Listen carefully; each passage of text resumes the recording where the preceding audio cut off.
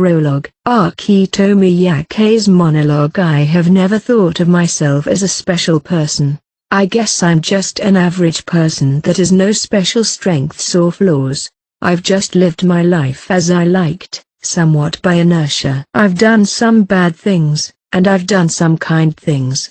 I'm not a good person, and I'm not a bad person. If I were to evaluate myself, I'm just another guy. Ever since I was born, I've been walking around as someone who is neither of those things, just someone in the middle. It was only when I got to high school that I grew fond of archery. I was just watching it on TV and thought I'd give it a try in my spare time. Besides that, I just went about my life in a normal way, as if I were surrendering to the flow of the river. I don't pay attention to the big things, and I just go about my personal routine. It may be a boring routine, but I've done it because I thought it would be easier. However, I didn't make any friends in high school because of the negative effects of this way of life. I wasn't lonely, but even still, I ended up making some friends through unexpected chances. There were only 5 of us, including me, but I felt strangely comfortable in that small group. I had a feeling that the rest of my school life would be spent in a relaxed atmosphere with these 5 people. The environment around me may have changed, but I was still me. That was the only thing I knew would never change. And then, one big change occurred in spite of my expectations. I fell in love with someone. I've always thought the opposite sex was cute and pretty, but I've never fallen in love with them. I wonder when it started. What was it that had made me look different towards Haruka? What made me sure was when Haruka announced that she would drop out of the school in a unanimous special exam. There was a part of me that could not accept that we would be separated. Emotions, not logic, were my top priority. I wanted to protect Haruka, even if it meant abandoning Irie, a member of the group I cared about as much as her. I don't know if this feeling was justified. I gave priority to what I wanted to protect, not to what was right or wrong, but I have no regrets. Will you go along with my ambition for revenge? The murmur brought me back to reality. Her eyes looking at me were the same as always. They were strong, straightforward, and dangerously colored, but they were unclouded, with a determination that showed no sign of hesitation. I did not answer aloud. No, I couldn't. The revenge would surely embarrass many of my friends and classmates. She must have seen through my emotions, because she laughed and turned her back to me and walked away. In the past, I would have just sent her off without a second thought. Seeing her off was the right thing to do. Yes, how much easier it would be if I could see her off. I didn't know that falling in love with someone could be so troublesome, difficult, and stressful. No matter how many people are going to hate me in the future, I'm not going to let my feelings allow me to let her go alone. On this day after the sports festival, I had to make an impossible decision. Chapter 1. The price of victory. After the unanimous special exam, the week ended on September 20th. I woke up around 6:30 a.m., turned on the TV, and started preparing breakfast. It's a new day, and it's going to be very different from the previous week. I don't have to get too presumptuous to guess why that is the case. There are 2 main factors that cast a dark shadow. Kushida's revelations have caused a rift in the relationship between classmates. The fact that Horikita overturned the premise of limiting the expulsions to only those who betray the class, namely Kushida, has shaken people's trust in Horikita. The choice was to expel or not to expel, and I got everyone to vote in favor of expulsion with the promise that only traitors would be expelled. Then, using all the resources I had built up so far, I put my plan into action to push Kushida into a corner, make her confess to being a traitor, and then expel her. Even though she was protected by classmates who wanted to believe in her and those who liked her, when she finally revealed her true nature and started revealing secrets, she lost their trust. She was one step closer to being expelled from school, but then an unexpected event occurred. Even after knowing everything, Suzune Horikita pushed the idea that Kushida is an essential member of the class. To top it all off, She even stated that she would never agree to expel Kushida.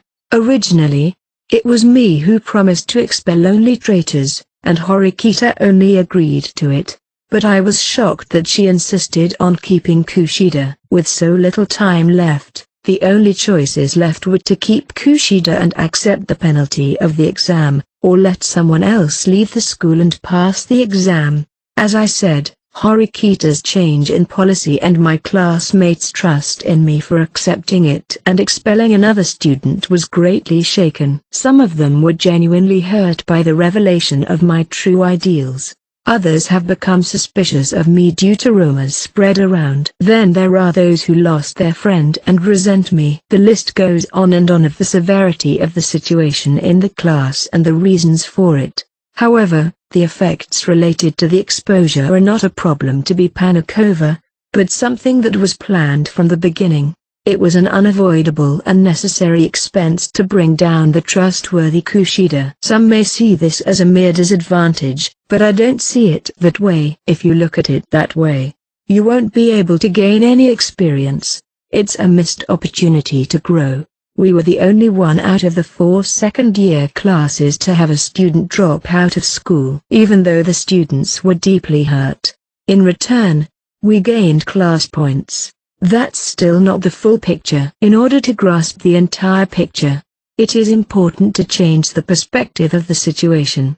Don't just end with the pain, but look beyond it. We must assume that because we were hurt, we have the opportunity to strengthen our bond. In this way, Horikita's class can become even stronger. It is unclear how many students are aware of this, but we must face the problem and not run away from it. The special exams for Horikita's class are still going on. The weight and preciousness of 100 class points. It's a good idea to look back and reflect on what we've accomplished to gain a sense of achievement. Of course, we need to be careful because if we let it go on like this, we could get swamped. If left unattended, the wound could spread further. I finished my breakfast and checked my phone with my toothbrush in hand. There seemed to be no new contacts since I had seen her in the middle of the night. And yet, it was an ending that was not in the original plan, and I am still surprised that the special exam took an unexpected turn. From the standpoint of rationality, consistency, and objectivity, there was no other choice but to expel Kushida, who had persisted in taking down everyone and had thrown the class into chaos. I had decided that expelling her would do the least amount of damage to the class and allow us to shift our focus immediately to the sports festival. In other words, from my point of view, Horikita's decision not to expel the traitor Kushida was irrational, unfounded, and a mistake. Even though I felt that it was a clear mistake, I supported Horikita's decision and steered her in the direction of expelling Irie. In other words, I chose to resign myself to an irrational failure. At least, it's a choice I would never have made before coming to this school. So why did I accept it now? It has become clear that Suzune Horikita had stronger feelings about Kushida, something along the lines of a close friend, which might be an overstatement. But she was definitely a special person to Horikita. It was natural for her to want to protect someone who was special to her. But it would be unfair if she made judgments based on that criteria, especially when she had already established her position as a leader. It would be easier to understand if we take the point of view of Haruka, who was Irie's best friend. From Haruka's point of view, Kushita's insistence on the option of expelling students was evil and should be eliminated. Horikita and I were also proceeding on the premise of eliminating that evil. That's why I voted to expel Irie. Nevertheless, Horikita's favoritism cost me one of my closest friends. It's hard to convince me that I should start working hard again next week, but let's not forget that Horikita's choice was not an easy one either. In that special exam where she had to make a difficult choice, Horikita came up with a clear answer for herself. She took the risk of being put in the line of fire herself, and declared that she would not leave Kushida behind. This alone is an impossible decision for an ordinary student. Even though she was prepared to be pointed at as unfair, Horikita believed that keeping Kushida was in the best interest of the class. Of course, even so, it is difficult to say that the current valuation is the correct answer, was along the lines of something she had said. Before the unanimous special exam, Kushida was clearly more valuable to the class than Irie. Even after the revelation, Kushida still had the upper hand, but the gap that had been so large had definitely narrowed.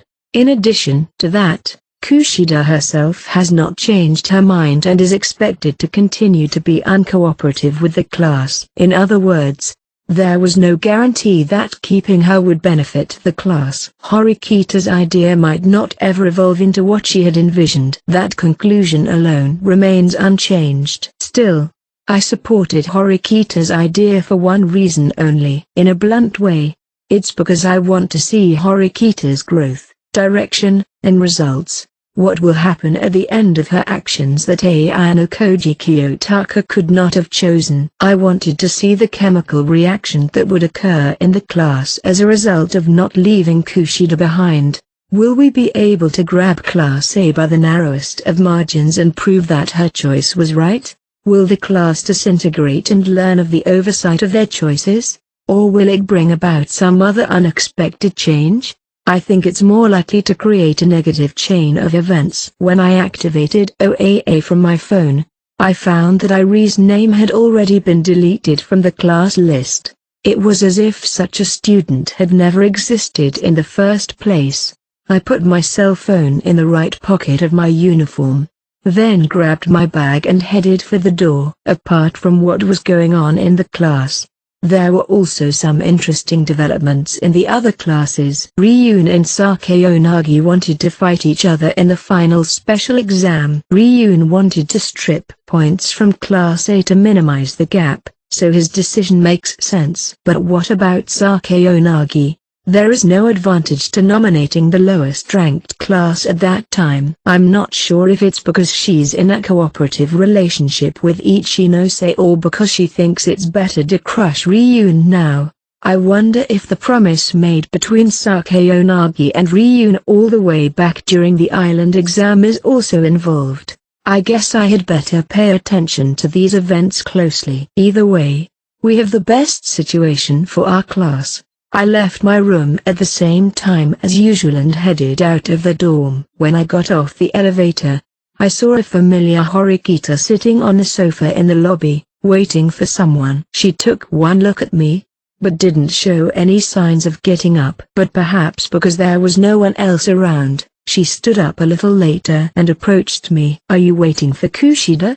I cut her off before she could speak, and she replies while stumbling over her words for a moment. "You seem to know already." "Yes, I am. I went to the room a few times over the weekend."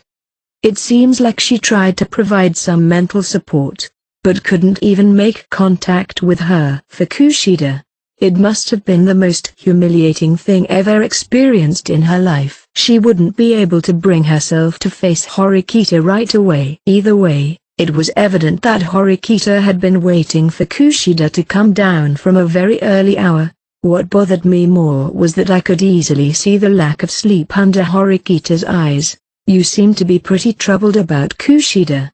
"Huh? Oh, no. Lack of sleep is lack of sleep, but this is for a different reason." She didn't leave her room once. No matter how many times I visited her, she never answered. I practically had launched a siege.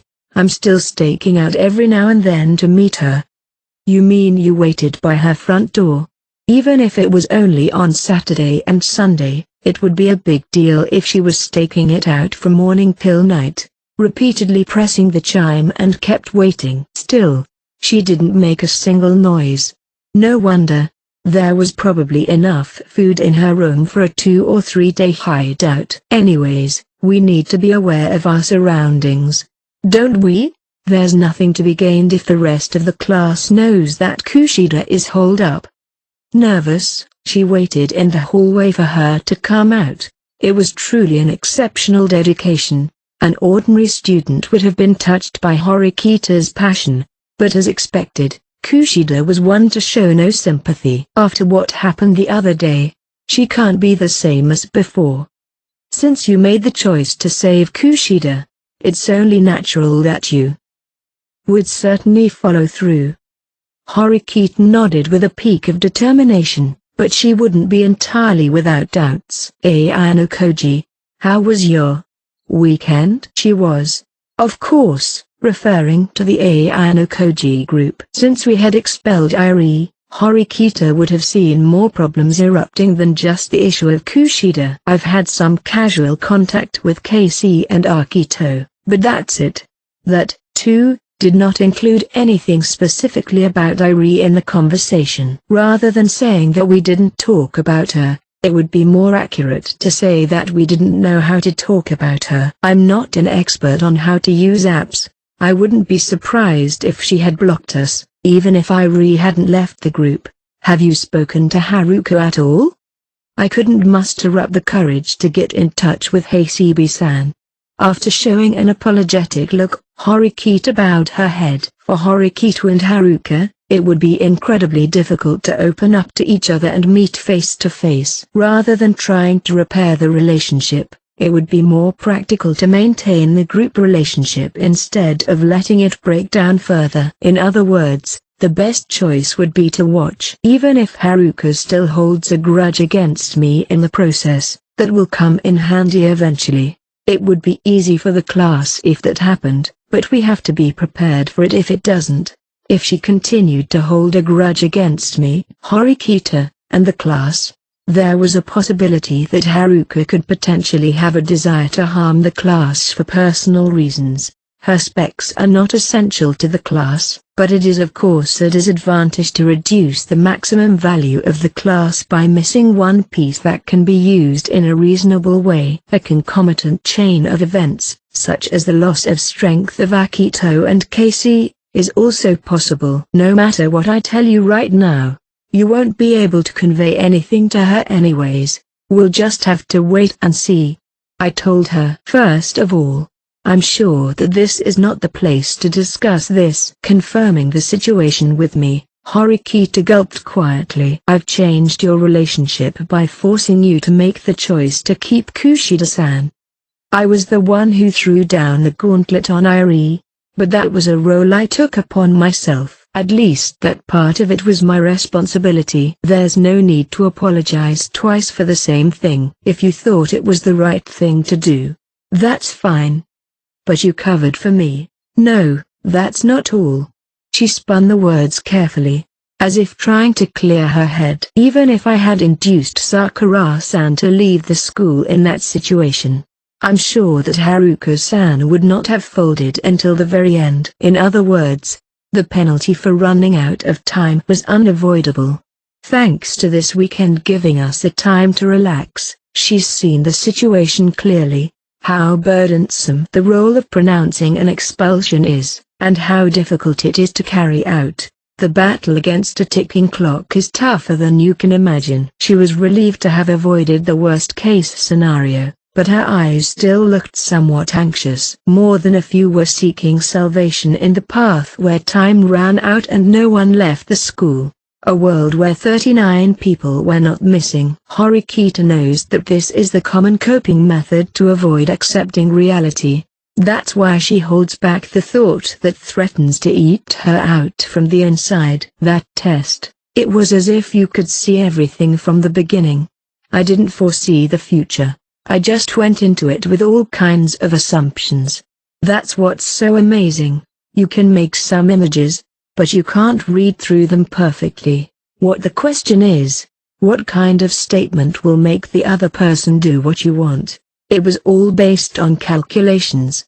I've begun to notice more and more, albeit slowly, that there is a difference in the world I observe and the world I think about. It's fine to reflect and analyze, but right now, we need to solve the class problem first, right? Yeah, right. You can't expect the same environment to be waiting for you as it was the other day. Of course, I'm prepared for that. Hasebe-san definitely holds a grudge against me, and I'm sure Yukimura-kun and Miyaki-kun feel the same way. Besides, There are students who aren't convinced that I made the right move to keep Kushida-san. She said she was prepared for this, but it was still hard to say that she truly understood the severity of the situation. How long can you remain calm about the changes that the decisions you make lead to? It would be fine if the changes were merely positive, but this time they are the complete opposite. This is a negative change. She won't be seen as a contributor to the increase in class points. You should go to school now. Horikito is too busy dealing with Kushida right now, so there's no point in having a long conversation here. This isn't only a dormitory where Horikito's classmates live. There are also students from other classes that are considered enemies, such as Sakeonagi and Ryun. I don't believe that we can cover up what is really going on with Kushida. But that doesn't mean that we need to willingly expose ourselves. The class certainly gained a lot of points. Whether or not they can face up to the cost will be decided by how our classmates handle things going forward. But before that, I'm not sure what to do about the problems that the class is quickly discovering we need to solve. When I arrived at the classroom, I immediately noticed that the atmosphere was different from the one before the special exam. First of all, there were a few students looking at me. These are a high percentage of students that I don't get to know very well on a daily basis, but I guess it's not surprising, considering the fact that I've been on the sidelines, or on the side of silent spectators. I'm not surprised that they've taken this new approach to me. There are a lot of things they don't understand about my relationship with Kushida. Given how I used to act in public, there aren't many students who can come and talk to me directly, even though they care about what happened. Good morning, Ayano-koji-kun. In the midst of all this, Matsushita happily approached me. Good morning. The stares from the students turned to surprise at my unexpected behavior. I've only had Matsushita wave at me from a distance before, but this may be the first time she's approached me during school. Is she concerned about what happened the other day, or does she have another goal in mind? Matsushita has a high opinion of my abilities. The fact that I tried to get Kushida expelled and the way I handled it may have raised her expectation rather than lowered it. Even in the process of expelling Irie, Matsushita was one of the students who vocally agreed that it was inevitable. So, it's like we're finally moving towards the ascension into class A? I can't say for sure. I dodged her light jab and backed off. She looked away as if she didn't need to take it any further. There may be a lot going on for now, but I don't think you need to worry about it. After saying that, she added, it's Ayano-koji, so I'm sure you don't even care about it. She lets her true thoughts of me come out. The way the class feels is outside of Ayano-koji-kun and Horikito-san's hands, right? I'm not sure how I feel about that result, but it seems that Matsushita understands my feelings better than Horikito, or at least interprets them more accurately. The problem is that Shinohara, Haruka, Michan and Kushida can't relate to my line of thinking. The students I just named are the ones who were particularly damaged by the unanimous special exam. Shinohara occasionally stared daggers at us, but it wasn't directed at me, more so at Matsushita. She seems to be unconcerned, though. Over the weekend, I tried to make something work out, but she cancelled on me. She mumbles in a whisper, perhaps noticing Shinohara's gaze on her. Girls tend to take a long time in these situations. That's tough. Well, it's us who are at fault. It originally started when Matsushita and the others made fun of Shinohara and Ike as a couple. They had been bad-mouthing them behind their backs about their looks, so it was only natural for Shinohara to be angry. This is just an everyday thing. There have been times when it's been more difficult. The relationship between the girls is something that the boys, who only have a superficial relationship with them, cannot know. I wanted to know, but it's probably better if I don't. After that, no other student made an effort to come talk to me.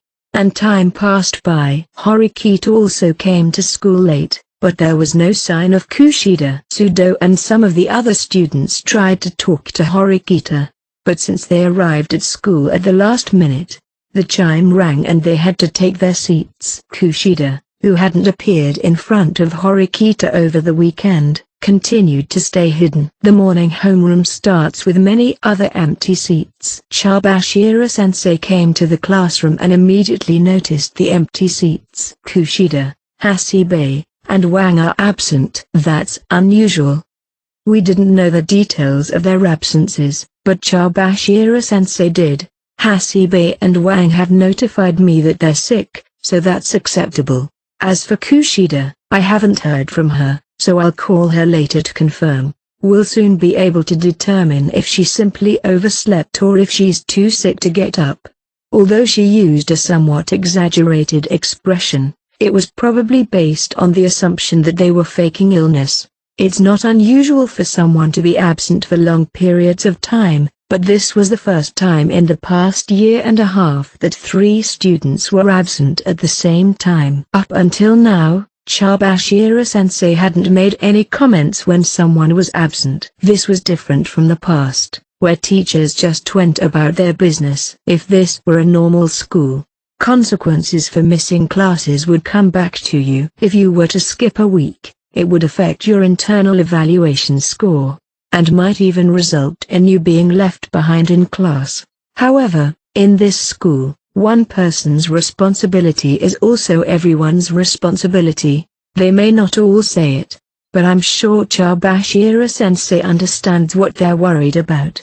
Don't look so anxious. A day or 2 of absence won't affect your class points.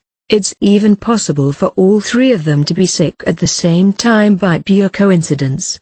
At this moment, she assures us that there will be no impact on the class. Her students must have felt a sense of relief at her clear words, that said, if this break lasts longer, it won't be limited to that, and if it turns out to be a temporary illness, problems will gradually come to the surface. She replied, staring at Kushida's seat since she hadn't heard from her. Well, perhaps temporary illness was a bit of an exaggeration, but there's a limit to how much you can do when you're sick without knowing the specific name of the illness. I'm hoping for a quick recovery if possible. The students' eyes were drawn to Horikita. In the unanimous special exam, she declared that she would put her own ideas first and leave Kushida behind. Naturally, most of the blame was directed at Horikita. Even though she was receiving the brunt of the gaze, Horikita did not move an inch. We can't tell what she's thinking, but there's no point for her to expose herself without purpose and risk showing weakness. After looking at the situation, Chabashira-sensei coughed once, forcibly pulling the students' attention away from Horikita. I'm concerned about the absentees, but we can't afford to dwell on that. The unanimous special exam is over, and you must now turn your attention to the next battle. She lightly placed her palm on the monitor behind him and brought up the screen. I would like to explain the details of the gymnastics competition and the special rules that will apply this year. Please listen carefully. All the students assumed that the sports festival would be the same as last year's special rules. Does that mean we're going to have a different sports festival than last year, Sensei? Chabashira-sensei nodded once in response to the question from Sudo, who was more enthusiastic about the sports festival than anyone else. It means that the new way this school should be, as proposed by the student council president, is being accepted, such as the island exam. It will be an attempt that strongly incorporates the idea of emphasizing individual ability, and the sports festival will be the embodiment of that. In the deserted island exam, Konji, with his high academic ability and above all his outstanding physical ability, performed very well, and in addition to receiving class points, he also received a huge amount of private points. It was a true representation of a meritocratic school. On the other hand, students who were not good enough were in danger of being expelled. This was a sports festival where the same emphasis was placed on individual abilities as at that time. If we were to accept only those words, It could be a tough test for students like Casey, whose academic strength is their strong point, but who are worried about their physical abilities. I'm sure many students will be worried, but this sports festival has been adjusted so that no individual will be expelled for lack of individual ability, nor will any individual be the only one to suffer damage, because not everyone is able to perfectly embody both academic ability and athleticism. Chabashira-sensei explained gently. Perhaps to avoid a mild panic. Some of the students looked at each other in surprise at her softer tone that was different from how she was last week. Cutting the chatter, the outline and rules of the sports festival were displayed on the monitor. Outline and rules of the sports festival. Outline: a sports festival for all grades, consisting of a variety of events. Time: 9 a.m. to 4 p.m. with a break between noon and 1 p.m. Students are free to participate in any event of their choice to earn points, compete against other students, and work for the class to get the highest score. Rules: each student will be given 5 points at the start. Each student must participate in 5 different events. Additional points will be given to the winners according to their events. Each time a student pays 1 point, he or she can participate in the 6th and subsequent events. The maximum number of events that can be entered is 10 per person. If a student does not participate or abstains from an entered event except for unavoidable reasons, he or she will lose 2 points. Students who have finished the events they are participating in should cheer at designated areas. Just by reading this outline and rules, one can see that it is completely different from last year. This will be this year's sports festival, and these are the outlines and general rules. Unlike the usual one where the whole school watches one competition, we will have parallel competitions at various locations at the same time. Nah, it sounds like we're going to be pretty busy. Sudo was baffled by the rough image of the day in his mind. Participating in the competitions and aiming for higher rankings is your top priority, for which you'll need to make a meticulous schedule. It will be a busy gym day if you plan to participate in numerous competitions to win. There are 2 main types of competitions. The first one is called the basic competition, which is a competition that can be participated in by one person. And all the basic competitions have a fixed reward of 5 points for first place, 3 points for second place, 1 point for third place, and 1 point for participation. The other type of competition is called the special competition, where 2 or more people can participate. The rewards are higher in the team competition, and all participating teams receive equal points. While the rewards are attractive, they also have drawbacks such as the need for cooperation and longer time constraints. There is a clear distinction between individual and team competitions, in relativity of points. It's a nice consideration for students who aren't good at sports to not be at risk when they drop to the bottom of the standings. The rewards for team competitions vary depending on the competition, so be sure to check them out separately. The rules are simple enough once you understand them, but there's a surprisingly large number of things you have to do.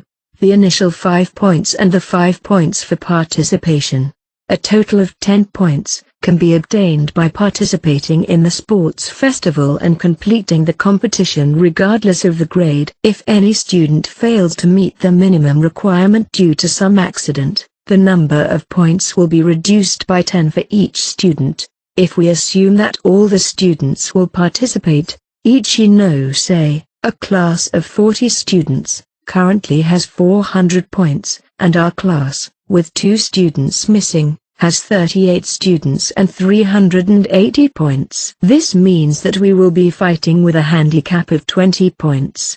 The reward for the individual competition is 5 points for taking first place, which means you need to take 4 more first places. It may not seem like much, but each person can participate in up to 10 events. In other words, It's impossible to get Pseudo to work at full capacity and participate in 15 or 20 events to make a lot of points due to the risk of burnout. This may be a heavier burden than we think. It's up to the individual and the class to decide whether to pay the points and participate in the 6th and subsequent events, and the overall score at the end of the competition will determine the ranking by grade. The monitor switches to show the rewards by grade level. Point distribution. First, plus 150 class points. Second, plus 50 class points. Third, 0 class points. Fourth, minus 150 class points. From the perspective of a normal exam, I feel that the fluctuations in class points are somewhat large.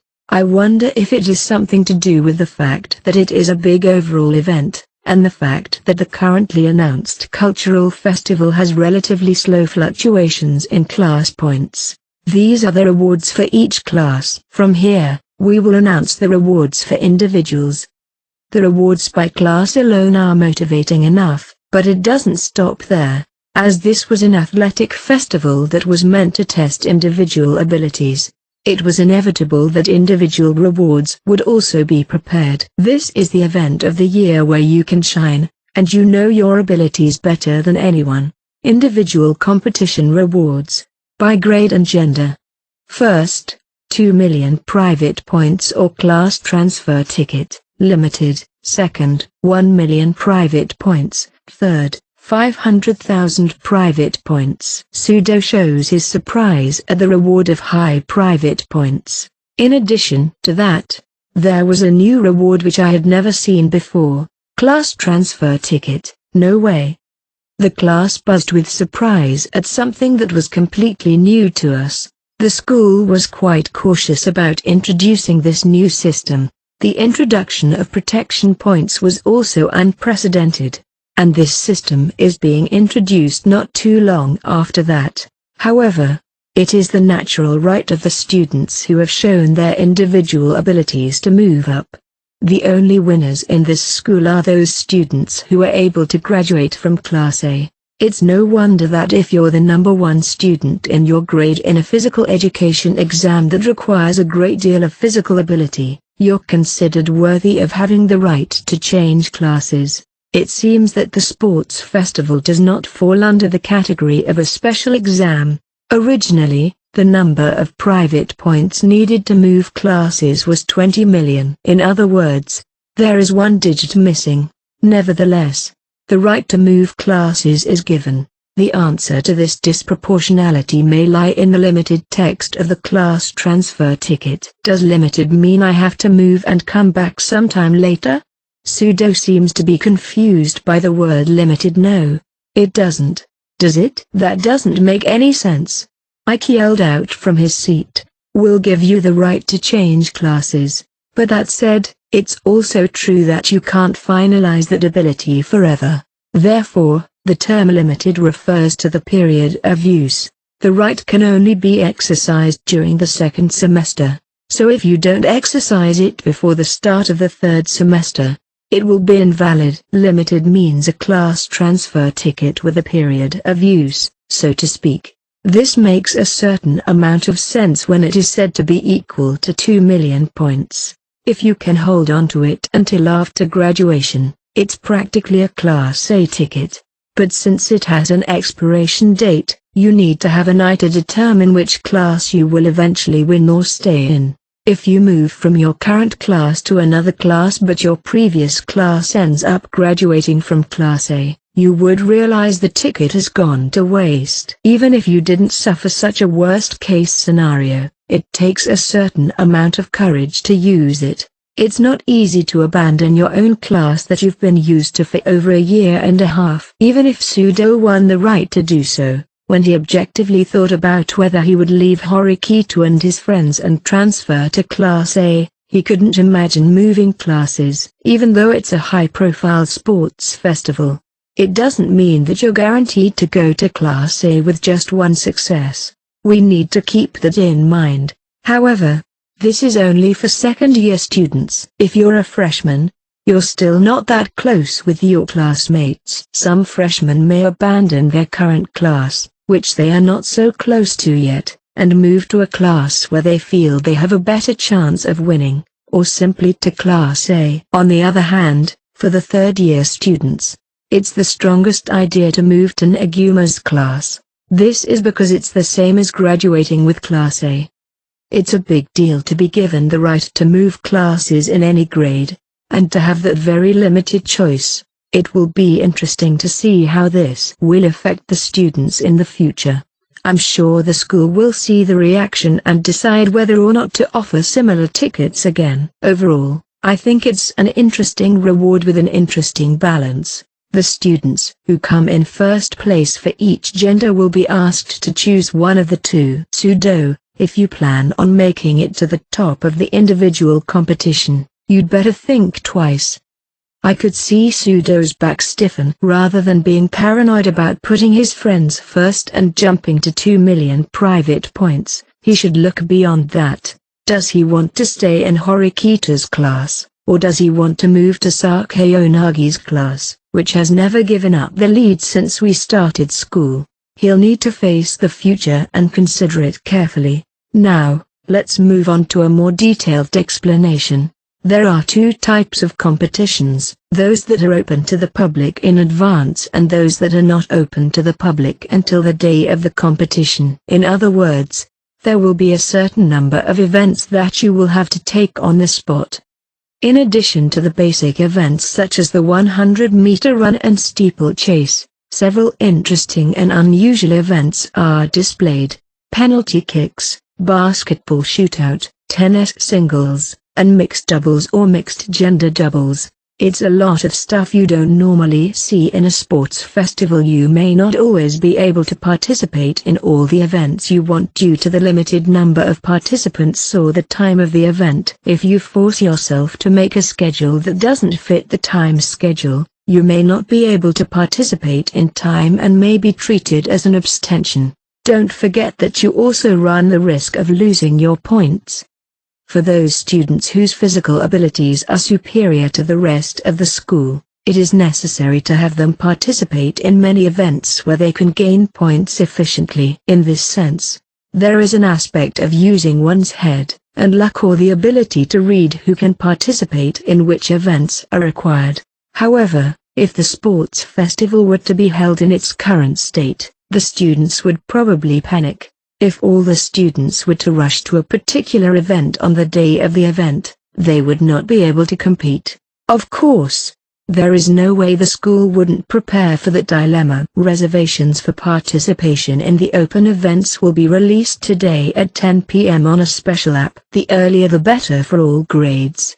Cancellations will be accepted up to 1 week before the actual event, but cancellations can only be used 3 times. The last reservation deadline is 2 days before the actual event, and if you haven't registered for the maximum of 5 events by then, you will automatically be assigned to an open spot. With that, a timetable that appeared to be an app screen was displayed. Let's say you want to participate in the 100-meter run for a test. The screen changes. This is an event for up to 7 participants of the same grade and gender, 4 races in total.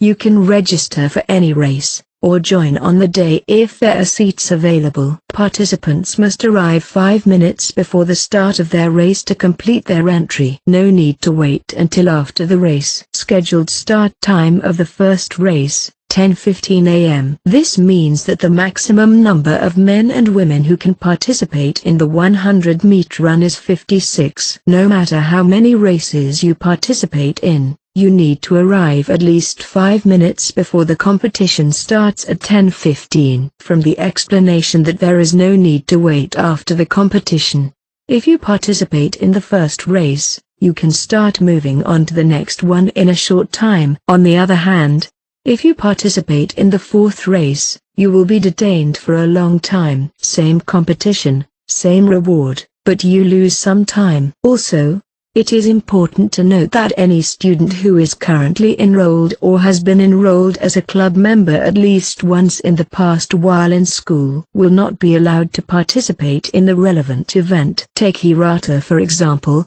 He isn't allowed to participate in soccer, and Sudo. He isn't allowed to participate in basketball-related events.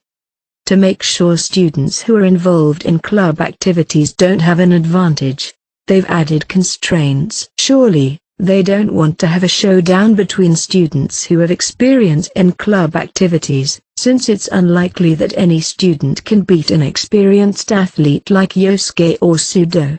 If Sudo plays soccer and Yosuke plays basketball, the other students will have a good chance to win. There may be a few students who devoted themselves to club activities in junior high school but did not choose to participate in them in high school. Anyway, it's like reserving seats in a movie.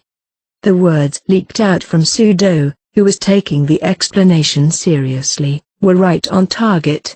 I guess you could say the system is similar. It's also made to reflect in real time who held which event and time slot. So that means there will be people who don't want to fight me and cancel, right? Sudo muttered, sniffling and crossing his arms proudly. Yes, but those students will hit the cancellation wall sooner or later, because of the number of people who can participate in each event and the time limit. We want to hold our strongest events and specific races as soon as possible in order to plan our schedule.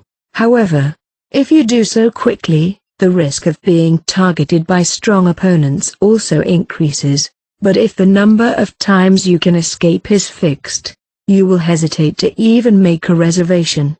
There is also a battle of checks and balances and probing. It's as if the competition is held online before the festival even starts. In addition, if there are students who are ranked the same in the results of the individual competition, their private points will be divided equally and they will not get class transfer tickets.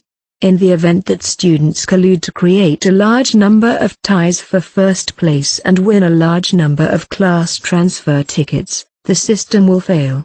I think it's a measure to avoid that. In any case, if you play well and get all the rewards by yourself, you will get a lot of private points or a class transfer ticket. It's a reward worthy of the name of your individual ability. Even if you don't plan on moving classes, you can use the 2 million points for a variety of purposes, such as accumulating a dream of 20 million points to set the stage for Class A. On the other hand, students who are not confident in their athletic ability should try to stay in the compulsory 5 events. If they use their precious points to participate in the 6th and later events and do not win, they will lose a point. This is a big disadvantage in the class competition. However, it also depends on how you fight. When Chabashira-sensei finished our explanations and left the room, the classroom started buzzing all over again with chatter about the upcoming festival. Okay, Suzune, let's get started with the meeting. The first person to shout out loud was Sudo. After hearing the rules, he suddenly became more motivated. Yosuke, and I naturally sat up and started walking towards Horikita. Up to this point, it was the same as usual. However, some of the students were beginning to look at her coldly. Doubts swirled around them, wondering if they could really trust Horikita to take charge, or if they would be okay with Horikita taking the lead. First of all, before we discuss this sports festival, there's one thing I should tell you. She moved before the students could make the first move. She stood up from her seat and turned around so that everyone could see her face. During the special exam held last weekend, I forced Kushida-san to choose not to withdraw from the school, in a way that violated my promise to everyone. First of all, I want you to let me apologize for that. With that, Horikita bowed her head, but there was also a strong will in her eyes as she looked up. But as it turns out, I think I made the right choice. She's someone who can help the class. I don't think so. Shinohara was the first to deny Horikita's words. She was one of those affected by Kushida's revelation. Now that I know that Kushida-san is a questionable person, no one will trust her. Right now, I don't get the feeling that anyone is talking to the rest of the classes about Kushida-san, but I'm sure that's just a matter of time. Shinohara cut to an important factor that should be put on the shelf. Whether you like her or not, the fact that Kushida will continue to exist as a classmate cannot be changed, and if things are to proceed on that basis, it is better to keep the inconvenient truth to oneself as much as possible. In other words, going around telling the enemy class that Kushida is guilty in nature and has a dangerous ideology can lead to strangling yourself. It's a simple story of the benefits of keeping quiet, but it's surprisingly difficult to carry out. In particular, Shinohara, who is protesting now, has been directly hurt by Kushida. It would not be surprising if her anger had already exploded, but for the moment she seems to be suppressing her feelings. It doesn't look like Shinohara understands the benefits of keeping Kushida, so it would not be surprising if someone smart enough to understand this, someone like Yosuke, would have urged her not to talk about it beforehand. However, it is doubtful that this will last forever. When the doubts and insecurities about Kushida reached their limit, they would break down at once. Hey, Horikita-san, can you really say that you were right to stop us from leaving Kushida-san behind? Answer me. Shinohara's words made Horikita, who had only been looking at her, snap out of her thoughts and give an answer. It's not something that can be answered at this moment.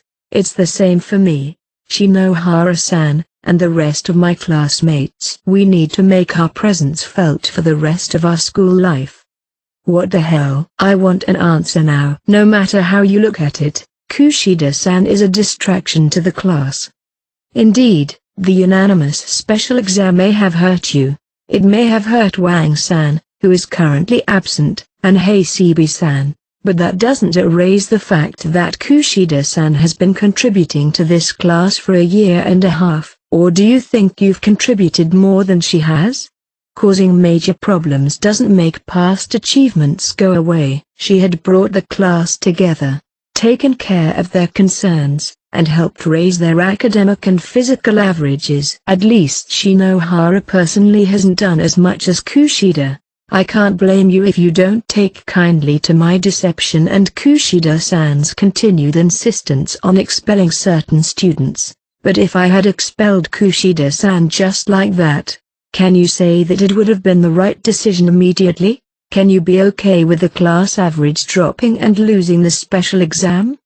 That's... You don't know until you try something like that. Right. Then when I'm about to do something, no matter what it is, we won't know until we try it. Either way, it's still an uncertain future. It wouldn't be easy to argue against Horikita with Shinohara's ability. Can I have a word?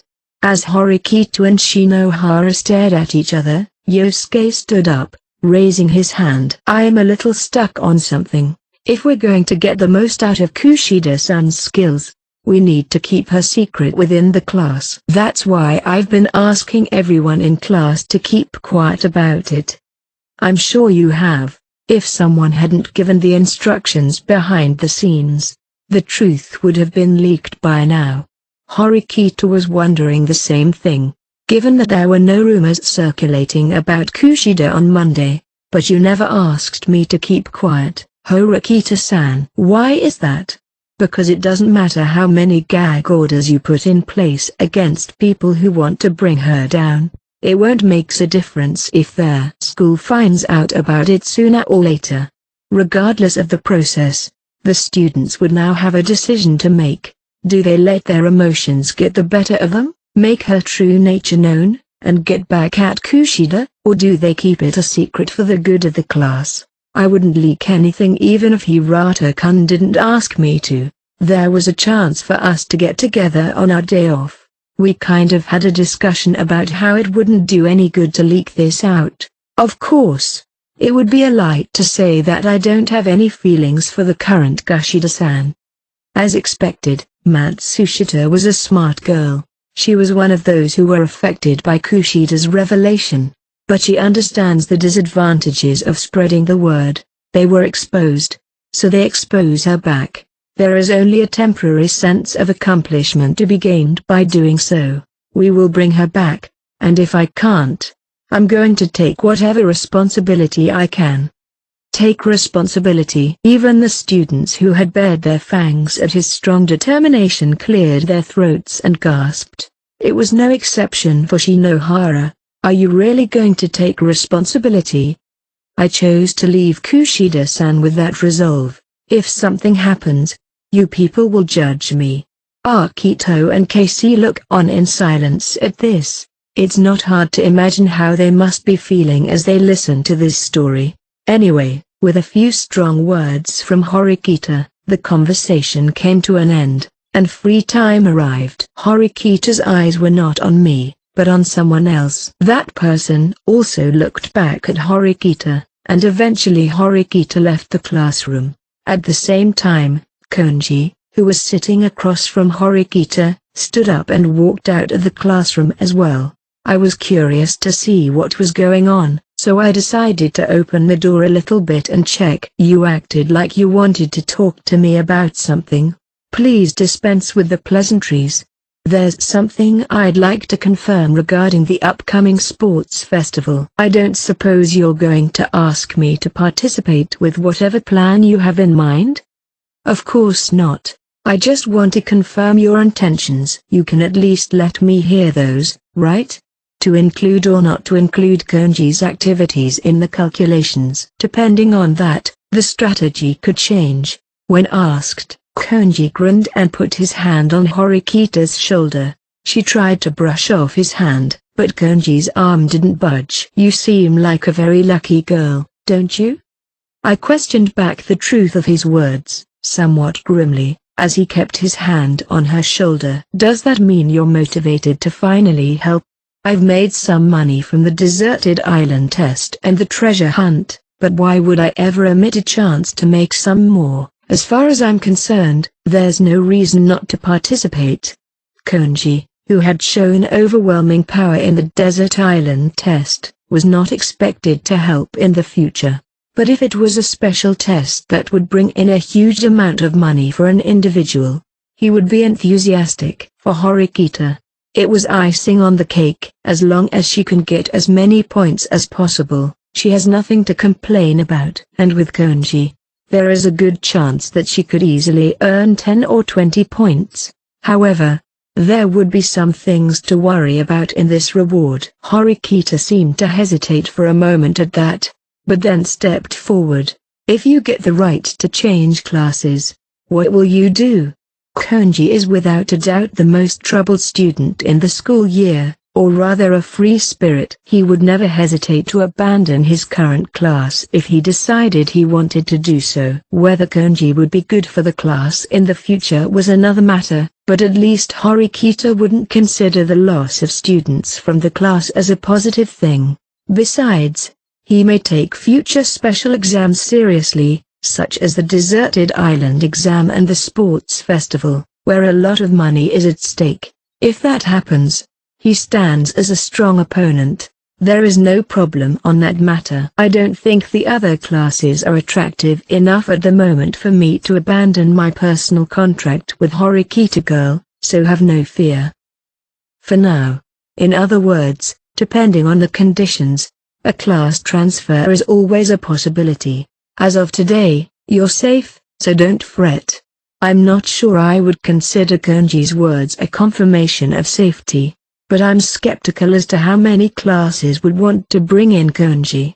I'm sure it has its advantages, but it also has its disadvantages. Okay, I'll agree with you on that. I just don't trust you either. If you're swayed by whims, you'll get enough points to take the top spot. Is that correct in your calculations? You can take it that way. I don't have to team up with anyone, though. He was only going to earn points in the competitions that he could participate in individually. I wouldn't be surprised if Konji got first place in all the competitions. It means he's likely to get a maximum of 55 points. Are you sure you're not interested in moving up to Class A? Konji answered the question with a laugh and walked back to the classroom. I guess eavesdropping is your hobby? Konji, who had stopped behind me, asked. Perhaps he had guessed from the slightly opened door, or perhaps he had known all along. I'd be lying if I said I wasn't worried about what's going on for the sports festival. Let's leave it at that, shall we? Can I ask you a question, Konji? I'm in a good mood right now. I'm simply exhilarated thinking about the points from the sports festival. You may have an answer. You and Horikita have made a promise, but it's not an absolute guarantee. There was a possibility that you might be cut off, just as you let Kushida stay to face the opposition of the class. Do you have any thoughts on that? I inquired into whether he was anxious about his promise, about if it would have been kept or not. Konji was in a position to be bullheaded and agree to expel fellow students, even though he had the purpose of extracting private points behind his back. It's all a matter of calculation, you know. If there was a situation waiting for me to be narrowed down to a final candidate for expulsion, I would vote against it before it happened. The talk about trusting Horikita girl is also based on that basic premise. I see. So, you didn't fully trust Horikita. I would never entrust myself to another person. You wouldn't either, would you? Maybe.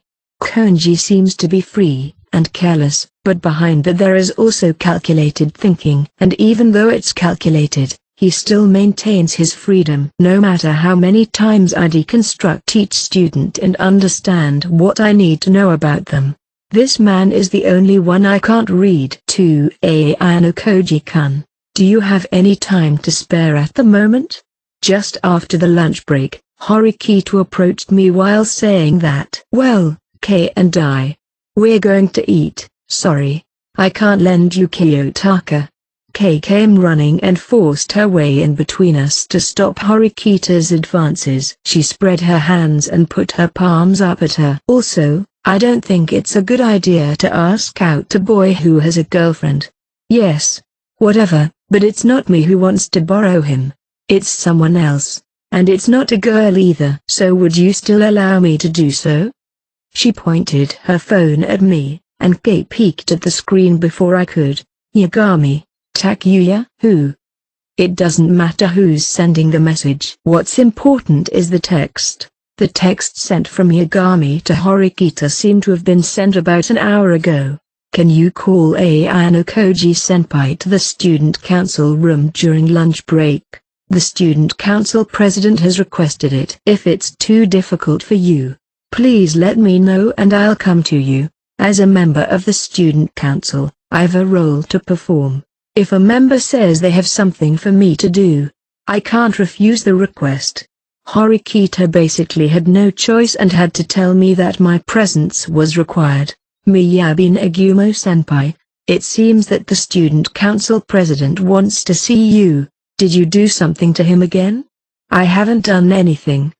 These days, I add in my mind, if you refuse, Yagami-kun will come here. If you still refuse, maybe the student council president Nagumo-senpai will come here. So, how should I respond? Horikita is just a liaison. Regardless of how I responded, she would just proceed with the process without hesitation. Sorry, Kei, if I ignore the student council president's orders, the rest will be troublesome.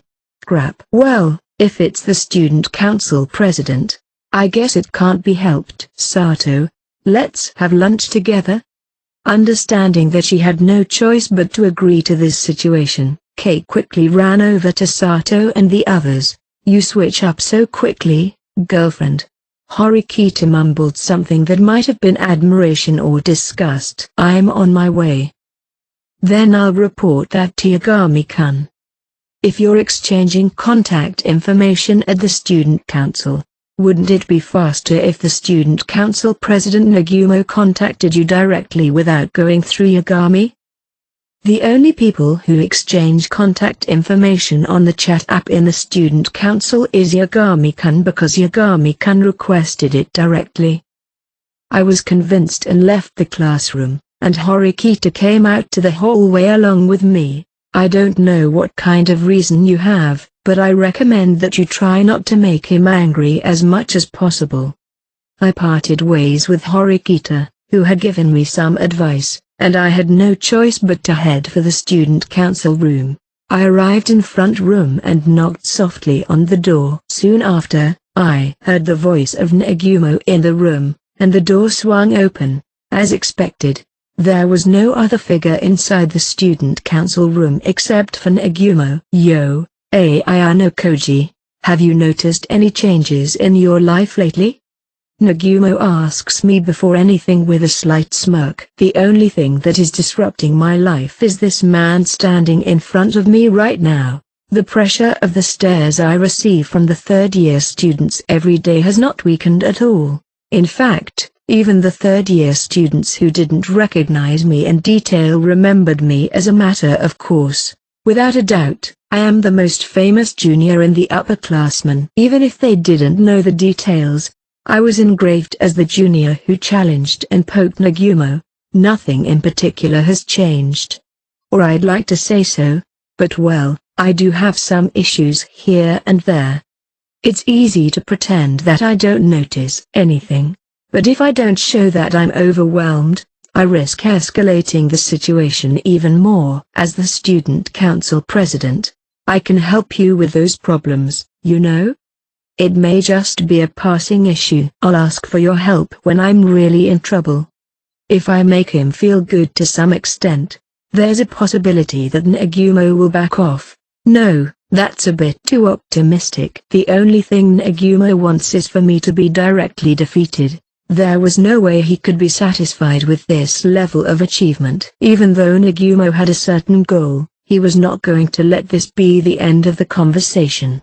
So he changed the subject. I bet you've already heard about the rules of the sports festival, right? It's time for our direct confrontation. Ayano Koji, some of the events in the sports festival are open to all grades. You should fight me in those. Is that strict discipline for juniors? I've seen student council president Nagumo's OAA. Unless it's a competition with a big luck factor involved, there's no way I can win even if I stand on my head. The result is clear as day. Even though there was no other choice but to play the hand he had been dealt, Nagumo would not be satisfied with that. You're a funny guy, Ayano Koji. You think that if you play yourself down, I'll give up on you or something. Well, I can't blame you for that. You have no choice but to take the low road given the circumstances. It seems Nagumo is a man who is able to see through shallow thinking. I know you're not keen on this. I don't want to waste my time on you either. So, if you win one match against me in this sports festival, I'll let bygones be bygones. One win, huh? That was much looser than I had imagined. You seem to think that one win is simple enough. Is it that easy for you? You could say something like that, but I wouldn't state it that way. What about winning all the games? Isn't that a better conditional? No. It'd be a disgrace to the student body president if I confronted you with the condition of winning all the games. It wouldn't be that mere pride was getting in the way. In fact, he's using his pride as a shield to somehow drag me out into the fray. Who said I'm not adding a restraint? Regardless of whether you win or lose, you'll have to participate in all 5 of my events, and if you miss even one of them, you'll lose. What will happen if I lose? Would the winning student council president be satisfied with that? You better hope so. Otherwise you won't see your troubles going away anytime soon, and you'll probably get more calls from me like this. Or maybe you'll have to worry about other things. We have a class policy regarding the festival. Can you give me some time? Well, I guess that's the only thing you could say for now. I'll give you a week to get back to me by next Monday. Okay, if we're done talking, may I be excused here? Don't be so hasty. Or do you have plans after this? Since I called you, you didn't make any promises to be anywhere, did you? Yes, well, I don't have any plans. Aha, that's a relief to hear. Nagumo was talking while occasionally checking something on his phone. He had no intention of releasing me yet. "Excuse me." From the other side of the door, I heard a voice I hadn't heard in a long time, Ichinose with a plastic bag in her hand. "Sorry for the wait, Nagumo-senpai." Don't even worry about it." "Yo, I'm sorry I couldn't come with you to buy lunch today." "Don't worry." Ichinose trailed off as she suddenly saw me standing next to Nagumo. "Oh, I've been having lunch with Honami every day in the student council room. I've been keeping my right-hand man busy," Nagumo said while looking towards Ichinose and adding a wink. I had thought that the chances of us passing each other or running into each other during lunch break had been decreasing, but I guess that's it. If she was in the student council room, which was off limits to normal students, I wouldn't have seen her. When we eat and talk together, we hear about a lot of gossip and stuff. Isn't that right, Honami? Fufu, yes. I told her that I have a visitor today. "So what? Ayano Koji, how about joining us for lunch today?" There were 3 lunch boxes peeking out from the bag. It seems that he was planning to have us eat here from the beginning while he finished his conversation with me. I'm sure it's emotionally painful for Ichinose to sit with me right now. However, there was no way to escape, as the environment wasn't one I could just walk out from. "You said you don't have any plans after this, right? That's why you can chill with us." I was surrounded, and if it was an order from the student council president, it was as if I had no right to refuse. I sat down in a seat far away from Nagumo. Ichinose, who always eats next to Nagumo, handed him a plastic bag and sat down next to Nagumo. She didn't look at me, but started preparing his lunch with a slightly downcast look. It was impossible for Nagumo not to notice this unnatural appearance, and he must have thought back to the exchange on the boat. "The rules of the gym festival are very different from last year, aren't they, senpai?" I decided to break the tension. "I'm rather grateful for that, man. If we had held the gymnastics festival with the exact same rules as last year, my win would have been too easy." The rules of the previous year's sports festival were that the students were divided into 2 groups, the red group and the white group. Nagumo was in control of the entire 3rd grade. This meant that he was able to intentionally make the students in the groups he didn't belong to lose. No matter how much the remaining freshmen and sophomores struggled, their chances of winning would be 0.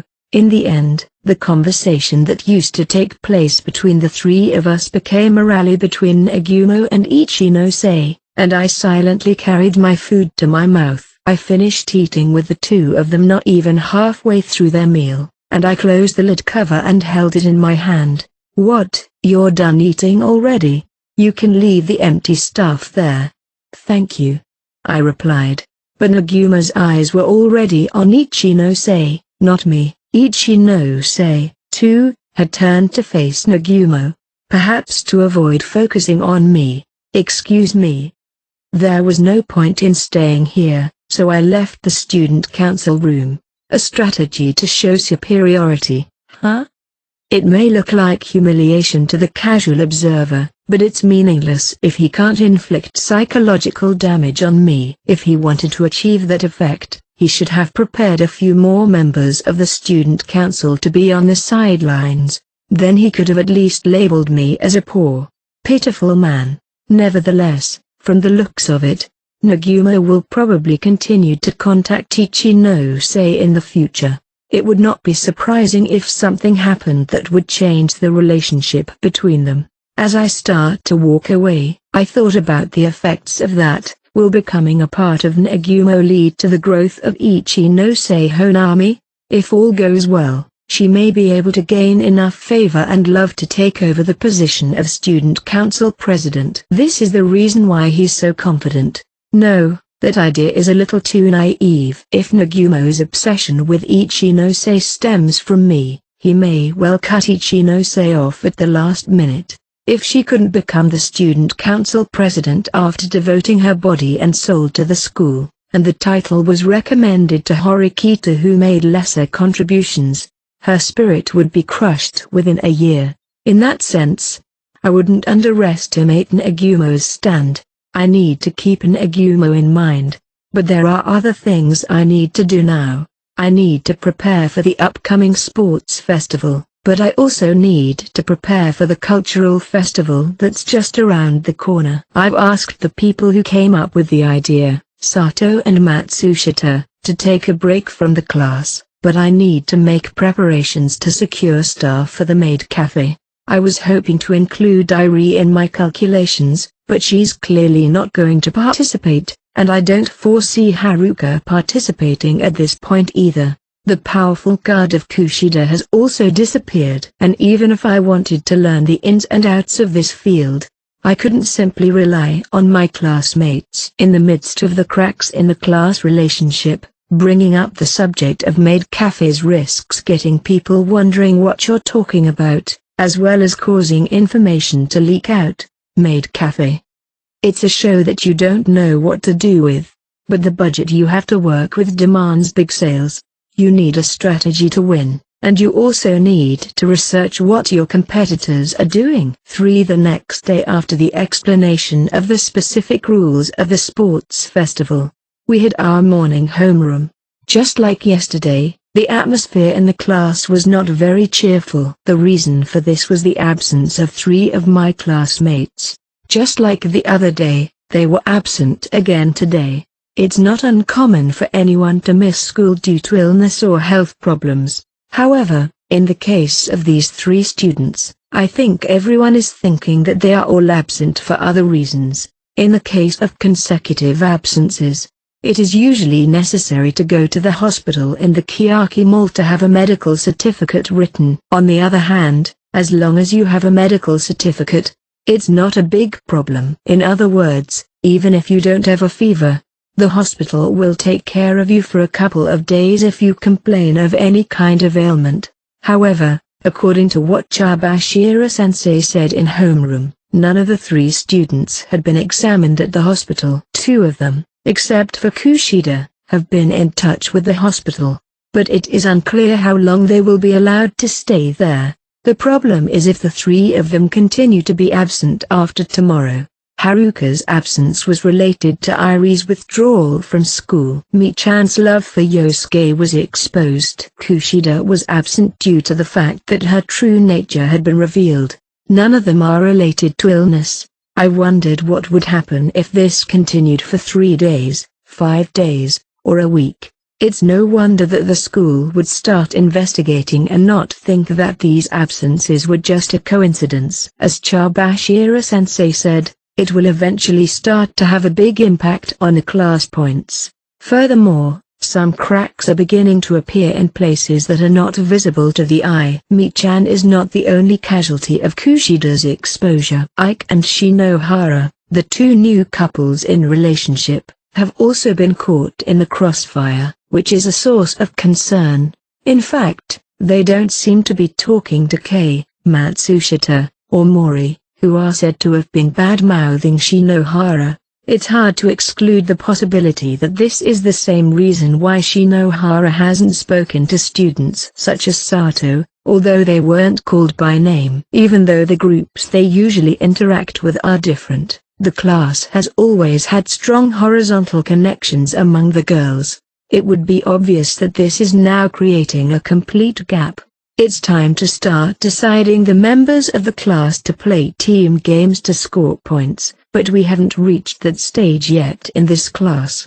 If we try to divide the class into teams at this point, the internal division will be even worse. Knowing this, Horikita was unable to step forward. On the other hand, it is also impossible to bring about a rapprochement on this occasion. Not only Horikita, but also Yosuke is well aware of this. Time flies, and morning homeroom comes to an end. Shortly after, a message arrived on my tablet. I need to talk to you, please follow me. It was a short message from Chabashira-sensei. Not long after the teacher left the classroom, I left my seat as if I were going to the bathroom. The advantage of sitting at the end of the hallway was fully demonstrated, and no one saw me.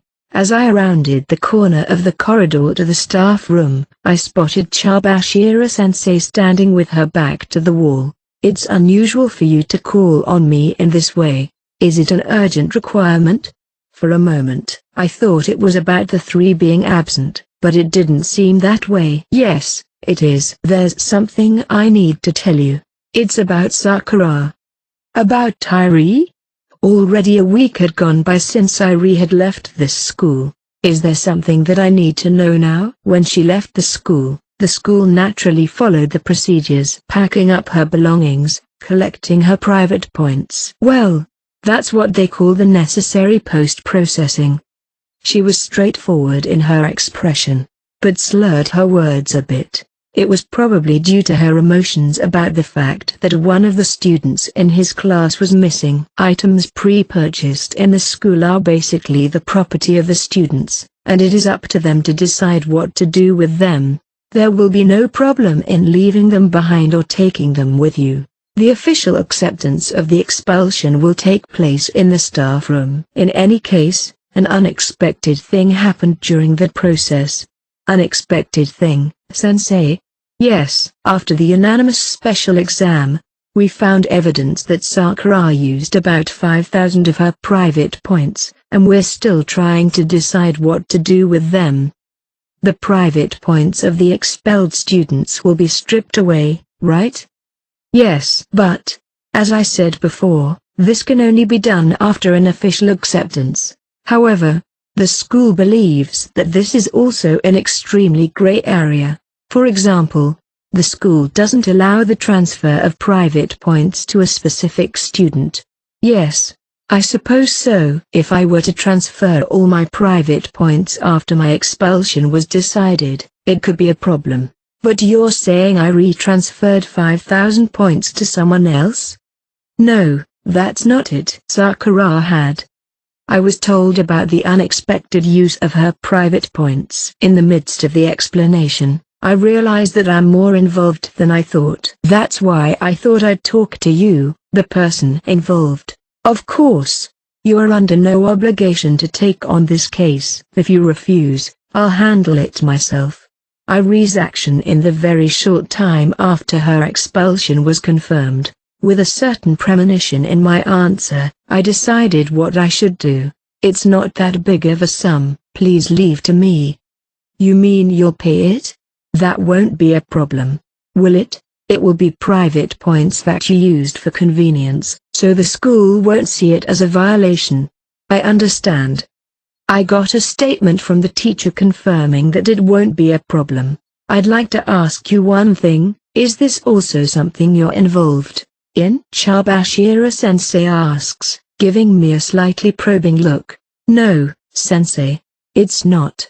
I'm sure it's a conclusion you came to after thinking about it yourself in that limited time. Of course, even I don't know the details of it right now, but I'm sure that as time goes by, the answer will naturally come to light. Anyway, even though it's a small problem, it's good news for me that one of them has been cleared up. I'm not all that happy about the situation in the class. As a homeroom teacher, she couldn't help but look worried about the class. What's with those eyes? Nothing, sensei. It's true that the class is unstable right now, as you said. I was going to forcefully correct some of it, but I guess that may not be necessary. What do you mean? For now, please watch over them. Watch each student grow and develop. Chabashira-sensei looked a little unhappy, but nodded quietly. Chapter 2. The Inevitable Path. Again, this class stands in front of several difficulties at the same time. It is not acceptable for a leader to simply stand by and watch as the situation deteriorates everywhere.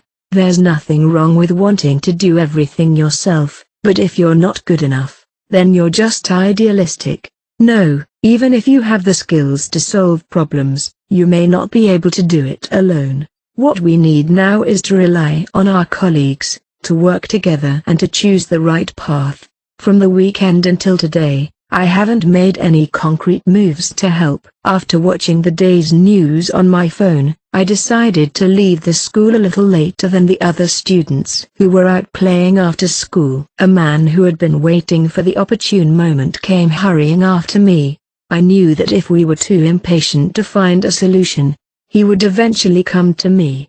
Kiyotaka-kun, I was wondering if we could meet somewhere this evening. I need to talk to you about something.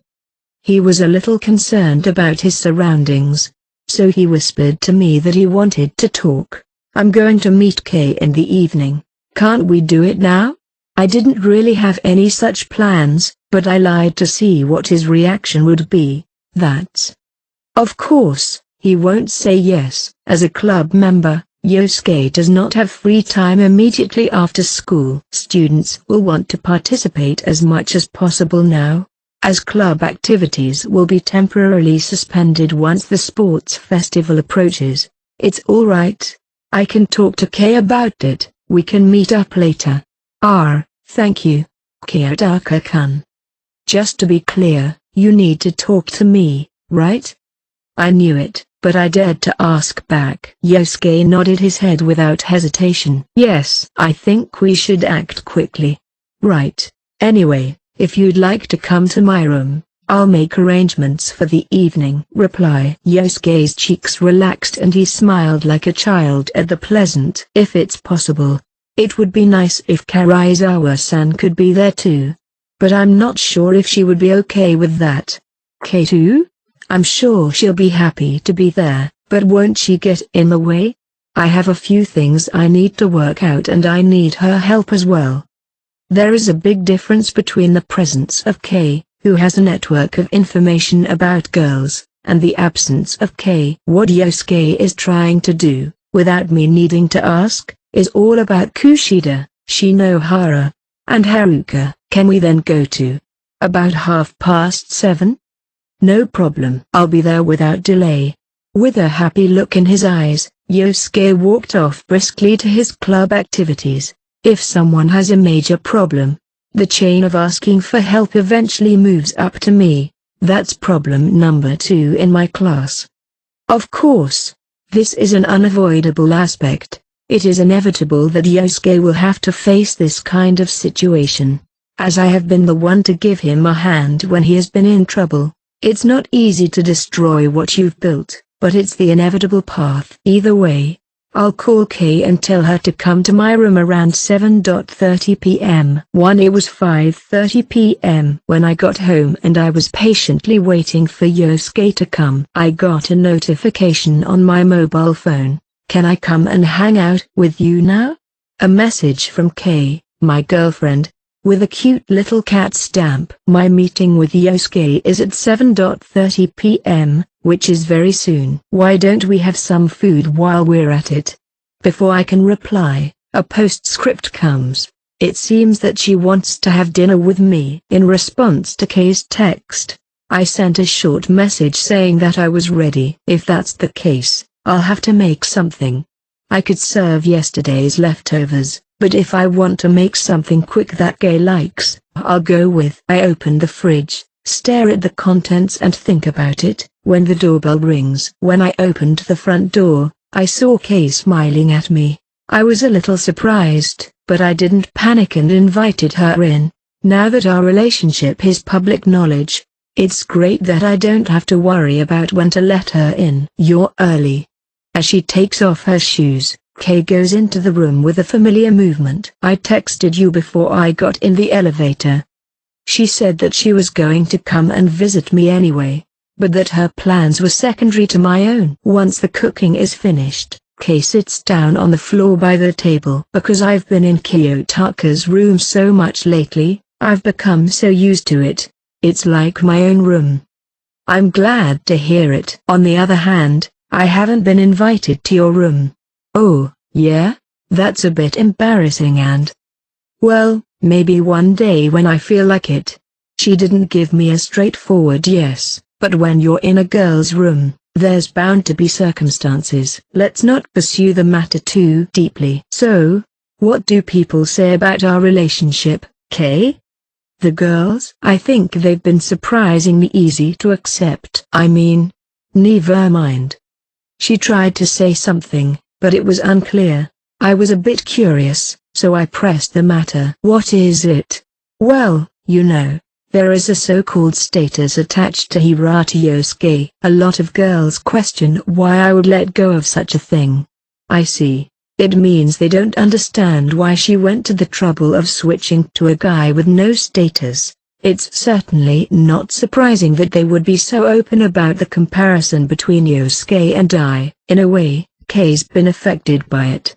She was supposed to be the one who broke up with Yosuke, but it may be thought that she was the one who was dumped. If the man you switch to is more or less irrelevant, you can't blame them for their suspicions. But that's only part of the story. Kiyotaka's reputation has been an anagonobori recently. The expression you're looking for is anagonobori. Anago is wrong. TL note, anagonobori is a Japanese idiom referring to something rising rapidly, like heels do. Anagonobori is wrong because anago refers to conger eels. I wondered if she did it on purpose, but then Kei smiled at me. I know that much. As expected. You must have an excellent tutor. Thank you for everything, Sensei. And thanks to my secret private lessons, my grades are going up. Gradually, Kei's academic performance improved, and at the beginning of September, her OAA showed that her academic performance had risen to a 48, a C. It means that she has finally reached the average level of knowledge as a student. After a few minutes of idle chatter, I sat up and headed back to the fridge. I'm going to make an omelette. Would you like one? When I asked her without looking back, Kei immediately made a happy noise. Eat, eat. Please make the ketchup a bit thicker, chef.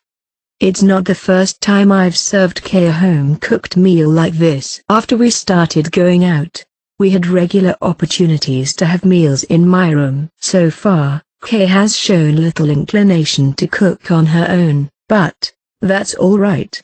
If she wants to cook, she can do so. And it doesn't matter if she's a man or a woman. I don't mind cooking, and Kei is happy to eat. Kei likes to talk and talk and talk, but I'm not the best at making conversation, so she tries to liven things up a bit. I think we have a good balance. I get the eggs, ketchup, chicken, and butter out of the fridge, get some salad oil from the shelf, and I'm ready to go. I took out the frozen rice and started to defrost it in the microwave. In the meantime, I prepared the onions. I wanted to add some carrots, but unfortunately, I didn't have any in stock. As I put the onions on the cutting board and picked up the knife, I felt a presence behind me. Kei came up to me, snuggling against my back. What are you doing? As it is somewhat dangerous, I stopped moving and asked only with words. I'm just watching, Kei answered, but since her profile is stuck on my back, it shouldn't be possible to see what's going on. You can ignore me. I'll stay put. Right, got it. I did as I was told and continued with my work. On the cutting board, I cut the onions into 5mm cubes. While I was cutting the onions, Kei stayed close to my back, never leaving me. This time, I put down the knife and reached for the bowl to crack the eggs, but at that moment, Kei wrapped her arms round my waist and hugged me. What are you doing this time? I'm just watching. It doesn't look to me like you're just watching very closely, does it? It's more like sabotage. She didn't seem to mind, although I did prod her that I was losing some efficiency. Oh, I'm so happy. Is there anything else that makes you happy? She murmured briefly, and her arms tightened even more in a hug. She looked rather satisfied. That's cheap happiness. Isn't there any other kind of happiness that's more amazing? Buying what you want. Watching the TV you've always wanted. It's not enough to make me happy. That was a random remark, but you actually have that. No, I don't. Even if I did, I wouldn't want it. The happiness I have now is enough for me. If you're happy with this, I can't say anything more. May I resume cooking? It is very inconvenient to continue in this position. Huh? What should I do? She looked at me and smiled, glancing at me and looking into my eyes. I'd like some kind of reward for being so quiet. There's chocolate in the fridge. That's not what I meant. There's something off about that. It's not that I don't like it. I'll be waiting quietly. Satisfied, Kay pulled away and sat down on the bed. Well, now I can concentrate on making omelets for a while. Kay waits for the food to be ready, alternating between her mobile phone and the TV, and then the two of us sit around the table for a slightly earlier dinner than usual. By the way, about Shinohara-san. I didn't ask her to talk about it, but she did and started talking about the matter with no prompt. I'm sorry about that, but that revelation really got to her and she wouldn't talk to me. That's fine, I didn't think she would. People have different tastes and preferences when it comes to good and bad looks, but generally speaking, those who are considered to be better than others make condescending remarks about those who are considered to be inferior. It's not an uncommon occurrence, it happens all over the world. More often than not, there's no malice in it, they're just saying what they think. Do you and the others hate Shinohara? I don't dislike her at all. Shinohara-san is a funny girl, she's popular for making people happy. I see. So that's why she was unconsciously attracted to Ike. I think so. We were laughing and talking about things that would hurt if anyone heard. She murmurs regretfully, as if she is sorry. Are you going to hate me for being so mean to her? I won't deny that others say bad things about others. It's harder to find someone who doesn't speak ill of others at all, to varying degrees. I don't like the senior members of the club because they are too heavy-handed. I hate bossy teachers. It is good to have a place to complain about one or two such things. If you want to talk about appearance or your academic performance, you can do that too. That being said, we have to avoid bad gossip getting into the ears of the person concerned. I know. It must have been a shock to find out that the exception, Kushida, was the one who leaked it. Telling someone is always a risk. The leaked story from Kushida that they had been joking about her looks naturally hurt Shinohara deeply. And that's not all. Shinohara's friends who didn't have a good impression of her, her boyfriend Ike, and Ike's friends, naturally don't think well of Kay and her friends. This time, Shinohara may go around prominently speaking ill of Kay, Matsushita, and Mori. Once the negative cycle has started, it takes a lot of effort to stop it. So, you didn't just feel bad, did you? What's going on? I've had some light explanations from Matsushita, but I have to hear it from Kay too. I misunderstood several times, but I tried to solve it through discussions about what I heard.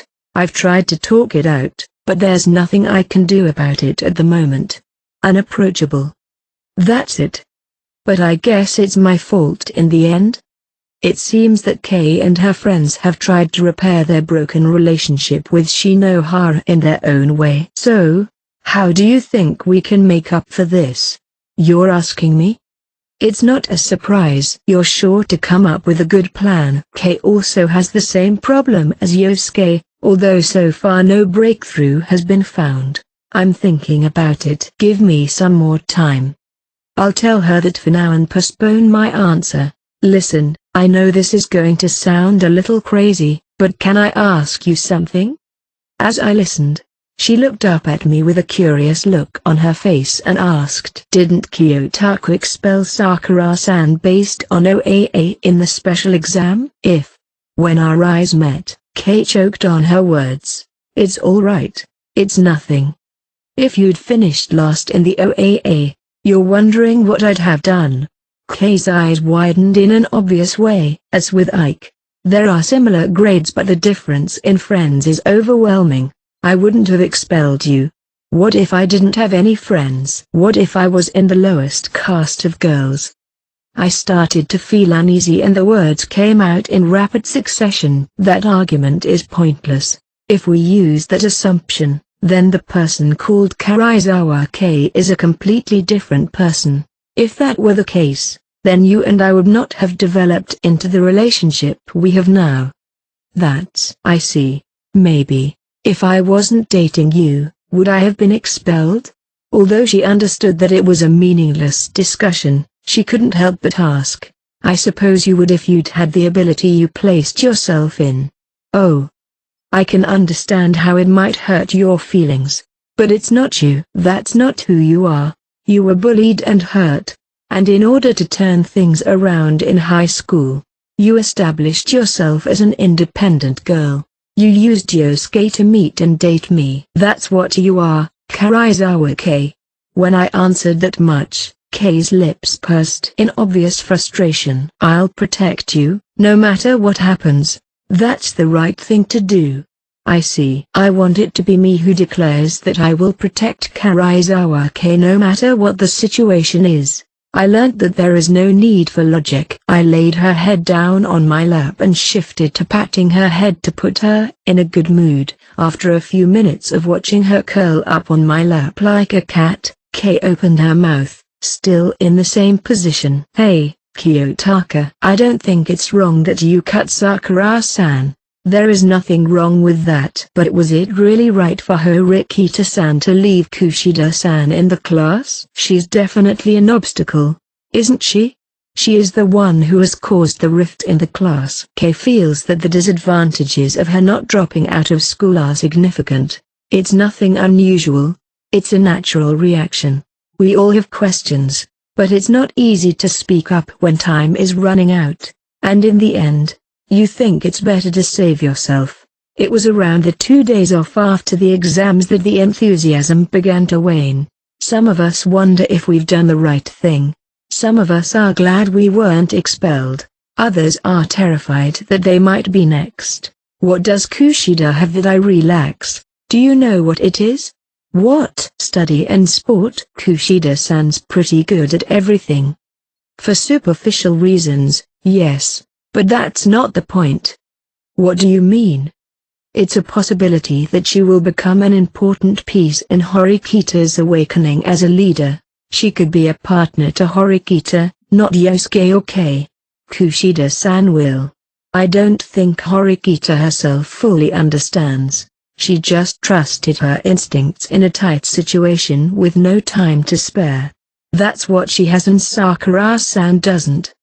The perspective that only Kushida has, the thought that only Kushida has, the remarks that only Kushida has. These are elements that can be used with or without popularity, and that's what drives Horikita.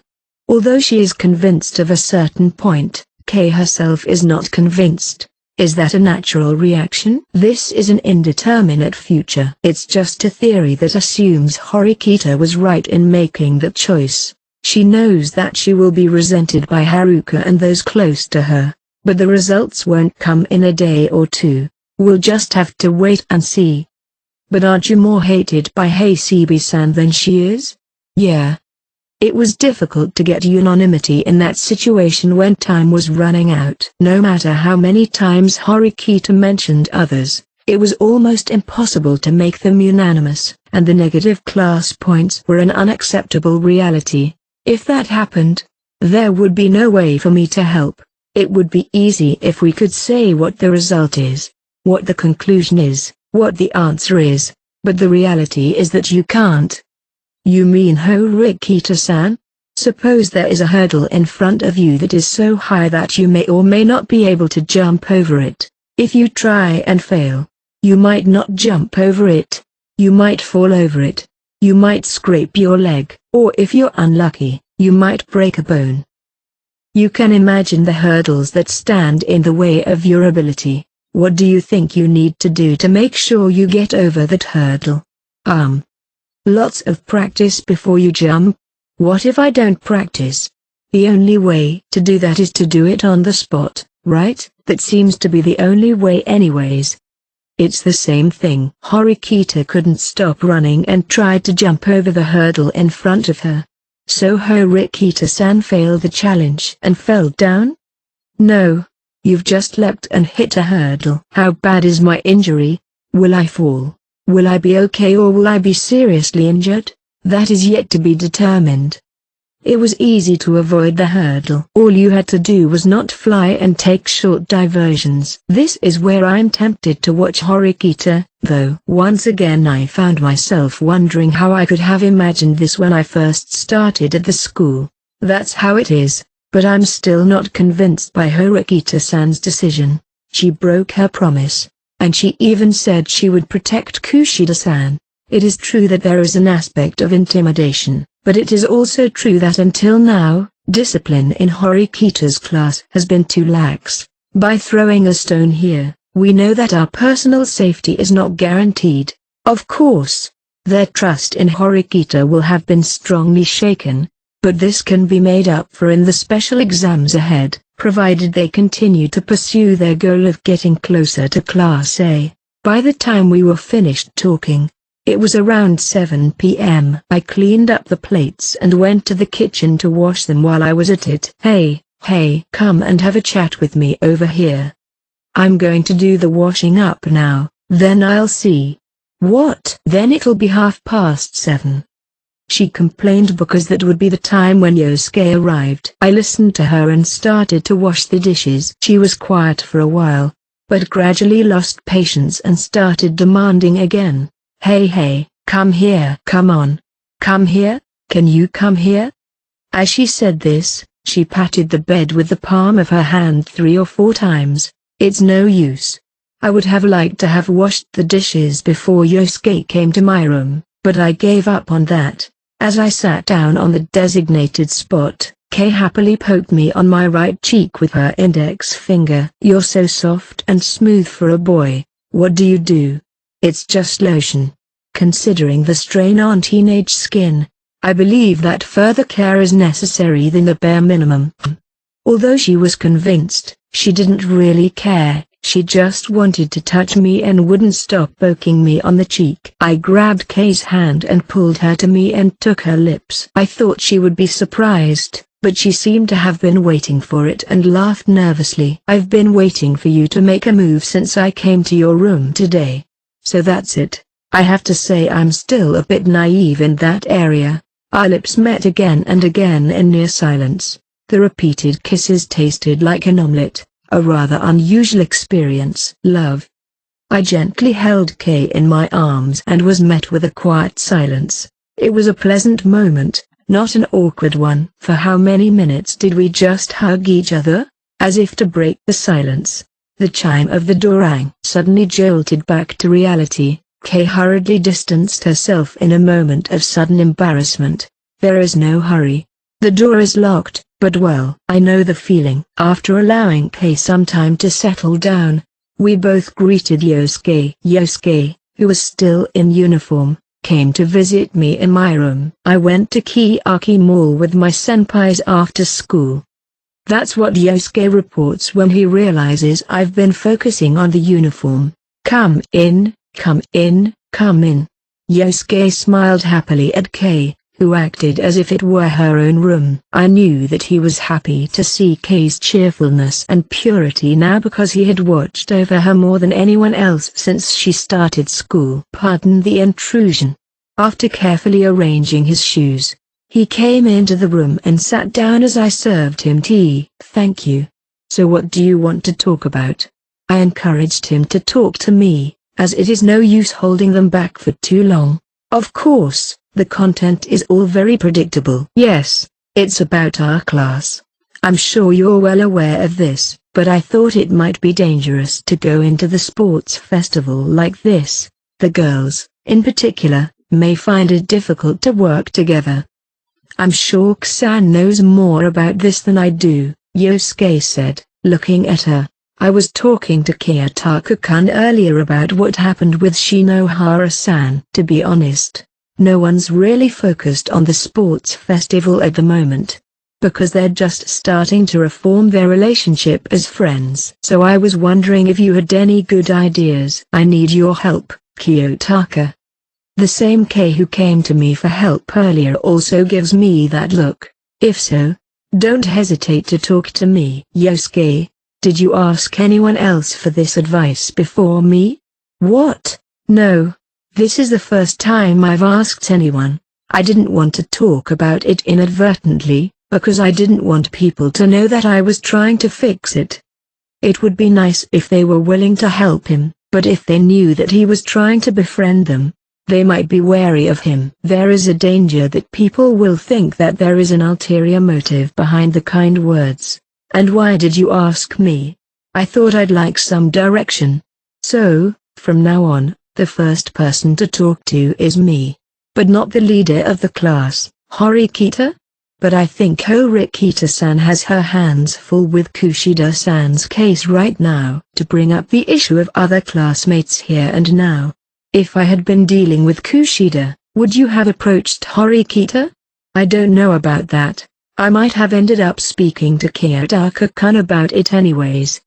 He imagined what it would be like, and then he admitted it honestly. Horikita-san is doing a great job, but I knew that Kiyotaka-kun would be able to see the big picture and make the right decisions.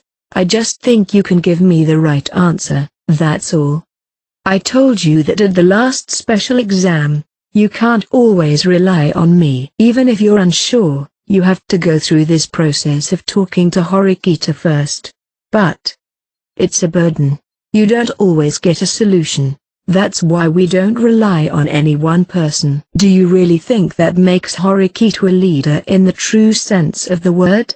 How about a leader like Ryun, Sakeyonagi or Ichinose? Don't you think they would be the first to raise concerns, even in the midst of dealing with other issues? The important thing is to rely on each other and to be relied on. Horikita and the class are about to grow through success and failure. Failure is an experience. Everyone has started out with a problem. Of course Horikita isn't at a high stage yet, but it's only due to a huge lack of experience. I get that, but the process of discussing and searching for different solutions should not be omitted before deciding on a solution. I'd like you to bring it up with me only after she answers first, even though she has her hands full with Kushida. I see what you mean, Kiyotaka-kun. Taking it seriously and nodding a few times, Yosuke processed the meaning of the words in his mind. It's important to gain experience in failure. But this isn't the same as a test score. I don't think it's just because you got a bad score that you should try hard next time. It's an important thing that deals with the student's mind. If a cracked relationship is broken by an immature decision, that's a problem that can't be undone. This area is quintessential to Yosuke. He didn't bring up the subject just for the sake of getting an easy answer. It's the right decision.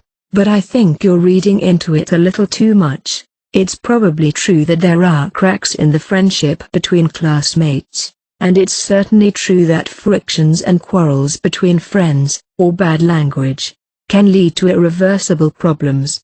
If it escalates from bad language to harassment, ignoring, and bullying, it can create the worst-case scenario. But that's really the worst case, Kusan. Is your feud with Shinohara in a truly dangerous state? When you put it that way, well, it's an extension of the fight. Isn't it? It's hard for me to say anything bad about it because I'm in the position of the assailant. I'm not harassing her or anything, and I don't think too many girls even hold negative feelings about Shinohara-san. By taking it too seriously, she was stirring up unnecessary anxiety. That was my view. Besides, you're not going to let Horikita solve this alone, are you? Of course not. If there's anything I can do, I'll do it. Good then, I've calculated that if the two of us work together with Horikita at the center, we can get through most things. However, these words alone wouldn't be enough to completely remove his anxiety. So I'll add something important. Of course, there will be things that can't be solved even if you cooperate with Horikita. In that case, I'll lend a hand. If the backup was perfect, both Yosuke and Kei would be able to act without hesitation, and they looked convinced. But Yosuke still had something on his mind, and his expression wasn't completely clear. We exchanged information for a while, and when 8 p.m. approached, I urged them to leave. If you don't mind, I'd like to talk to you alone for a bit. On his way out, Yosuke, who felt he couldn't leave it like that, cut me off. "Okay, I'll go home first then," said Kay as she put her shoes on and waved goodbye. After the door closes, Yosuke looks back again. "Kiyotaka-kun, tomorrow, I'll bring your story to Horikita-san. However, do you have a clear path in mind for us at this point?" "Honestly, Yosuke, I don't have any ideas for an immediate solution to the Haruka and Kushida matters. I'm hoping that you guys can discuss it and lead us to the upper hand." "So you're saying that's not the case regarding Mi-chan?" "In a manner of speaking, it will take time, but we have a chance. If you're in a hurry, there's always the possibility of forcing rough treatment." "Rough treatment?" "If there's anything we can do, I think we should do it." Yosuke reacts to the mention of the girl who likes him with the same attitude as the others. "I told you it's a rough treatment. I don't recommend it." "What kind of method is that?" "That would be for Yosuke to go see Mi-chan and respond to her feelings." Yosuke reacts in a way that I never thought he would. "Actually, I like you too, Mi-chan. I want you to go out with me. If we can get that kind of conversation going, she'll come to school tomorrow, right?" I was a little reluctant to suggest it, but it was the only solution I could come up with right now. If this wasn't Yosuke, I wouldn't be talking about this kind of plan either. "But I thought it might be possible for you, since you've been asked by Kay to lie about your relationship with her." "Indeed," Yosuke muttered, but his expression did not brighten. "The reason why Kusan and I ostensibly agreed to go out is because neither of us had any romantic feelings in between. It's not the same as pretending to respond to Mi-chan's feelings and going out with her. I'll only hurt her deeply later." "I don't mean to endorse this idea, but, you're right. It's not the same. We don't know at what stage Mi-chan fell in love with you, but we can't deny the existence of other students, including anyone else, who had romantic feelings for you right from the start of school. In other words, at the cost of protecting you from bullying by going out with Kay, there might have been girls who were hurt because they were indirectly rejected because of that lie." "That's... If Kay and Yosuke were seriously dating, it would be a legitimate reason, but since they weren't, there wasn't much difference in what they were doing, even though the circumstances were different. What if Mi-chan came crying and clinging to you right now and told you that she can't go to school anymore unless you go out with her? Would you be able to say no to her?" Yosuke choked at my words. He probably wouldn't be able to make such a choice. "If you can't say no, there are two choices you can make. You can either tell her that you don't like her and go out with her, or you can lie and say that you liked her too and go out with her. If true love can grow in the midst of all this, it can be brought to the best possible end. I still don't think that's what I should do." I can understand what he's saying here, but it's the emotional side still getting in the way. It's just a rough, forced solution. It'll take time, but we're at the stage where we're planting the seeds. "I understand. I'll see what I can do." Then again, Kiyotaka-kun is really strong. "You don't seem to be dragging up the fact that Sakura-san dropped out of school in the slightest." There was no sign of sadness or anger from the quietly speaking Yosuke. "I still have the feeling of that time in my hands." He looks down at his outstretched hands and stares at the palms of them. "It's the sensation of my fingertips touching the tablet and pressing my approval. I can't forget it." Yosuke, who works day and night for his classmates, doesn't show much weakness, but he's struggling to put the blame for Irie's expulsion on the same level as me. "I know what you were thinking at that time. There was no way you would have agreed to expel Irie, who had done no harm in the exam, but still, you persevered. You could have said at the last minute that you didn't agree with it, but you restrained yourself from saying it." If he complained about the situation and made them face it, our classmates would regain their composure. A broader perspective, narrowed by the pressure of time running out, would have made unanimity impossible. Our class must move up to Class A. That's the most important thing, I told myself. You know it in your head, but you can't convince yourself of it. I guess that's about it. We have 3 students that are absent.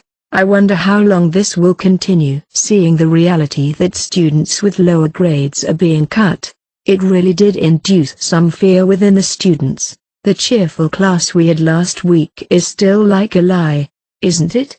Even though they're working towards a solution, they're probably still suffering and answering to themselves about the same thing over and over again. I'm well aware that you're not happy with the choices Horikito and I have made, but we have to accept that. We just have to understand how good our class is right now and bite the bullet. That's why Horikito needs a lot of support. Sometimes you choose the right path, and sometimes you choose the wrong path. And there will be times when you choose an uncertain path. Even if you told them, not everything could be digested in Yosuke's mind. I should have chosen to run out of time. And Yosuke's shoulders shake slightly as he can no longer hold it in. It's not like Yosuke wants to think about sacrificing someone else, but the fact that he was able to make a decision in that situation is a definite sign of growth. Am I getting stronger, or have I broken down? If it happens again, I'm afraid I won't know what decisions I'll make. I couldn't see his face because he was looking down, but he rubbed his eyes once with his sleeve before raising his head. I'm sorry for being so weak, even though I'm sure you're in more pain, Kiyotaka-kun. It's okay. Both Horikito and I were saved by Yosuke many times in the special exam. It's going to be a much tougher battle from now on. I hope you will continue to lend your strength to the class. Yosuke nodded. He would still be heartbroken, but he still smiled slightly. Yosuke reached for the front door, but stopped himself. Thank you for everything today. Do you hold a grudge against me for expelling Irie? Unlike the other students, Yosuke didn't show it outwardly, but it wouldn't be surprising if he did. If you only look at that point, yes, I do, but I believe in you. He thought to himself as he put it into words, but then added more as if he wasn't convinced. No, I want to believe in you. If it was a kind of delusional belief, Yosuke's thoughts would be dangerous. However, there is definitely a will behind his eyes. A firm demand that I'm worthy to be believed in, and I wouldn't ever betray him. Well then, good night. I suppose I could have removed some of Yosuke's burden, but on the contrary, I might have given him a new one. It would be convenient if I could take this opportunity to thoroughly drain the negative emotions out of him. I'm not sure how much of an effect this will have, but I'm sure we'll have to follow through step by step. To the next day, the 3 empty seats were still there. Of course, the chaos in the classroom still hadn't calmed down. The first prerequisite for a fundamental solution was for the 3 of them to come to school. Hey, wanna go to the bathroom with me? Sudo called out to me while I was sitting at my desk touching my phone, waiting for my next class.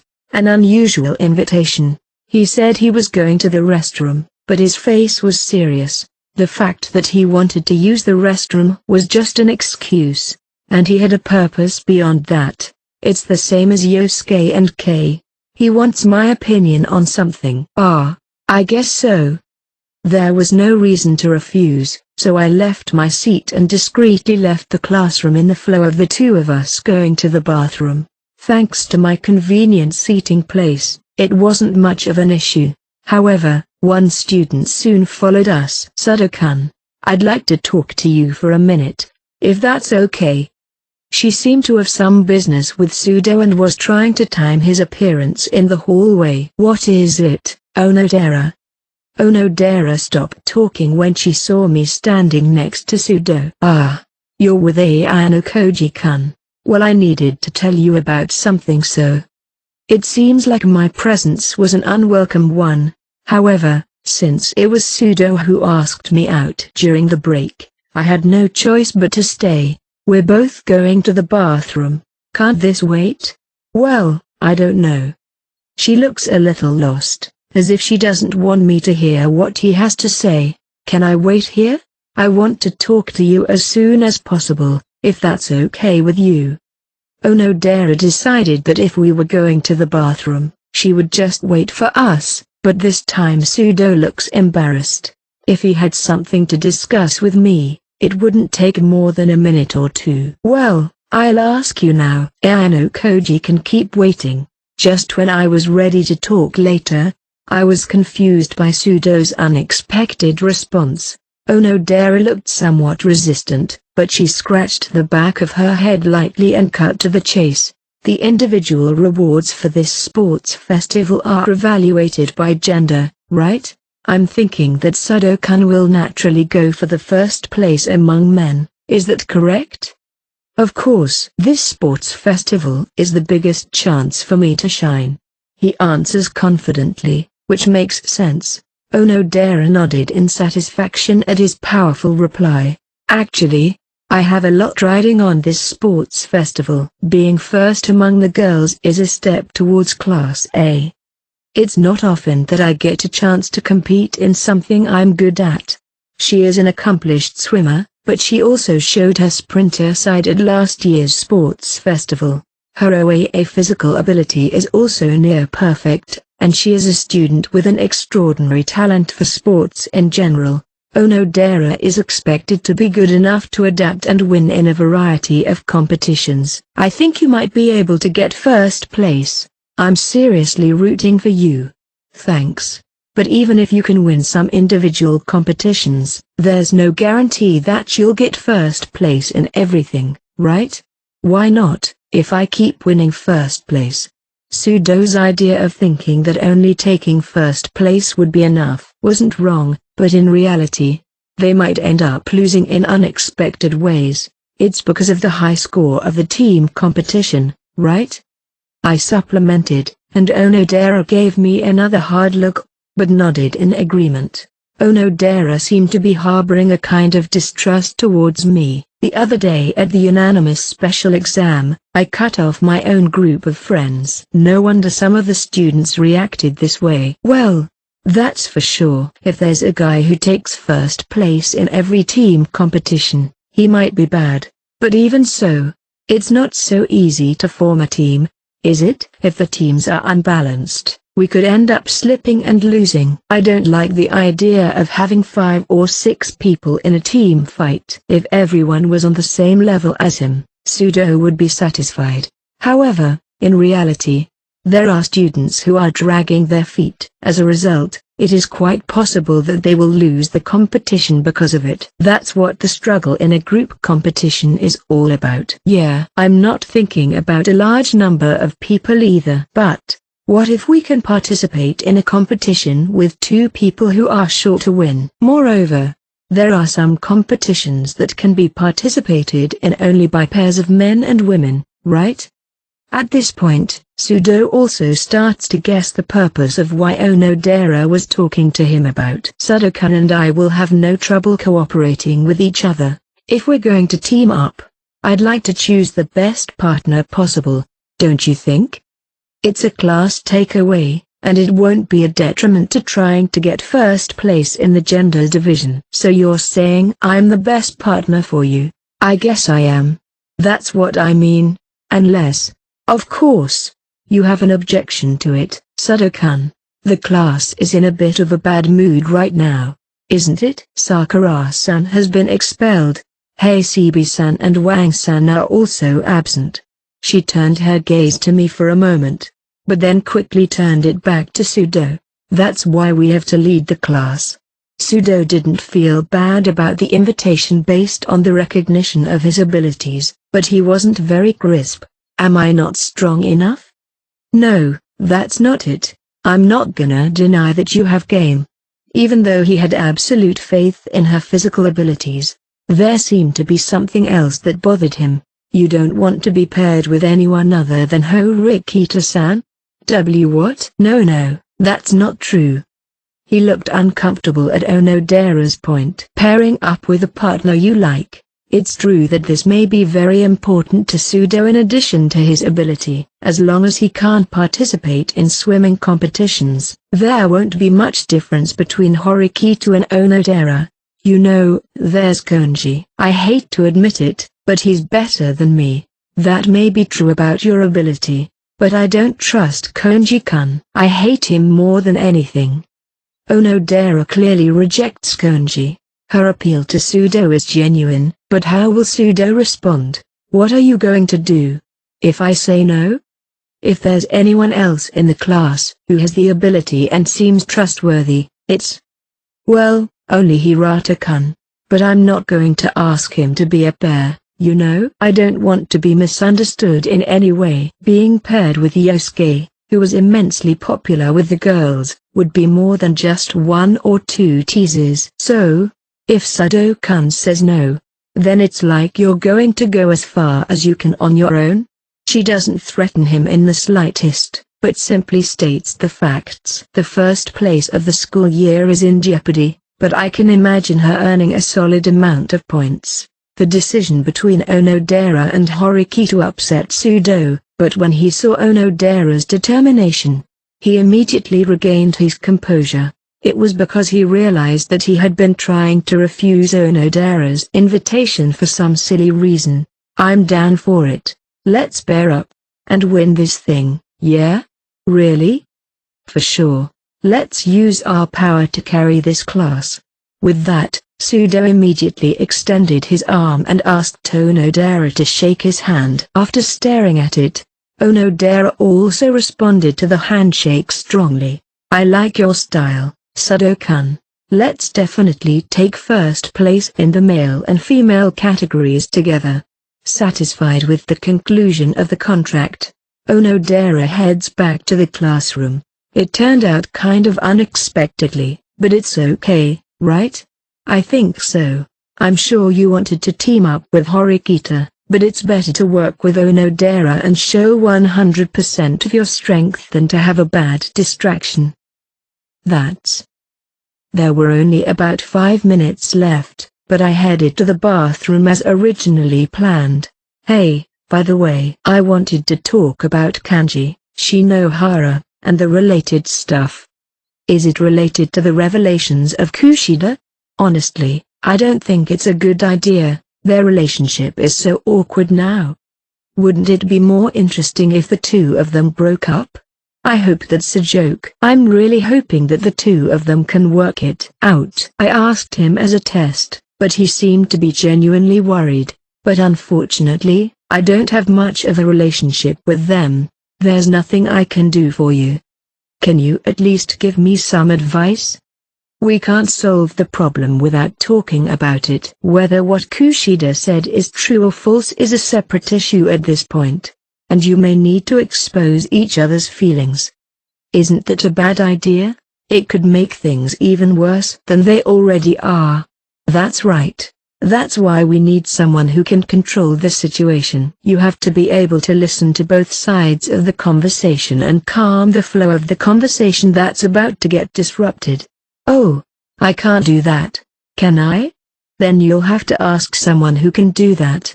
I won't give an answer here, but let Sudo think about it. If that's true, this kind of role would be done by Kushida, right? Correct, but that's not available now. If we can't rely on Kushida, then we'll have to use another student. The answer is so simple that it doesn't even take him a second to guess it. So, Hirata? Sudo has an immediate idea. Although Sudo doesn't get along with Yosuke, this isn't the situation to. They're talking about that. All right then, I'll go ask for his help. Sudo and Yosuke have a distant relationship, but that may change after this incident. Thanks, Ayano Koji. I didn't do anything. You just thought about it and came up with the answer on your own. That's how it seems to be these days. 3 same day each class, or rather all the grades, were in full swing for the sports festival. As was the case last year, some of the events were already known, so the students made time to start practicing as if they were the real thing, using the ground and the gym during lunch break. They would want to spend as much time as possible practicing, especially for team competitions where more than 2 people compete. The gymnasium I came to scout was filled with the sound of many energetic voices. It seemed that the gym was carefully equipped so that all the students, from the first year to the third year, had a certain amount of free space and could practice fairly. Today's second-year students seemed to be playing volleyball and table tennis. The first thing that jumped out at me was the large number of participants in one of the classes, as well as the unusually high level of enthusiasm. They were raising their voices and actively discussing the tips and tricks of the game. You can see how serious Class A is. Yeah. I was here with Yosuke, and we calmly analyzed the students and said so. Purely class-based sports competitions aren't Class A's strong suit, you know. Yeah, for better or worse. There are a lot of students with average physical abilities, and only a few of them can get top prizes.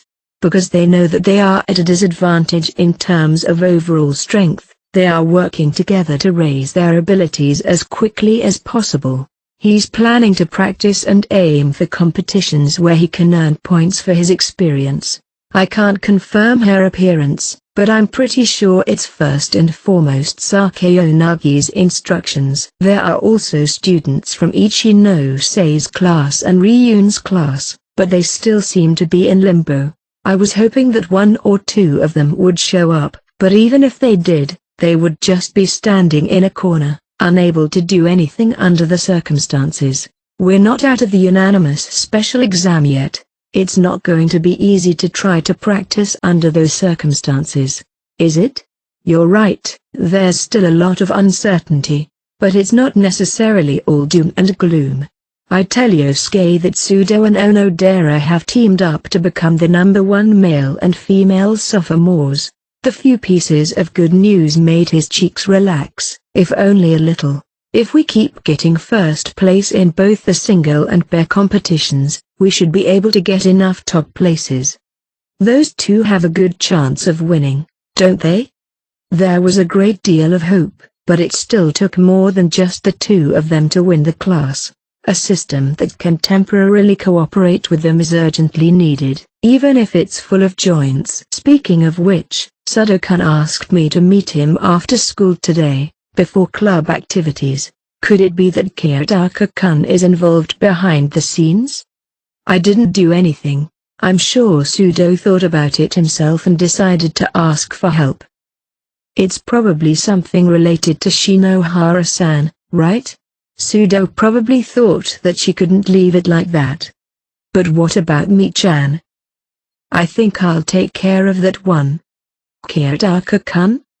If I tell him that I'm going to leave it alone or leave it to the right people, Yosuke will have a hard time accepting the situation. The reason why he's still sticking to Mi-chan in this mess is probably because the element that he feels is his fault is stronger than the other students. Of course, it's not Yosuke's fault at all. While I remained quiet, I decided that Mi-chan was the one who could use a little push. The inability to use Yosuke as a key is one of the reasons for this. Chapter 3, We Have to Try. Last weekend, at the time of the special exam, was the last time I Suzune Horikita saw Kushida-san. A week after that, I didn't see her even once until after school on Friday. That wasn't all. Wang-san and Hasebe-san didn't come to school either. 5 days, from Monday to Friday. In the meantime, school went on without them. Careful meetings and preparatory research for the sports festival. Student council work. Studying regularly. My knees shake and I feel like I'm about to fall over as I keep facing the waves as they come head on. But I can't let myself fall here and now. I have declared that I will definitely bring her back, and I have no right to lament when I have not achieved anything. I wanted to contact Ayano Koji-kun several times, but I stopped myself each one of those times. There is a possibility that he will give me the answer that I am looking for, but at least in this case, it's something I would have to solve on my own. This concludes homeroom. As soon as Chabashira-sensei finished homeroom for the day and left the room, I quickly followed her. Sensei, may I have a word with you? I don't mind, let's walk and talk. The hallway is conspicuous at this time of day as many students leave their seats to use the restroom. Perhaps sensing my intentions, Chabashira-sensei decided to take a walk and hear what I had to say.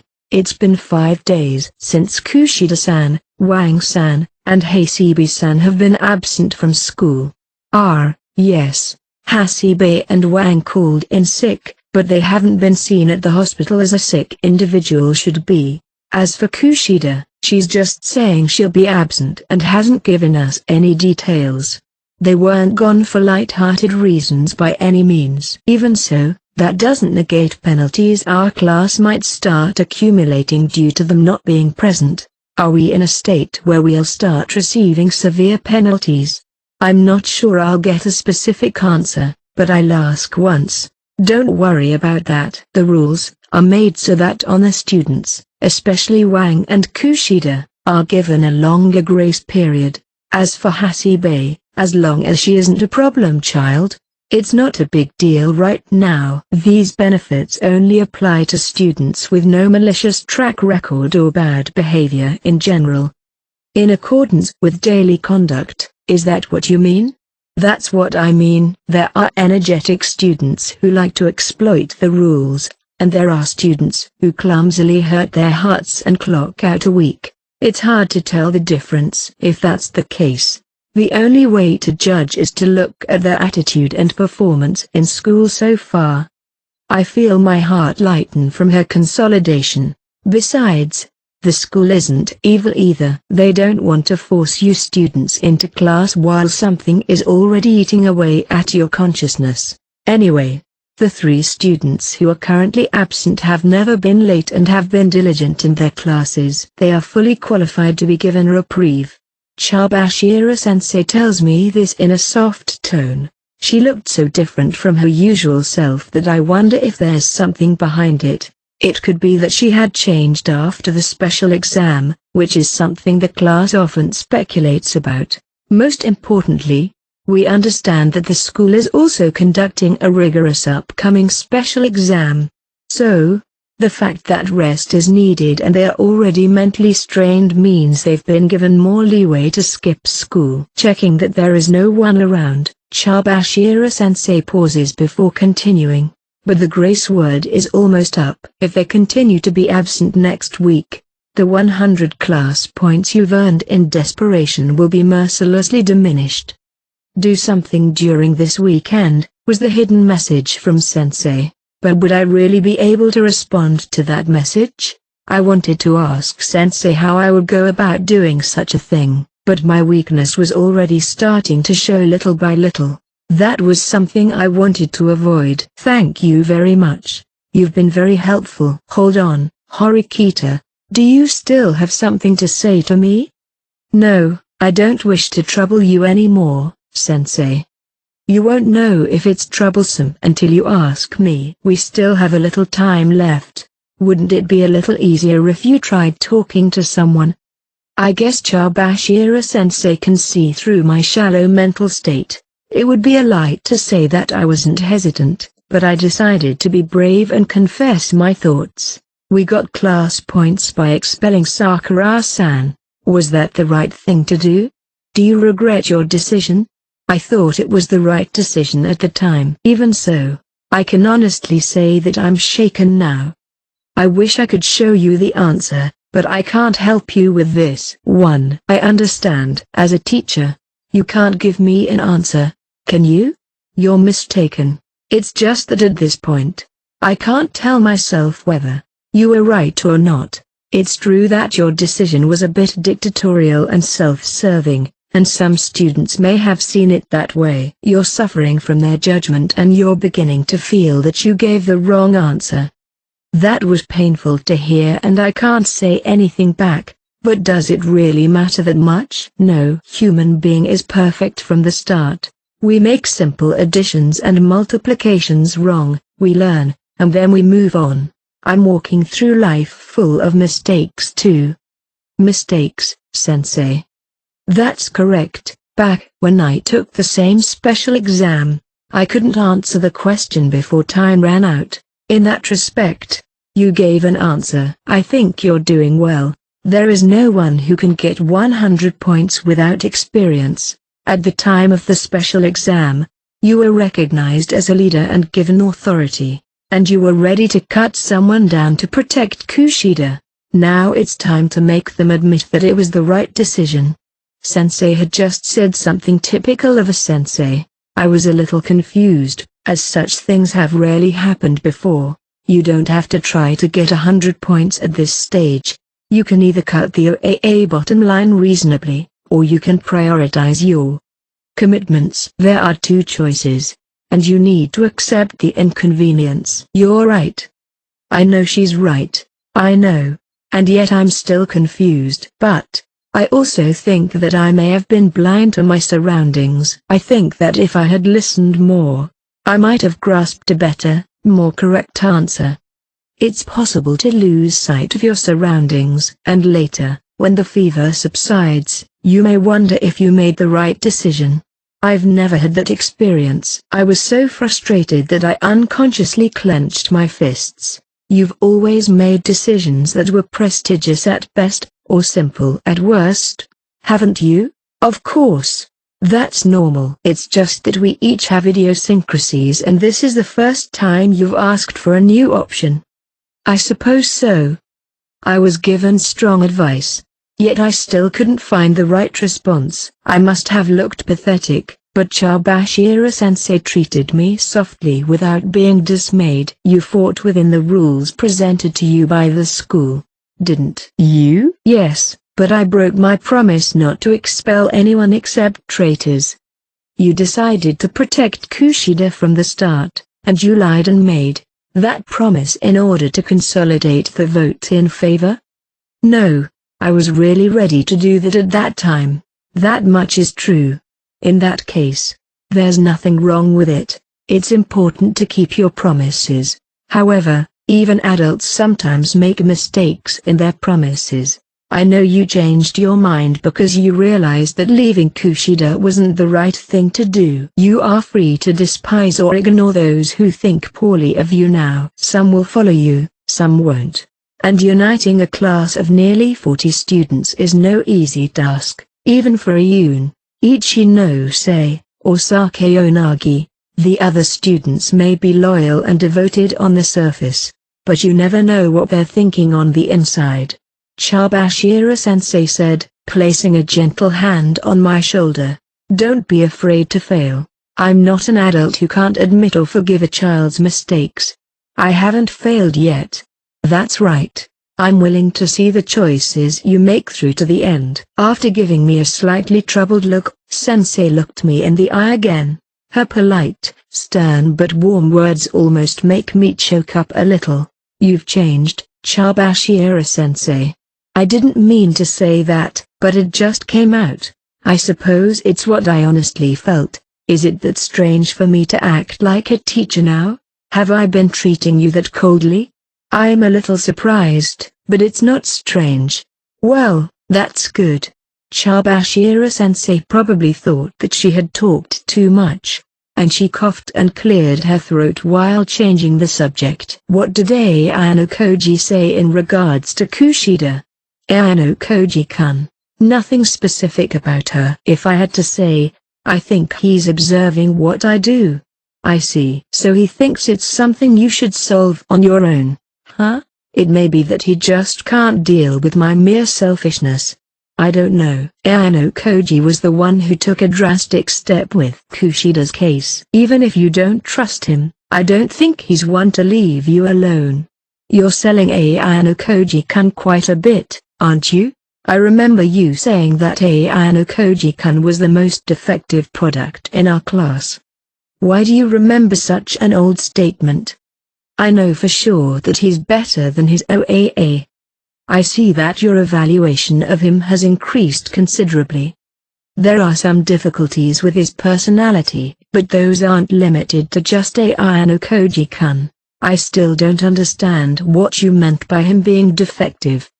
He is undoubtedly a brilliant man, more calm and collected than I am. I don't see any reason for him to be ridiculed as a defective student. You don't have to take every single thing I say seriously. You've spent more time with him than I have, right? Still, I'd like to hear your reason. In that case, My assessment hasn't changed since before. No. I believe that the credibility of that assessment has increased. Chabashira-sensei still believes that Ayano Koji-kun is defective, even after everything he's done and shown us. But you're not ready to dwell on that now. You have other problems that you need to solve as soon as possible. You aren't wrong. It was true that I was curious about him, but it could certainly be done later. I have to make sure that Kushida-san, Wang-san, and Hasebe-san come back to school. Do you think Kushida will be able to take your hand if you offer it to her? It's hard to envision such a thing. No matter how much I visit or wait, she won't open the door. That's harsh. She has countless opportunities to leave her dorm to get supplies when I'm in school, and hide out during the weekend. It's pointless to try to attack her in such a way where I attempt to ambush her. I tried to contact her on her cell phone, but it never picked up. She most likely understands that I'm on the other side of the door, pacing left and right, and it surely resonates with her somehow. I suppose you have a point. That said, if you don't make a move, things won't progress and they'll slowly get worse. That's right. When you can't do anything on your own, it's a good idea to ask for help from another person. The only classmate who would be willing to lend his strength to Kushida-san's persuasion is Hirata-kun. He probably doesn't have time for that right now either. Hirata-kun is currently occupied with Wang-san and Shinohara-san. Sure, Hirata would be able to make large impact, although I'm not sure if he'll have much effect on Kushida. I don't think it would be easy to open the doors if you took someone like that with you. A righteous, sensible, good person. Somehow, I think I understand what Sensei is trying to say. Hirata-kun would like to make Kushida-san feel better, and she knows that. I'm afraid I can't think of anyone suitable at the moment, but it might not be a bad idea to look at someone other than your classmates. When I try to confront Kushida-san, I'm confronting her true feelings which relate to what happened in class. It's quite a disadvantage to tell that to an outsider. I suppose you'll have to work on balancing the advantages and disadvantages. Even so, that doesn't necessarily mean you're not allowed to tell them. Some of us teachers, for example, know about Kushida's past, and some of us would probably let others know if we chose to. I believe that there are no such things as secrets. There is no such thing as a secret, maybe. There is someone who can move Kushida-san's heart. No, even if they can't move her heart, if there's someone who can make a breakthrough, I think I need to visit. It's time to go. Let me say one last thing, and it may be meddlesome, but let me say it. The most important thing is what you want to change Kushida into. You need to think about that carefully. What do I want to change within Kushida-san? Thank you very much, Sensei. Thanks to you, I feel more prepared. I still didn't have an answer, but I had the energy to make an effort. Don't worry about it. As a teacher, this is my job. With that, Chabashira-sensei returned to the staff room. I continued to watch her from the stairs until I could no longer see her back. When I returned to my dorm after shopping at Kiyaki Mall, I found Ibuki glaring at the entrance next to the elevator. I ignored her and pressed the elevator button, and she became angry as if she had been weaned. "Don't ignore me!" She yelled at me with such force that spit flew out onto my face. I was ready to enter a long battle with Ibuki-san, but what the hell was going on? It seems like she's going to follow me into the elevator. I had no choice but to stop and watch as the elevator doors opened to welcome her. "Ignore you? What do you want from me?" This. What did you mean by this sentence? Tell me the answer. She thrusts the screen of her cell phone in front of me, glaring at me.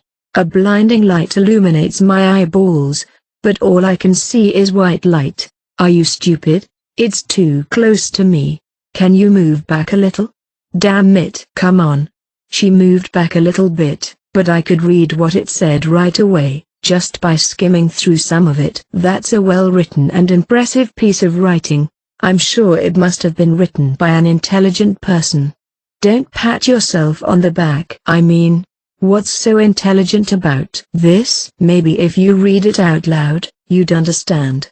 Huh? If you drop out of school when I have nothing to do with it, then, of course you've lost to me. Don't be such a dumbass. Where's the intelligence in that? No. That's enough. Just tell me what it means.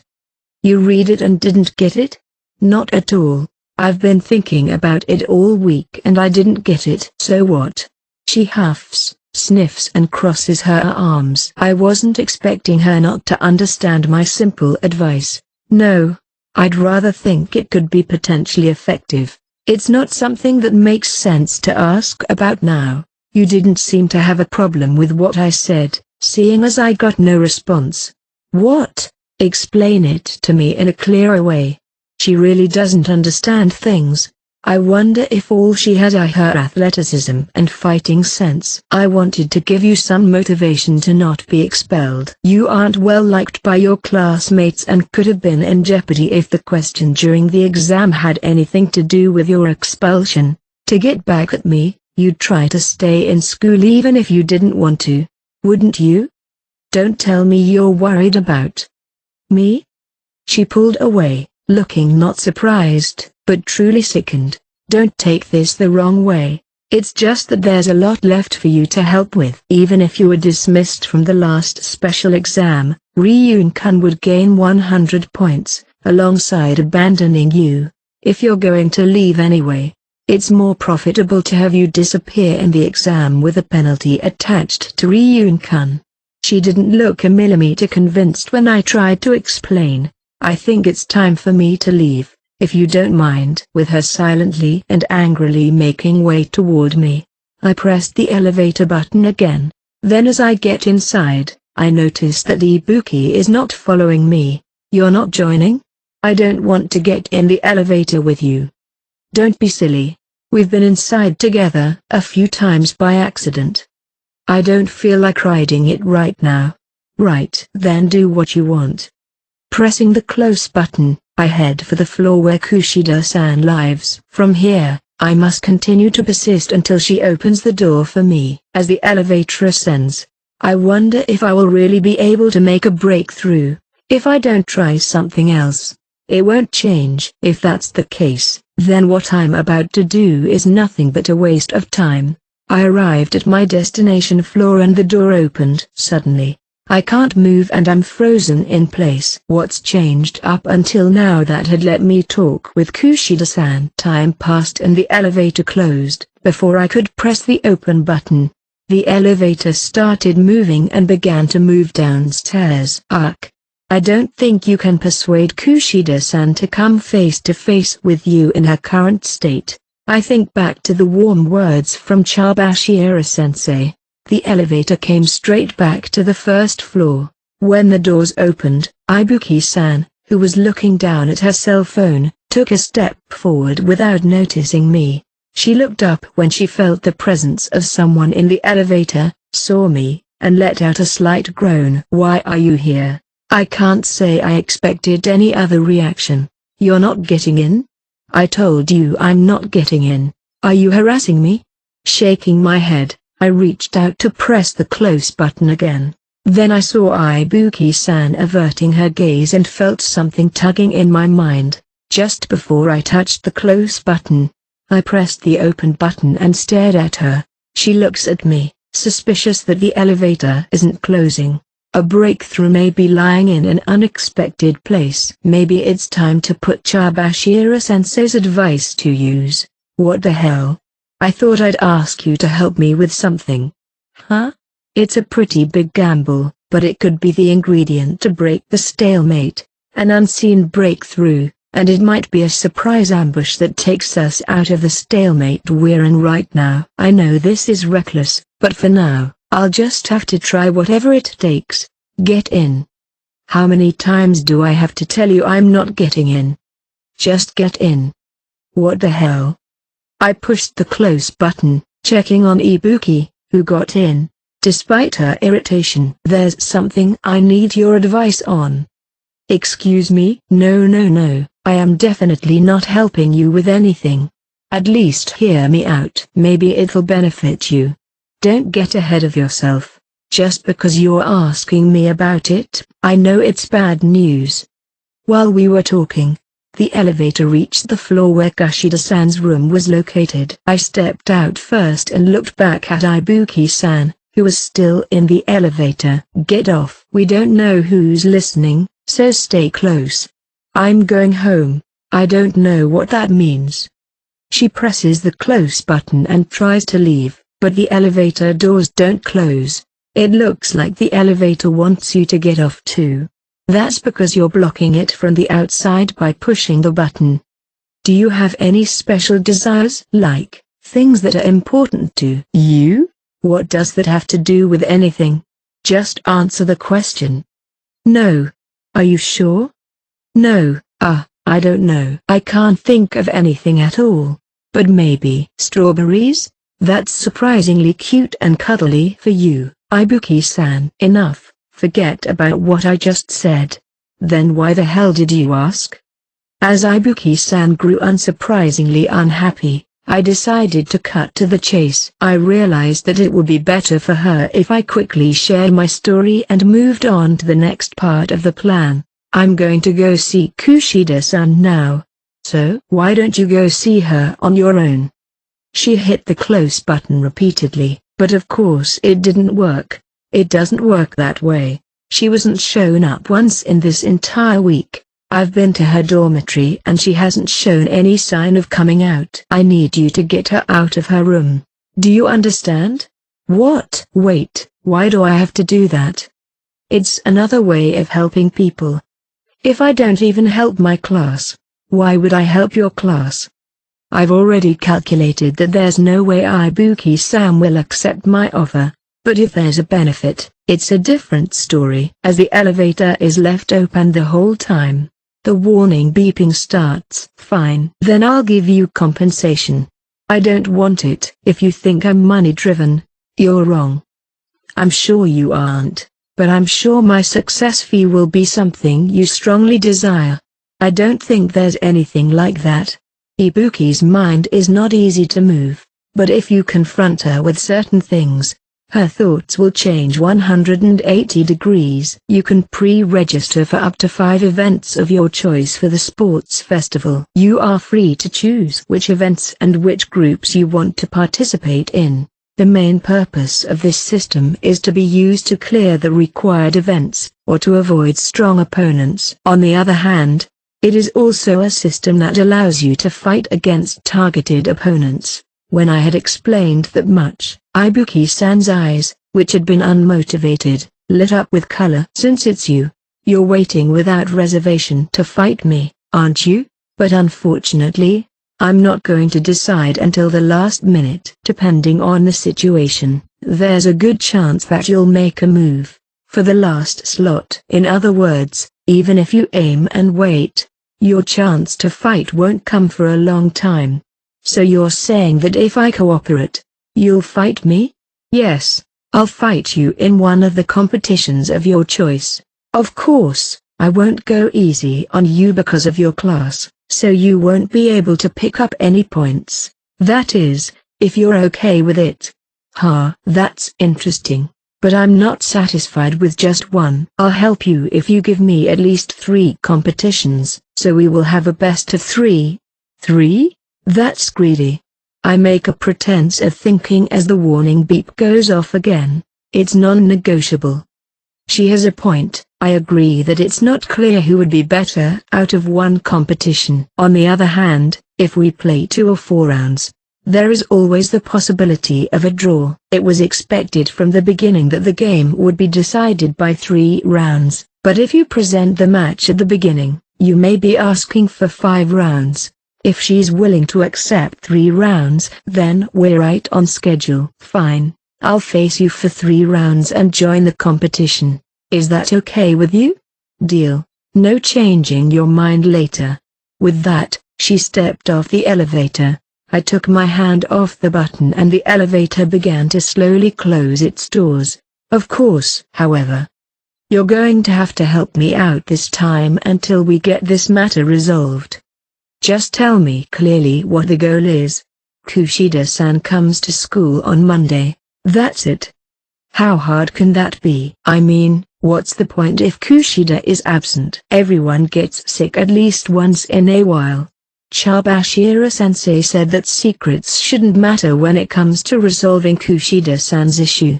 The important thing is who I'm telling the secrets to. I decided to follow that advice and tell the whole story. If Ibuki is the kind of student who would blow up and tell everyone around her, it would be my fault for not yet realizing that. I need to find a way to break the ice now, even if it means pushing myself further. I told Ibuki-san everything about Kushida-san. I left no secrets. Ibuki-san only knows what kind of life she's been leading through shallow encounters. But I explained to her Kushida-san's true nature, her way of thinking, and every detail of her current situation. While I was talking to her, Ibuki-san was listening to me with a disinterested look on her face, looking in some random direction. Normally, I would have been dissatisfied with such an attitude, but strangely enough, I felt saved by her method of listening. When I finished telling her the truth about why she was currently absent from school, Ibuki-san let out a sigh of exasperation. Whatever. Without showing any strong interest in her true nature, she nonchalantly commented on the fact. You don't seem surprised. Did you know anything about it? Nah. I just don't believe in straight-up good guys. The same goes for Hiratu and Ichinose. It's a rule that people who pretend to be good people are always dark behind the scenes. That's an interesting way of thinking. She might have a surprisingly good point. So, in your mind, is Ryun-kun quite highly regarded? He's not a good person on the surface, but he's not a good person behind the scenes either. That's why I hate him more. I also dislike guys who seem harmless like Ayano Koji these days. People like that fucking piss me off. When you go that far, on the other hand, I wonder if there exists anyone that Ibuki-san finds likable. Well, I don't hate the idea of exposing a person like that. I'd enjoy asking them how it feels to be exposed as a bad person. If she goes too far, I'll have to stop her. But that kind of forcefulness is something I need to learn from. You want me to drag Kushida out of her hiding place, right? Yes. Seeming quite confident, Ibuki-san walked lightly to the front of Kushida-san's room. Are you going to do this all by yourself? Just shut up and watch. Very well, Ibuki-san. Let's see what you do. When she walked to the front of Kushida-san's room, Ibuki-san suddenly held her stomach and kneeled down onto the floor. Oh shit! Ouch ouch ouch!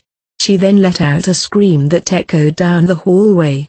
I couldn't understand what she was doing for a moment, and stared at the scene in amazement. This stomachache! I can't. No way I can make it back in time.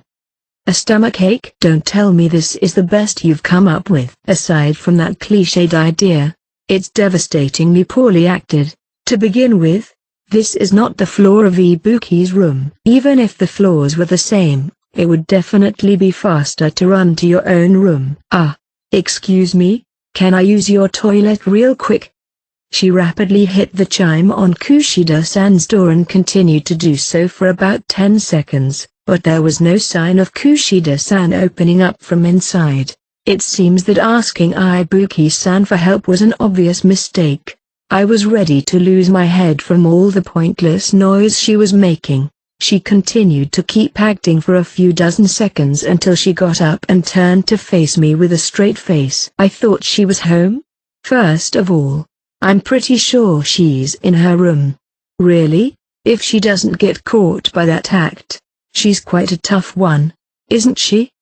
Yeah, I guess so, I said, motioning Ibuki-san to follow me. I instruct her to follow me quietly and open the box with the built-in electric meter attached to Kushida-san's room. You see a disc here, right? If the speed of this disc is slow, she's probably not home, but if she's at home and using the TV or computer, the rotation speed will increase.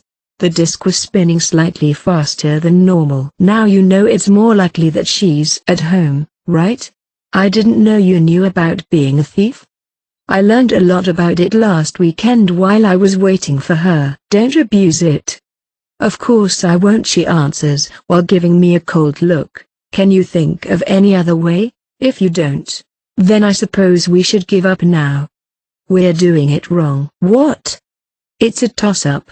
But it's okay, right? I'll forcefully pull Kushida out. I feel like I should inquire further, but I see her spirit and decide to leave it to her once more. I keep my distance, and then she steps to the door again. Hey, Kushida, I've heard a lot about you. I heard that you've been wearing a catsuit until now, and it was exposed in the exam? When I wondered what she was going to do, she started blabbering nonsense. For a moment, my brain thought I should stop her. But there was no point in doing so. Even if I stopped here, it would have already reached her ears. That's got to hurt. How does it feel to go from being the most popular person in the world to falling down solo? How does it feel to fall from the podium? The technique of stirring up agitation is much better than the deplorable acting she did earlier. Furthermore, Kushida-san might turn exquisitely angry because she's being told by an outsider, Ibuki-san, but no sound came back. I guess rough treatment wasn't enough. Ibuki-san didn't change her expression, nor did she try to stop her words. I heard the catsuit went hard. Can I see it? She slams her right toe against the door extremely hard. I'm so stressed out because of Horikita right now. I just want to see the suit. Honestly, that was Ibuki-san's true intention. She didn't want to save Kushida-san in the slightest. I'm sure she's on the other side of the door listening. Maybe kicking in the door of someone's room isn't such a bad idea. I can kind of understand how Ryun feels. After a few such kicks, I heard a sound from inside the room. Despite this, as she was about to unleash more kicks, the door to the room suddenly unlocked. It's annoying, so can you please stop, Ibuki-san? Kushida-san, in her pajamas, finally showed herself. I honestly didn't expect Ibuki-san's violent strategy to work. I'm a little shocked, wondering what all my efforts were for during the past week. There she is. See? I knew she was that type of person. Maybe there were parts of Kushida-san's personality that Ibuki-san could relate to. Whatever you're trying to do is pissing me off. Can you stop? Are you more likable when you put on the catsuit or something? I've never actually liked you, you know. I can see Horikita-san over there. That was probably the reason you're even here. Her mental state seems to be calm, judging by the fact that she used san. Since there was no point in hiding, I walked without hesitation to the front of Kushida-san's room. If you don't mind, I'd like to come inside your room. I'm getting a little tired of waiting around all the time. Well, it's no use trying to close it. She can't close the door because Ibuki-san has one foot firmly inserted in the gap between the doors. Kushida-san looked down at the foot for a few seconds before suddenly, without warning, stomping on it. Shit. She continues to stomp forcefully, but Ibuki-san doesn't pull her foot back either. Yeah. It's not closing. Kushida-san sighs. That's enough. I try to force the door open and step in, but she only retreats and greets us with a straight face. Come on in, then. This may be the last time you'll see me, so take your time. She says it with an implied tone, but I guess she's been prepared to do something like that for a while.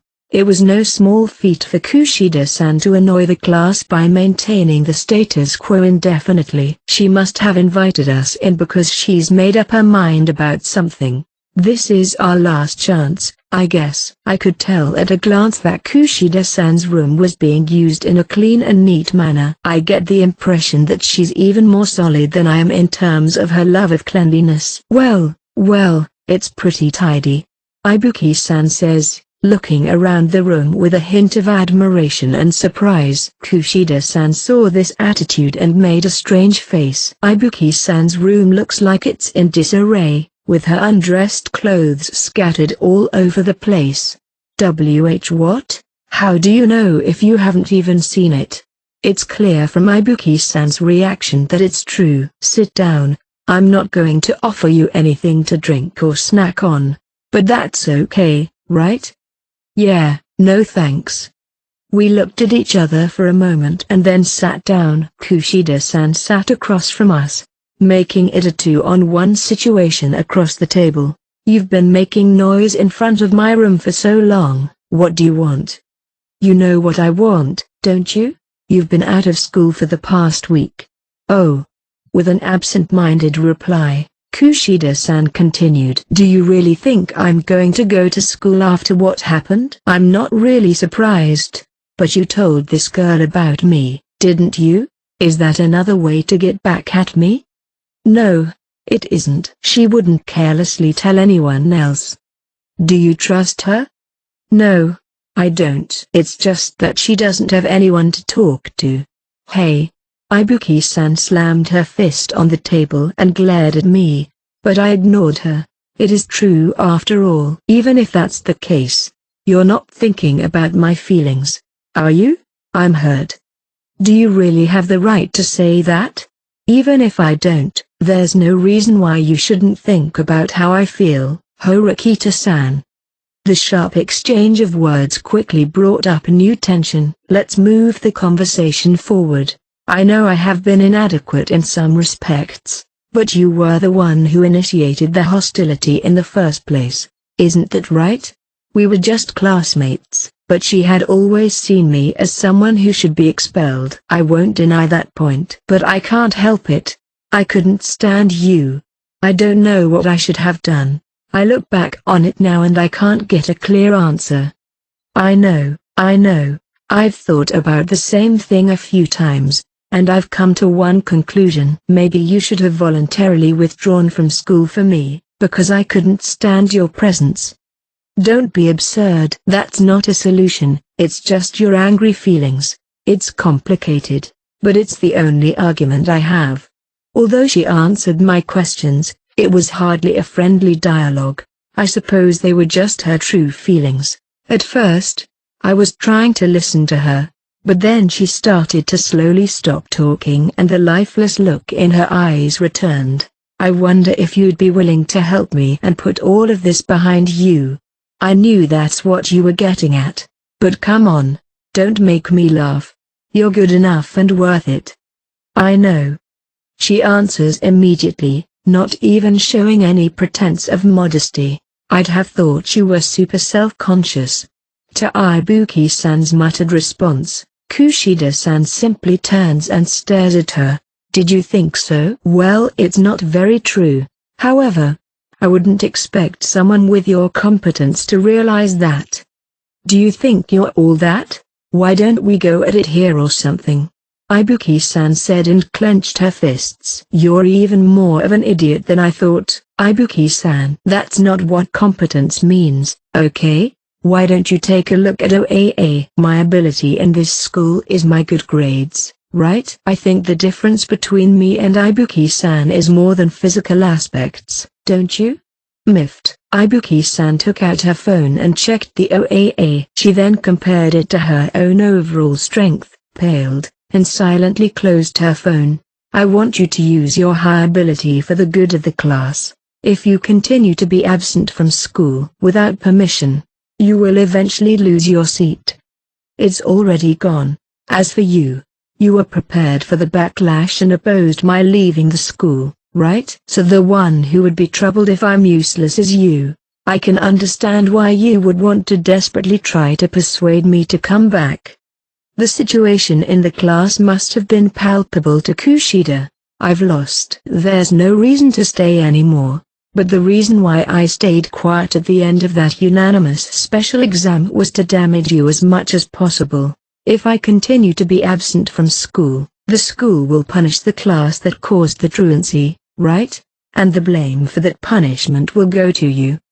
Indeed, if Kushida-san continues to be absent, the class will be continuously damaged like a continuing poisoning. It was possible that the truancy strategy would eventually get clogged up with special exams, but Kushida-san would be able to accomplish her revenge with flying colors. There's no gain in it for you. Why keep this up? It's too late. I have nothing to lose at this point. Isn't it normal I give you a little roadblock? How is it normal? Don't get carried away just because your OAA numbers are above average, muttered Ibuki-san from next to me. I invited you in just for the fun of it, but I guess I was right. You're funny, Ibuki-san. If it was just me and Horikita-san, it would have been a boring conversation. I guess I was wrong when I said it was normal. What is normal to me must be abnormal to you. So you admit that you have loose screws? Not in my eyes. To me, I do everything right and you do everything wrong. I can't tolerate anything that doesn't suit me. That's disgusting. Whether it's disgusting or not is irrelevant. I can't just change my way of thinking. I was born that way. Kushida-san was acting more strange than usual, trying to keep a calm image as she let her dark thoughts spill. No. Maybe she found it amusing. She was much more charming at the moment rather than when she was screaming and crying. I'll continue to be an issue until the school does something to force me to change my ways. Kushida-san declares that she will continue to hinder our class with determination. I can tell she isn't lying, as she preaches to me in a matter-of-fact voice. What are you going to do? What am I going to do? Nothing. I have no choice but to have a talk with you like this. You're inconsiderate, aren't you? You're very different from Ayano Koji-kun. At the mention of Ayano Koji-kun's name, Ibuki-san lifts her head up. I thought I was taking advantage of him. But it seemed I was very wrong. On the contrary, he was planning to use it against me the entire time. I think he was someone I shouldn't have made enemies with. Ayano Koji-kun is very different. It's clear that he can see things deep into the future. It's only recently that I've been made aware of this. Then I suppose we're in the same boat. I suppose so. A bit of silence. You're mostly an idiot too, Horikita-san. It would have been so much easier if you had just cut me out. Maybe I am an idiot. Unfounded intuition, unfounded confidence. That's what you might take me for. However, there is no doubt that you are undeniably an excellent student, although I can understand how my knowledge about past events, the past, and your desire to remove Ayano Koji-kun have caused troubles. At least the reputation you have continued to contribute to the class for 1.5 years remains unchanged. Kushida-san has done well and she shouldn't be ashamed of it. If annoying the class is really your top priority, you might be able to succeed in your revenge if you just keep taking time off. But, is that what you want? What's your point? I'm asking if that's enough to satisfy you. I can be satisfied. I don't want anything more than that right now. No matter how many words you try to convince me, it's useless. I won't ever agree with you.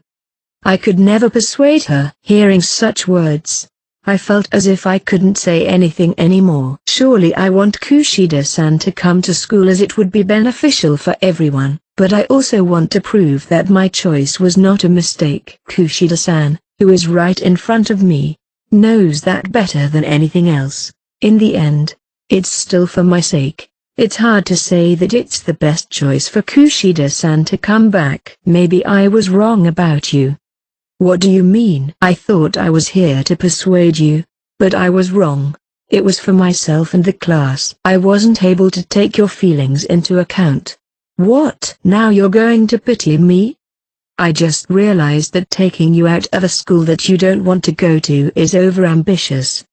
Then I guess we're done talking. If I drag my feet, Horikita-san will automatically fall too. I'll be happy if you suffer through school without me for a long time. That's fine with me, but at the same time, it means you'll suffer too. I'll suffer? Why is that? Because you still have a place to go back to and you're going to lose it. You've become so selfish. There is no place to go back to. The more I think about her, the more one emotion comes to mind. You keep driving me crazy, don't you, Kushida-san? What are you on about? I try to lean on you, but you can never support me because you're a child. The point is, you've just made the wrong choice at every turn. This wouldn't have happened if you hadn't tried to get rid of me. especially since I don't tell secrets and don't actually know anything of the past. The same goes for Ayano Koji-kun. Even then, I just can't stand you. That's what kids are. You can't stand it, so you lash out. That's the same as a child. Ibuki-san, who was hit first by my words, bursts out laughing. This irritated Kushida-san as she looked at Ibuki-san with annoyance. We have to put up with such an act. You're in high school, remember? All you have to do is walk to class and you're not even doing that. Don't just lie on the ground and waste your time forever, just get up and walk by yourself. Ha, you're right, Horikita-san, but I'm a poor girl who's hurting. If I go to school now, my classmates will smoke me out, and things won't be the same as before. Isn't it cruel to try to take me out of such a painful place when you're not even close to me? I'm not in a position to speak for others, but you're not looking very good right now either. Kushida-san was at a loss for words. The class already knows who I am. I can't mend my ways anymore.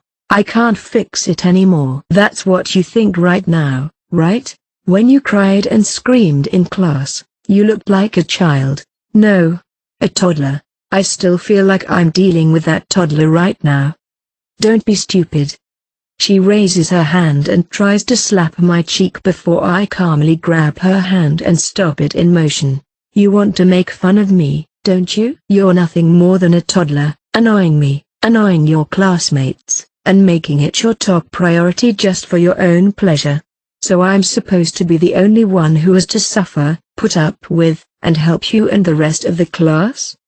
Don't take this the wrong way. You've got solid power, then use it for your own good. It doesn't matter what's around you, if you act for yourself, and you've risen to Class A for yourself, that's unquestionably your achievement, and you can use the privilege of Class A to do whatever you want. If you want to do the same thing, this time go someplace where no one knows about your past. Kushida-san glared at me but she didn't say anything. You only have a year and a half of school left. It shouldn't be that hard, should it? For the past year and a half, you've only been putting on a good front for your classmates. It's easier than that. Or is that not even possible with your abilities? I could feel Kushida-san's hands trembling with anger as I clenched them. But I've come to another conclusion. This is the only time I will be visiting here. The rest is for you to think about. If you're still going to be my enemy after all I've told you, then I have no more treatment for you. You'll remain a child for the rest of your life. That means that while I'm standing still, Horikita-san will continue to move forward. Even if I didn't explain everything to her, Kushida-san could see where things stood now.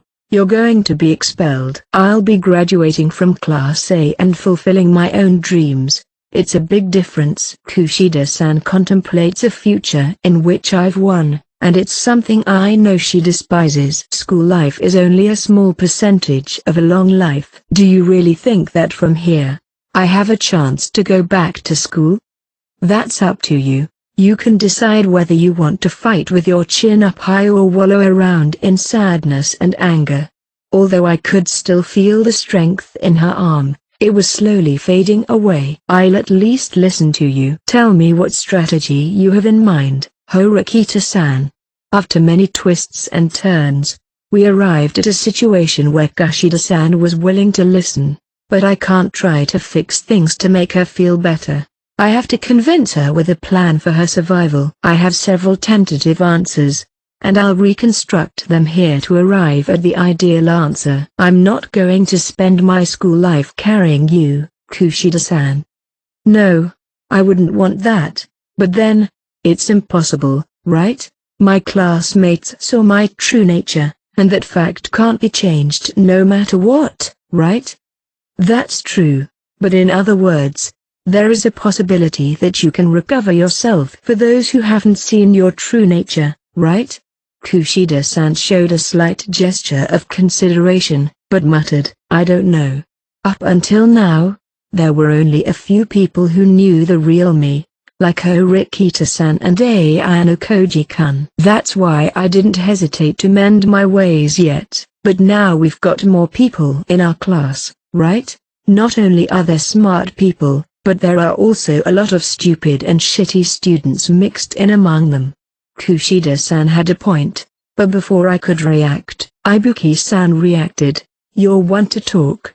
Ibuki-san overreacted when Kushida-san brought in other students. I'm not talking about you, so what does it matter? Replied Kushida-san.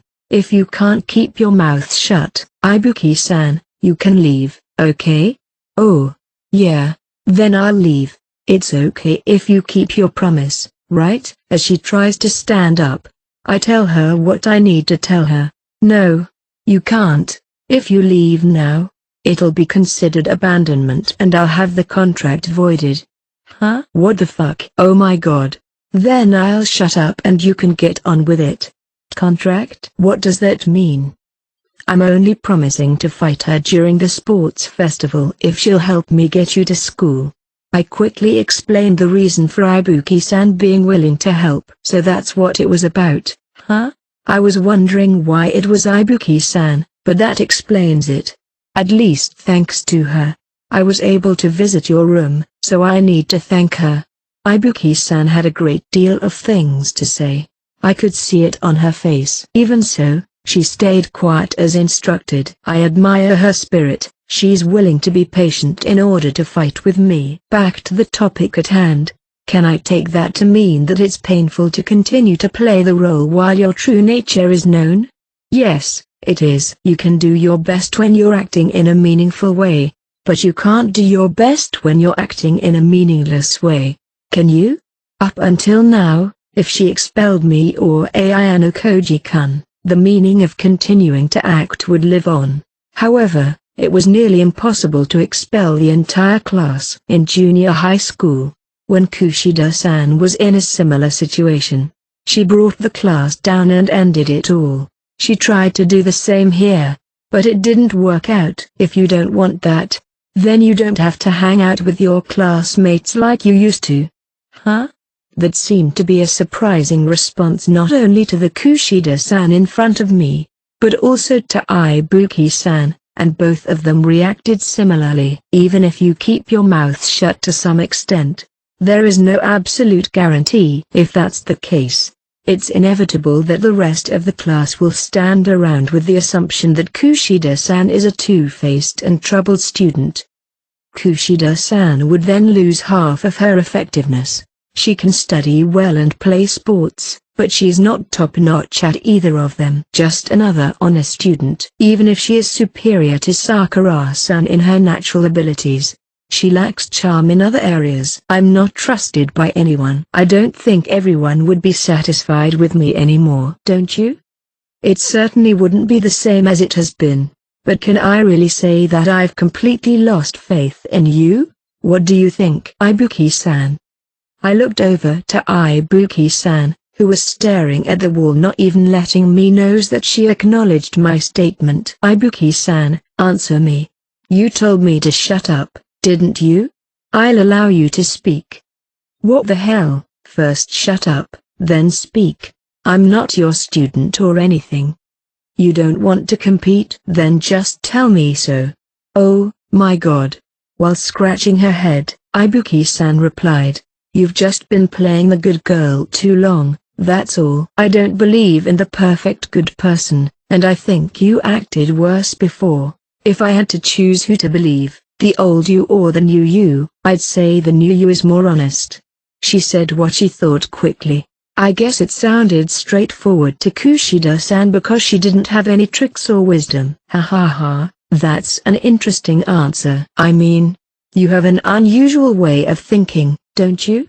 But not everyone is as unusual as Ibuki-san. If anything, normal people would hate her hair.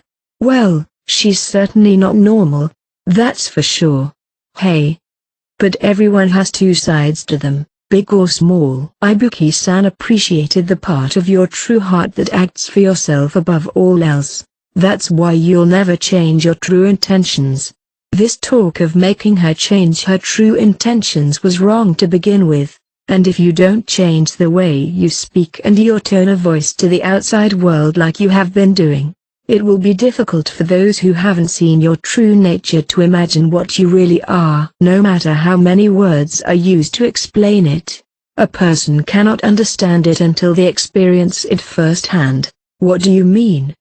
For example, Ichinose-san. She's someone you could say is certainly more of a good person than Kushida-san, but the truth is that she's really a violent, foul-mouthed person who likes other people's failures more than anything else. Would you believe her right away if she told you that?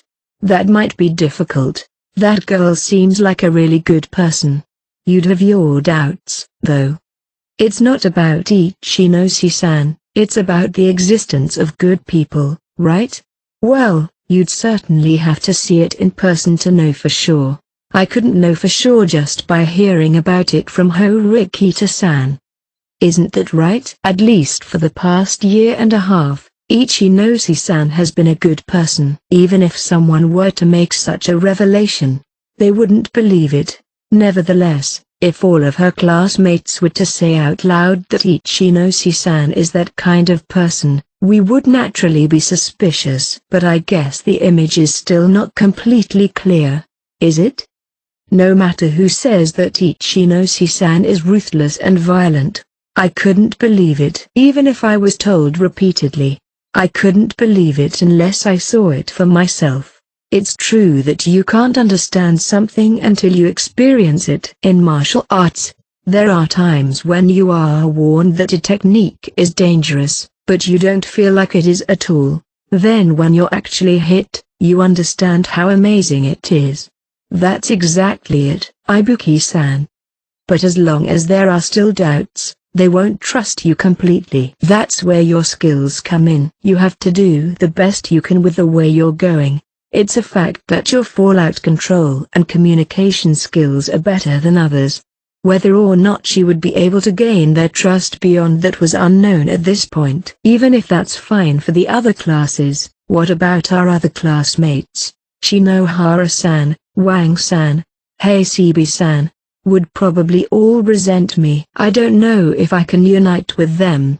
Maybe not with all of them. But it can produce results if you use your abilities to the best. Even if they just kept getting higher than average results, students who only got grades below Kushida wouldn't be able to complain easily. If the untrustworthy side of you comes out, I'll help you. Do you think I would honestly believe such sweet words? I'm afraid you'll betray me. Being doubtful is fine. I'll accept your bitterness, but I've accepted you even after you betrayed me.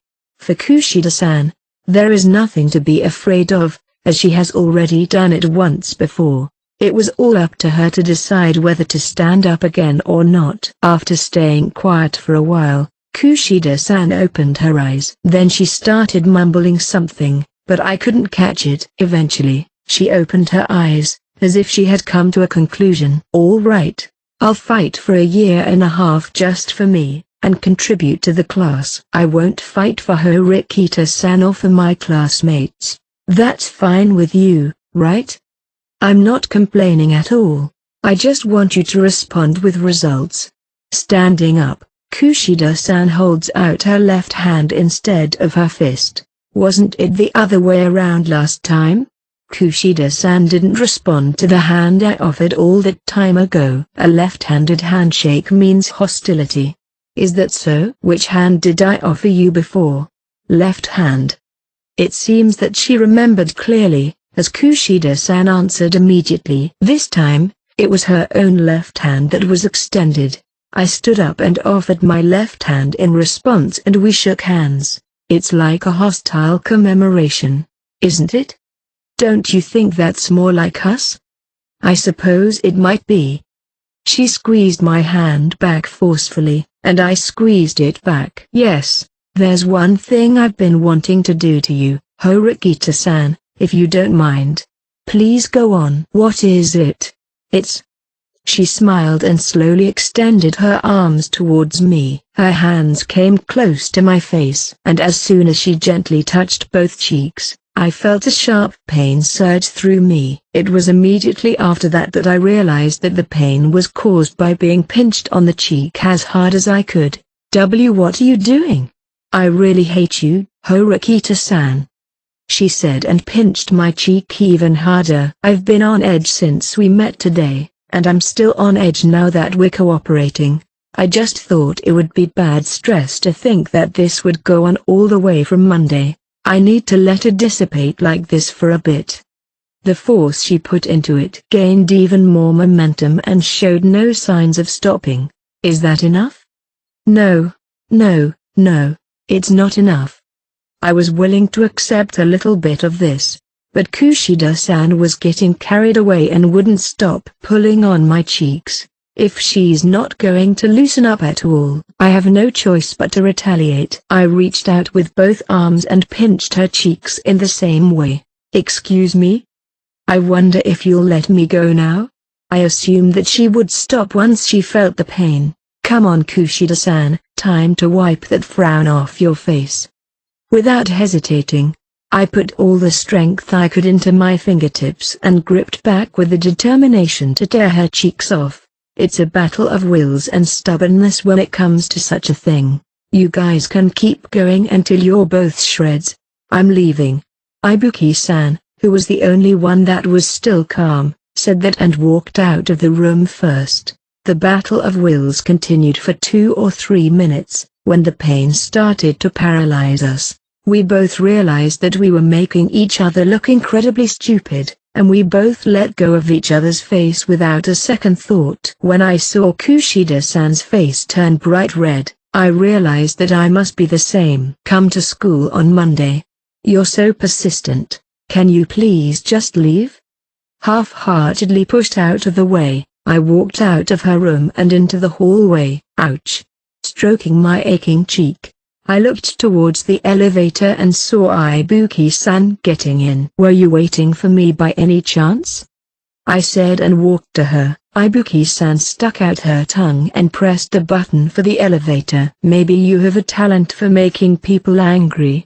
Even so, it was thanks to her that I got to meet Kushida-san today. I'll have to give her my all at the sports festival. Just as she wanted to, I raised my heavy head then rolled myself out of bed. It wasn't like I had a fever, but I had a mild headache that had been going on for a long time. The reason was obvious. I had skipped 5 days of school with a feeling of guilt. I've never missed a day of school before, except when I was sick. Tormented by the guilt, I tried to think of something else to wipe out the feeling, but I failed to get it out of my head. If I could just get rid of it by trying to forget about it, I wouldn't have taken 5 days off. I'll have to do something for a change. I grabbed my cell phone and tapped on the photo folder, leaving several messages unread, and I accessed the earliest records I had taken. Scrolling through the photos, I looked at them nostalgically.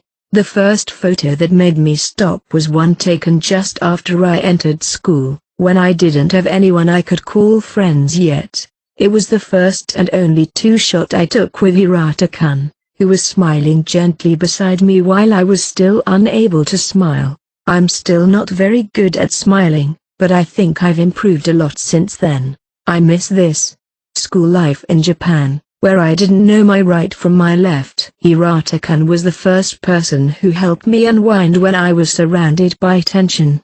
At that time, I was still unaware of my feelings of love. All I could think of was that he was good-looking, kind, and a wonderful person. I didn't realize it because I didn't have the time to fall in love in China, where competition was so strong and the level of study so high. I don't know when I realized that I was in love, but from the day I became aware of it, I knew I would never put it into words. Hirata-kun is very popular and not someone I can reach. If I conveyed my feelings to him by mistake, it would only embarrass him. So I kept it to myself and was content to just be by his side. And yet, I was so embarrassed and scared just thinking about it again. Tears welled up in my eyes. How can I? Everyone in my class knew that I liked Hirata-kun. When I changed my seat, I'm sure they noticed that I was trying to be near him, right? I don't know what I should act like when I go to school. After I came to this conclusion, I was struck by another guilty feeling. Sakura-san, who had shown both kindness and strictness to Hasebe-san, left the school. Her feelings must have been immeasurably painful, and yet, I was so full of myself that I pushed the button in favor of expulsion, just wishing that those exams would end. It's the worst.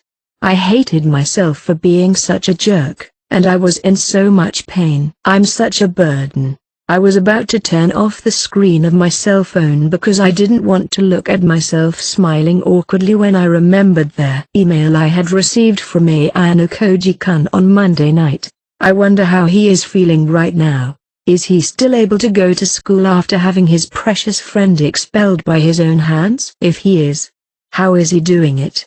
I'd like to meet him and talk to him in person, so I read through the email that he sent me. I want to talk to you in person. Oh. Ayano Koji-kun's message was linked to mine, as if my feelings had become text. A phone number and room number are attached, just in case. Is he going to give me advice? There are a few people besides Ayano Koji-kun who are worried about me. Are you okay? Do you want me to listen to you? Don't force yourself, okay? While I was grateful for such kind words, I didn't feel confident that any of them would lead to a solution. However, Ayano Koji-kun can be different. I want you to listen to me. I want to hear what you have to say. He wants me to come to. It was still 5:30 p.m. It's early for dinner, but I think it's rude to visit him out of the blue. I paced back and forth in my room for a while, pondering, and time just flew by. I made up my mind and resolved to visit Ayano Koji-kun. I pick up the phone nervously. 5 times, 6 times, I hear the 10th ring, and I'm wondering if I should hang up. Ayano Koji-kun answered the call, and I panicked and shouted, "Oh, this is Wang. Wang, is this Ayano Koji-kun? You called me, didn't you?"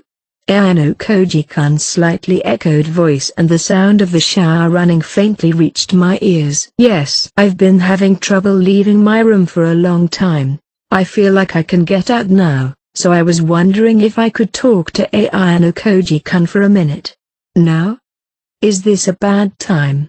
I'm sorry for calling so suddenly. I'm not good at these things. Maybe it's just a bad time and I can't do anything about it." "I don't think so. But can you give me a moment of your time?" "I'll be ready in half an hour. No, 20 minutes. Knowing how depressed I was, Ayano Koji-kun said that to me. "Oh, thank you very much. I'll be there in 20 minutes. Excuse me." I was strangely nervous and hung up the phone immediately, unable to stand it. Phew, I'm so thrilled.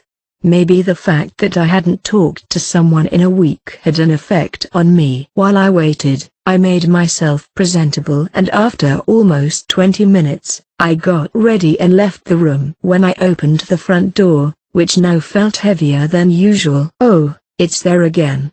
There was a plastic bag placed by my door. They've come again today. Inside are jellies, tea, and sandwiches.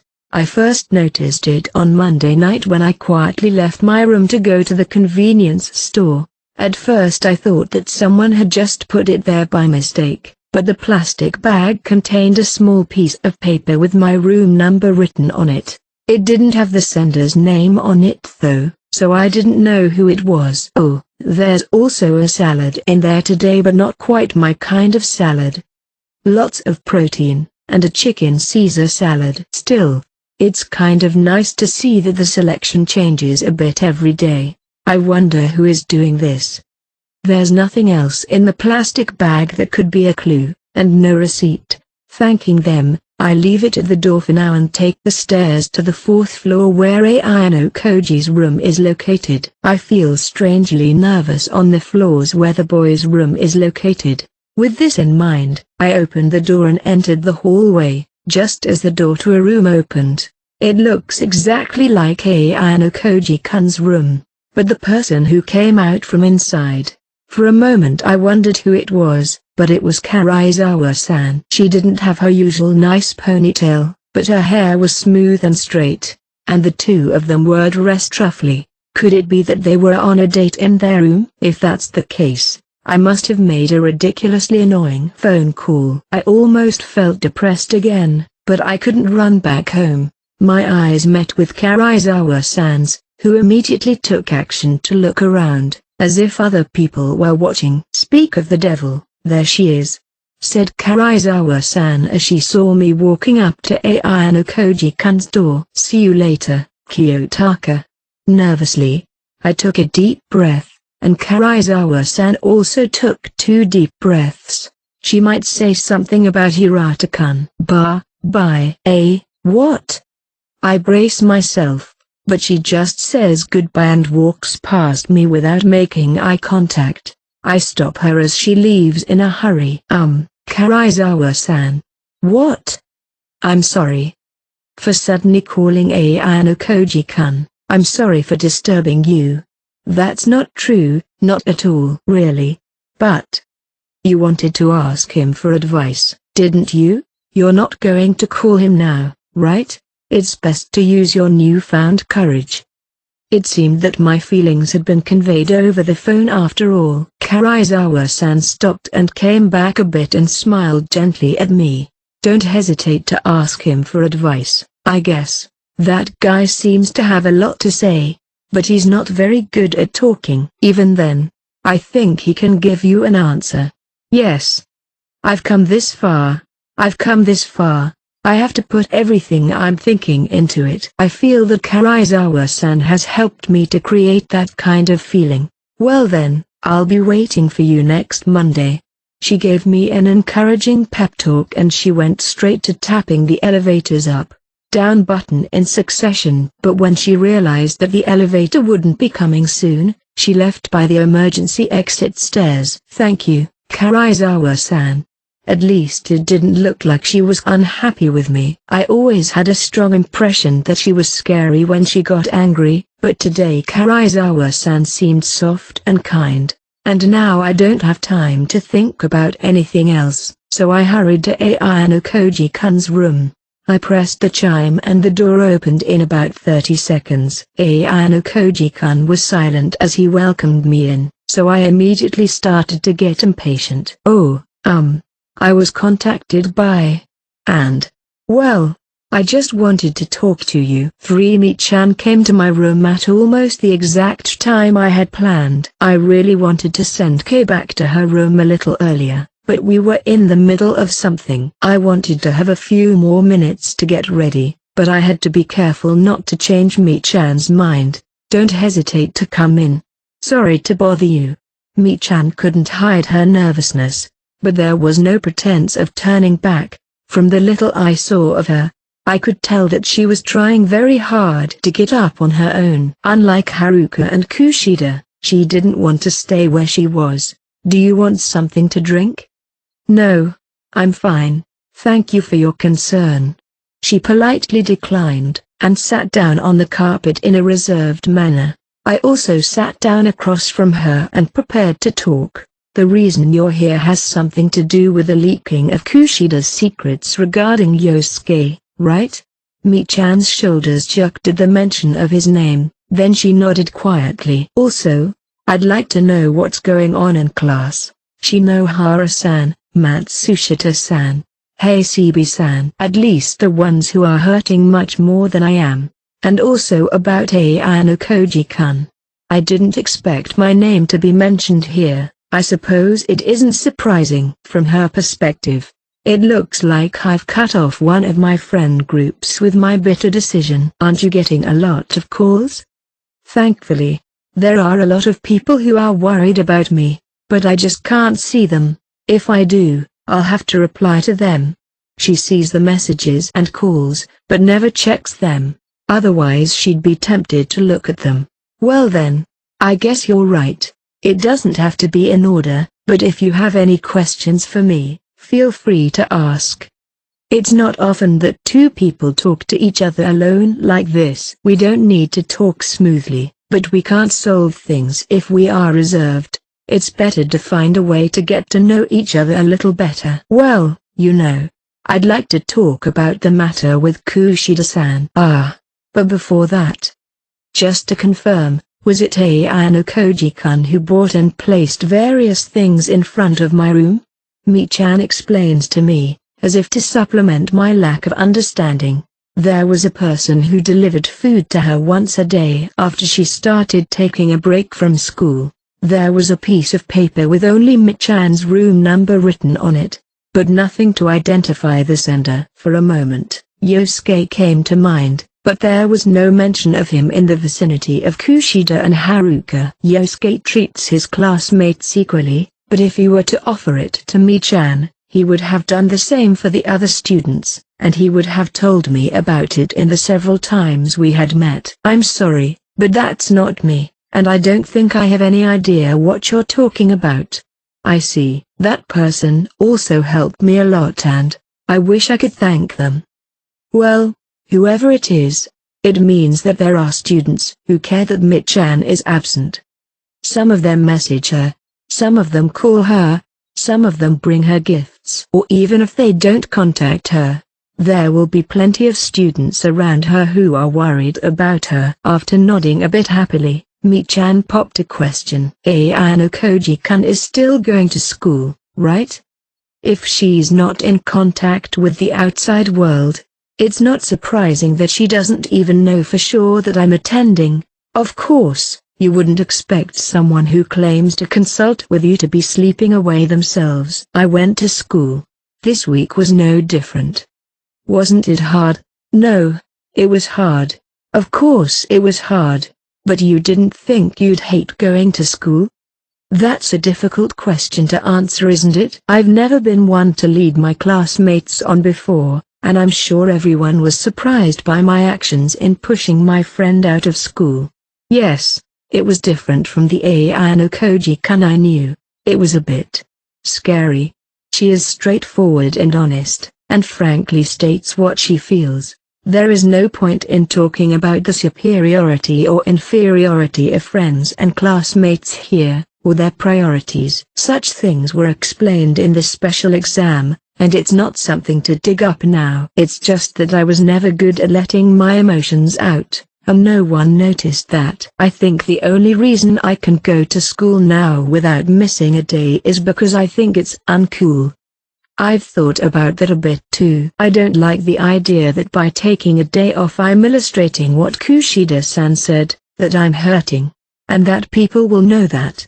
On Monday morning, I changed into my uniform and went to the door, but I couldn't take the next step, and after taking a day off, the door became more and more distant and heavy. It's all my fault, though. Then, as if remembering, Mi-chan bowed her head.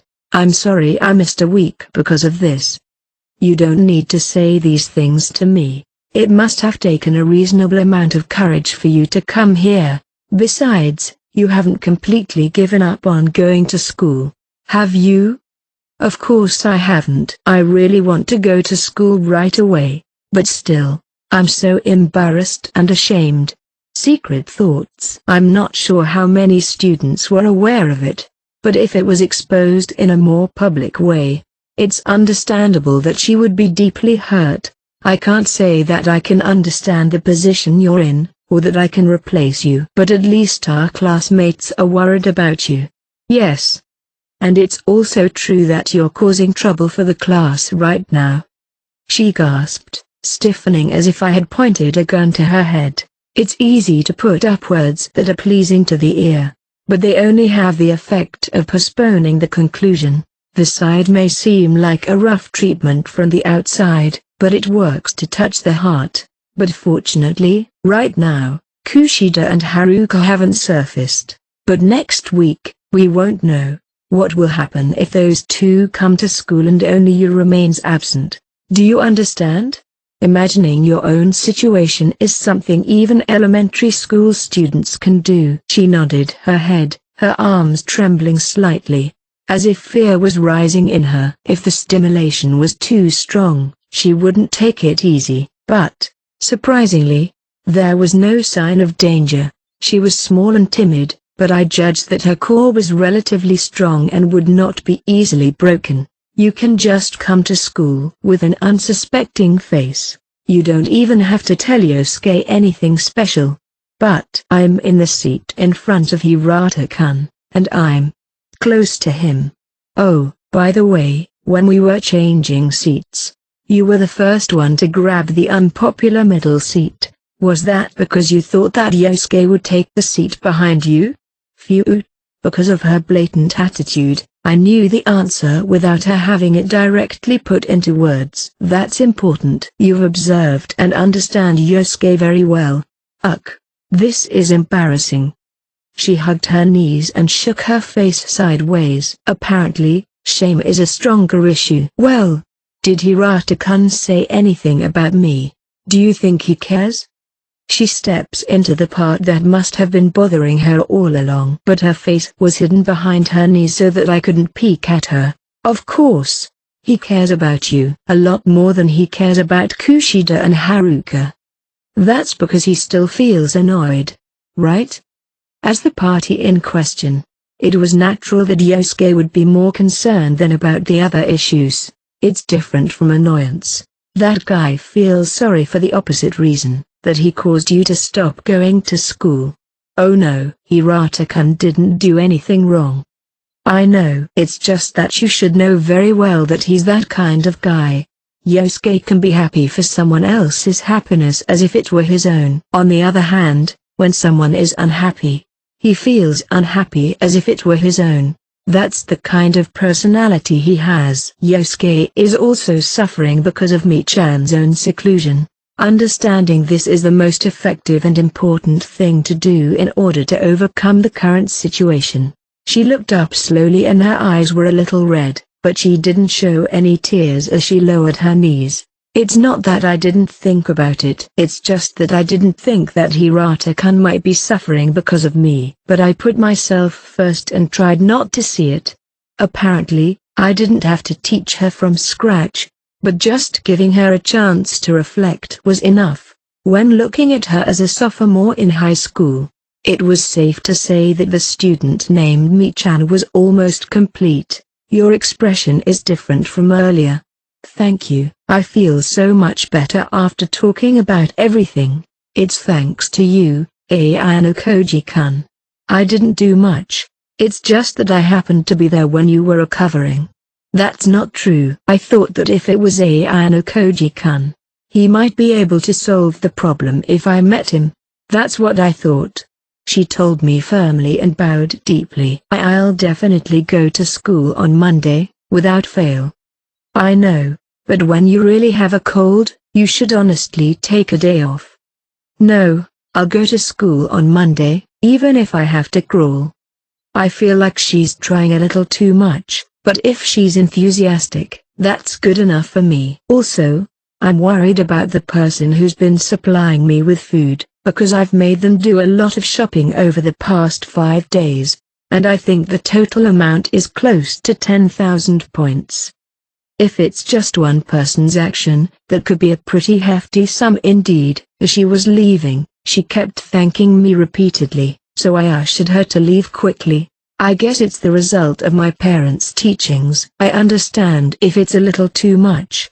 She's too polite even for her classmates, although that can be considered one of Mi-chan's strengths. Now that I've solved one problem, I'd better finish what I left in my room. The number of students visiting my room has been increasing lately, so I can't afford to be complacent. I can't afford to be distracted, as I'm sure that Horikita, Yosuke or any other student could come and visit me at any time. Just as I had resumed my quick cleanup, the doorbell rang again. I quickly looked at my cell phone, but there was no notification of any contact from Kay or any of her friends. An unannounced visitor. That's extremely bothersome timing. I'll try to stay silent for a while. In some cases, I could have used the answering machine, but about 30 seconds later, the doorbell rang once again.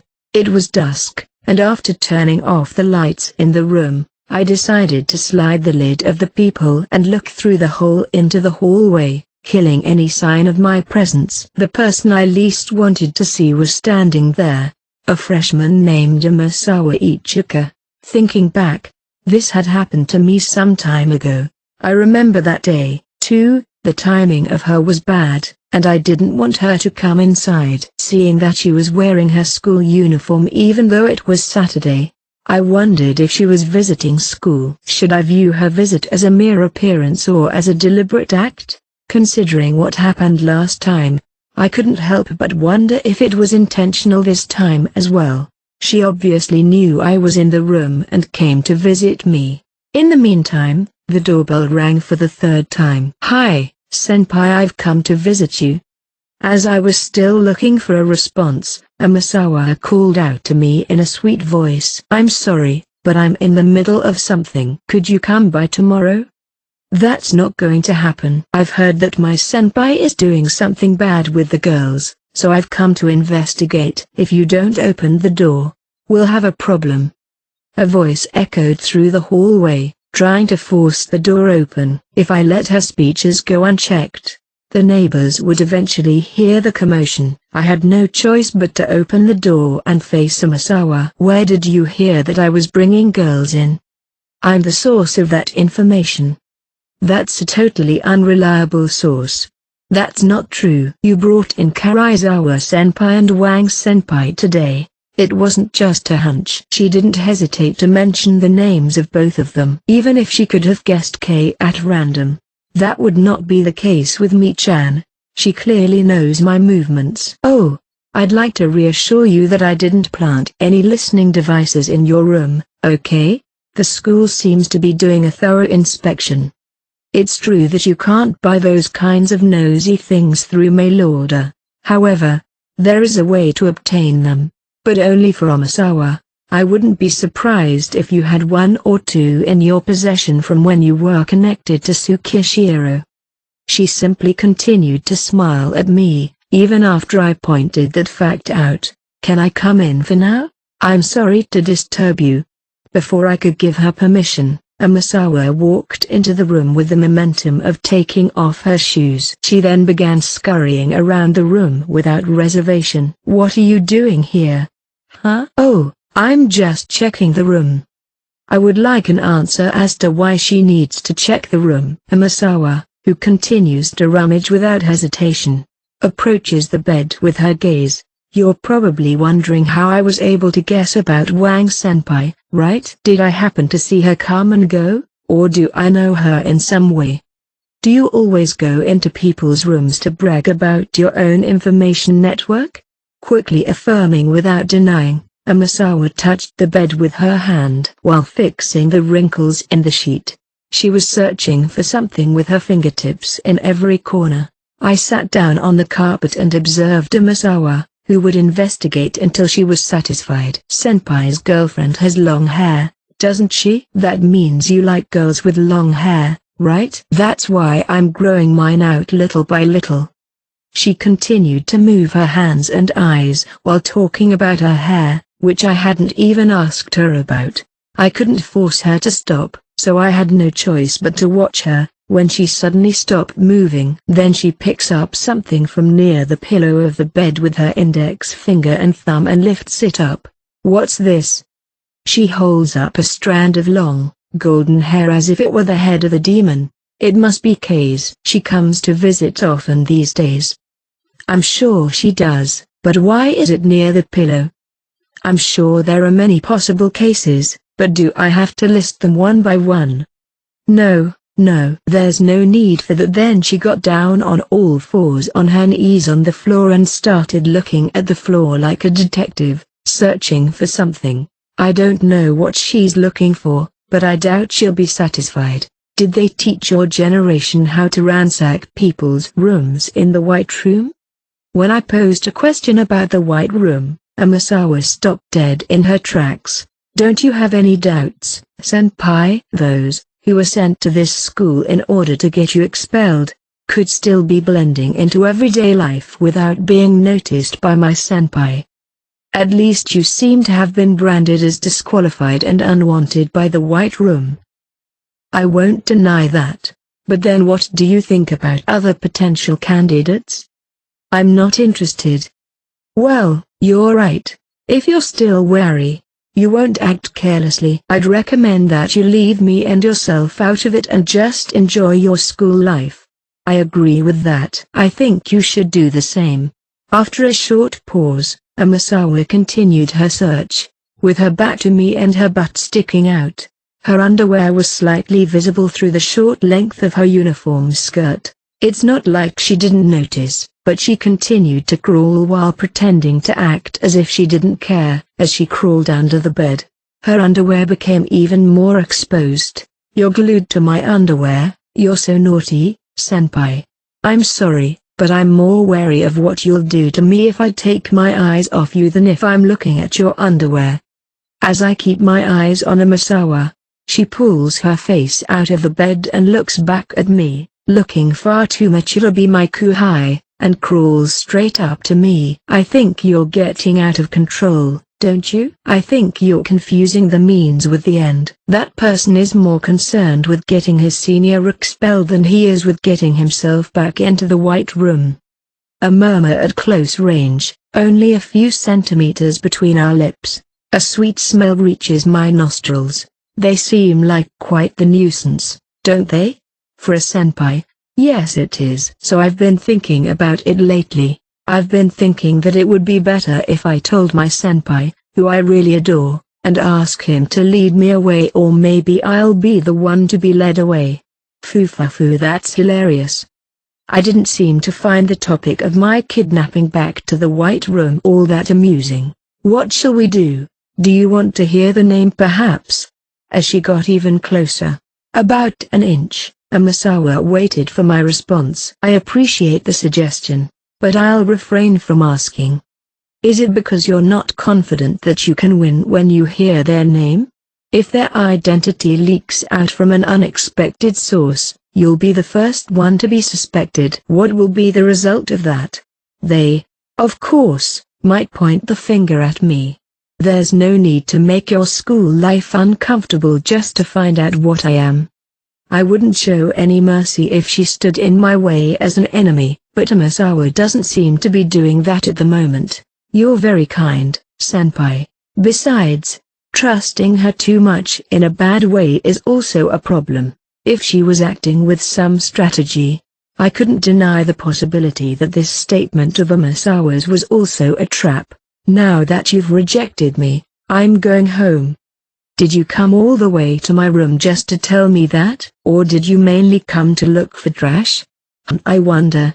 Laughing devilishly, Amasawa quickly turned her attention to the burnable garbage bag that didn't contain much in the kitchen as she tried to head for the door. I've visited your room a few times, but today you take out very little garbage, don't you? I thought you were the type to fill the bag to the brim with garbage like this and then throw it away. It's just that there's so much food waste from vegetables and fish that I'm not comfortable leaving it until next week. In that case, would you like me to take out the trash on my way home? I'm sorry, but it's forbidden to take out the trash after 8 o'clock at night. I see you're following the law. I hadn't expected Amasawa's visit, but I had finally been tipped off as to her true motive for coming here. I see a little of the purpose for which you came here today. You've come to visit me to make your current proposal. The reason you were searching every inch of the room was because you were wary that someone else might be listening in. The fact that she pretended to ransack and find something private about me personally was all because she was on the lookout. Amasawa was wary that the White Room students had already done what she feared. Senpai, oh senpai. I'm sure senpai will be fine, but still, if I'm expelled from school, please consider that something unexpected is going to happen to you as well. On her way out, Amasawa left the room with those words. I checked my phone to see if there was anything unusual, and found that I had received a chat from Makito. That was good news for a start. As a member of the group, he might have succeeded in convincing Haruka to come to school. The problem is that the message was not sent in the group chat of the Ayano Koji group. After staring at the screen for a while, a new text was sent to me. The text itself was plain and simple. Please keep a quiet eye on Haruka for a while. The text itself is plain, but the quiet part is emphasized. She'll go to school, but she doesn't want to talk to me. If I talk to her carelessly, she might not go to school again. I guess that's the reason. I have no objection at all if she comes back to school. All right. I'll be very careful, thank you. I hope you can be friends again. After a little while and after a few encouraging texts from Akito, I ended the chat. Another problem solved. However, this fix is not a true solution. It's better to think of it as just a temporary revival of Haruka. The dizzying few hours were over, and I was feeling a greater fatigue than usual. I think I'll go to bed early today. I'll just have to make sure I remember to take out the trash, for Monday came around again. Saturday was a big day, with Mi-chan directly consulting me, and Akito indirectly informing me of Haruka's intention to go to school. Still, there was no guarantee that she would come to school, and it was up to her to decide whether she wanted to or not. As for Kushida, I haven't received a single call from Horikito until this morning. Even if she did come to school, there was no telling how she and her classmates would react. I arrived at school at the same time as usual, and sat down to wait for the three of them to arrive. After about a quarter of the class had arrived at school, I saw the surprised smiles of some of the girls. Mi-chan walked into the classroom in a reserved manner. "Oh, good morning." Mi-chan, who had come to school prepared to be tormented, looked up fearfully, but her worries vanished into thin air, as the girls immediately welcomed her without mentioning the subject in any way. "Good morning, Mi-chan." "Oh, good morning, Hirata-kun." And he also welcomes Mi-chan back with a smile that hasn't changed one bit. At this point, I don't know if there is a way forward for Mi-chan's love life. However, even if it hasn't started, it certainly hasn't ended. It is conceivable that there will be a major turning point in their school life in the future. After that, the girls never left Mi-chan, who was still somewhat tense, and they started laughing about what had happened at school last week. After most of the classmates had arrived at school, Haruka showed up at the door. Akito accompanied her to her seat, following her to prevent her from running away, as if she might do so at any moment. Casey was a little hesitant, but he made up his mind and walked over to Haruka and called out to her. "I never thought I'd see the day when I'd be glad I wasn't around those three people when we switched seats." Haruka looked at me for a moment, but then quickly looked away and down at her cell phone. Mi-chan and Haruka both came to school. They have friends who support them when they are in pain. For Mi-chan, it was many of the girls. For Haruka, it was Akito and Casey. Even though they aren't that many, they can be called best friends. For the moment, it seems that the class has avoided the negative impact we were all fearing. But what about Kushida? With less than 3 minutes to go before morning homeroom, a stiff-faced Horikito came to school alone. After a quick glance at Kushida's seat, she took her own seat and stared straight at the blackboard. She was not in the lobby this morning, so I was hoping that she would be there, but I guess she was not. Shinohara and some of the other students must have thought the same thing when they saw Horikito. Eventually, the bell rang and it was time for homeroom. Chabashira-sensei appeared in the classroom, with all the seats filled except Kushida's. "I see you two are feeling better. It looks like it was a long cold, but you'll have to take better care of yourselves in the future." She scolded them lightly, but confirmed their attendance without strong censure. "So today's absence is Kushida?" "I don't think I've heard from her." So, at that moment, I heard the sound of the classroom door being opened, and although she was slightly out of breath, she quickly adjusted herself. "I'm sorry, I'm late." With a calm voice, Kushida made her way into the classroom. "This is your first time being late, Kushida. You've been absent for a long time, but is your body okay now?" "Yes, I'll be more careful next time," she replied matter-of-factly, without any panic. Kushida sat down in her seat. She didn't exchange a word with anyone, but kept her gaze fixed forward. The classroom became tense at once. But since there was no room for private conversation, silence followed. I know a lot has happened, but it's been a week since we've all been together. Chibashira-sensei nodded in satisfaction, though she could still sense the unstable situation of the class. It's almost time for the sports festival. I expect you to make great strides and perform well. After that, homeroom was over and the classroom was suddenly in an uproar. Needless to say, it was due to Kushida's arrival at school. The students stared at her as if she were a ghost or something. Will she remain silent, or will she put on her usual smile, or will she bare her fangs again? I quietly pulled out my chair and walked out of the classroom to head down the hallway. Then I opened the door to the hallway. I didn't want to accidentally expose my inner thoughts to the rest of the class. I thought so, but I'm watching you. Don't worry. I received such a message on my cell phone. In the corridor, where I only showed my face, Chibashira-sensei spotted me and answered with a single nod. After confirming this, I decided to close the door without being noticed. As a teacher, she will do everything she can.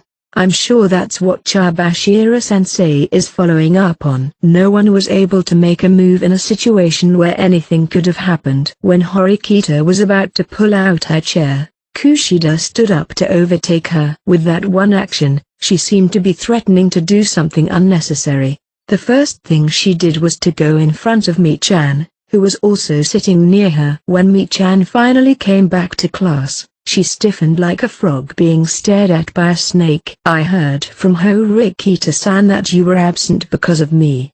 Oh, yeah, do you hate me now? No, it's not like that.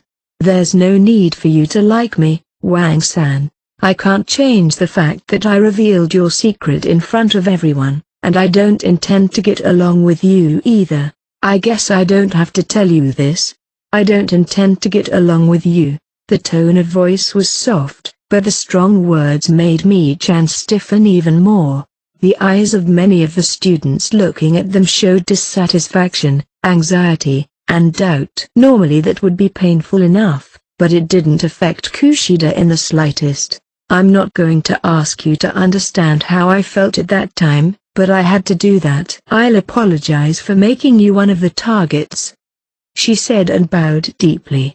It seems more clerical than a sincere apology, but at least I don't sense any malice. I'm sorry for causing trouble to Shinohara-san, Matsushita-san, and the others. It looks like you've made up for it.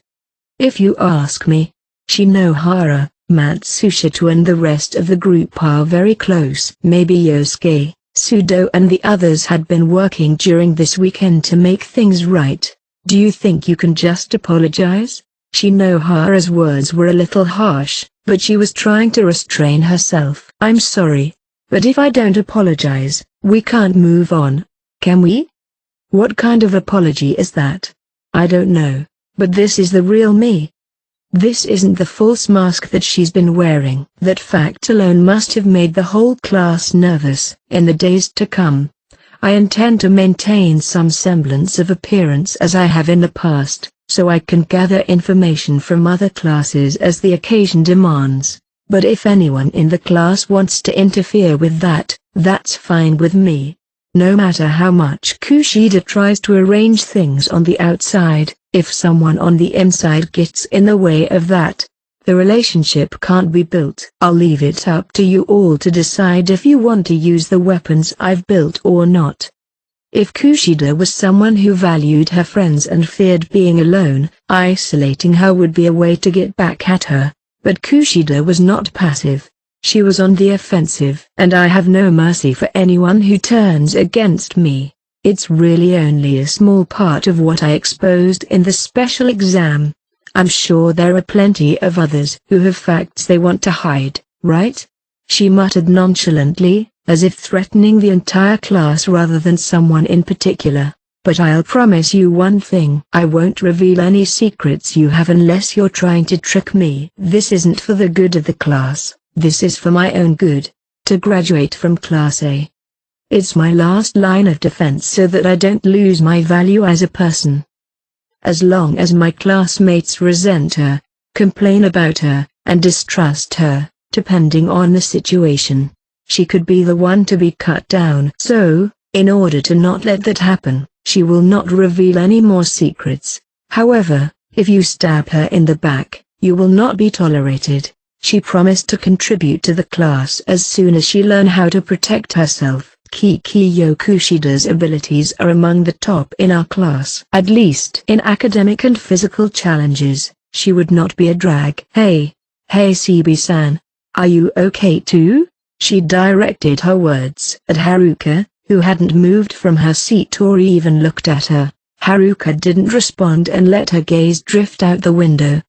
My daily life has begun to change drastically in the last week or so. Not once did the Ayanokoji group get together, and that didn't change, or even return, when Haruka came to school. With the disappearance of the gathering that had been the norm, the way she spent her time at school was different. During the 10-minute break, I was usually alone or talking with Kei. Occasionally, I'd have a quick chat with classmates like Sudo or Matsushita, but the chances of talking with Akito or Casey were noticeably reduced. My life was strange at first, but little by little my body began to accept and adapt to it. Lunch break is a similar cycle, but when Kei goes out to eat with her friends, I go to the library. It's the same as before, my own personal repose time. It's just a shame that Iori hasn't been coming to the library lately and we haven't been able to talk about books. And the sequence of events remains the same even after school. Today, Kei had told me in advance that she was going home to hang out with their friends, so I didn't have any special plans. I decided to go back to the dormitory as soon as possible, as staying behind would be a mental burden for Haruka. However, something unexpected occurred. Kyoppon, do you have some time now? Haruka, who I thought would never come into contact with me, approached me as I went out into the hallway to leave. Her voice was filled with a sense of urgency. Perhaps the purpose of her coming to school after a week was to make contact in public. Without looking back to check her expression, I answered that I did. I'll make time if I have to. I tried to give off the vibe that I had plans, so I could find her true reason for asking. Then make time. Okay? She didn't seem to shy away from asking me forcibly. I've already talked to Horikita-san. I'll wait for you at the cafe in the Kiyaki Mall first. That's all she said, and Haruka left the classroom. Shortly after, Akito followed Haruka and came towards me. So she came to school to talk to me? I don't know. I've never heard of it either. So I don't know what we're going to talk about, but I don't think I can take your side in this situation. Akito apologized, but he would rather not take mine or Haruka's side. That's fine. After a brief conversation that didn't raise any suspicions, Akito and then Casey also left the classroom. It seems that she's gathered all the members of Ayanokoji group, and even called Horikita there as well. Of course, it had to be about Irie's expulsion. Horikita came up to me as the three of them left. I tried to make sure it was just me she called out, but she wouldn't listen to me saying that you definitely need to be there. She seemed concerned and tried to solve the problem alone, but this time, circumstances were what they were. The two of us left the classroom together and headed to the cafe. I decided to confirm what I had been wondering about before we got into the heavy stuff. It looks like you succeeded in bringing Kushida back to school. I'm honestly impressed. Well, she's officially back, but there are still many uncertainties. It's not going to be the same as before. Still, you can't ask for much more than that right now. Although Kushida's tone of voice had changed drastically, she came back with an answer that was close to the best for the class. I'm sure that Horikita's advice helped her to come to that conclusion. Fortunately, the leaks to the other classes have been minimal. Even if it does eventually become known, it is likely that by then some time will have passed and the severity will have faded away. How did you convince her? I don't think you've been straightforward with just a good suggestion. Even if the final landing point is today's statement, there must have been many twists and turns to get there. I was more interested in that than the current situation, but Horikita's expression was complicated.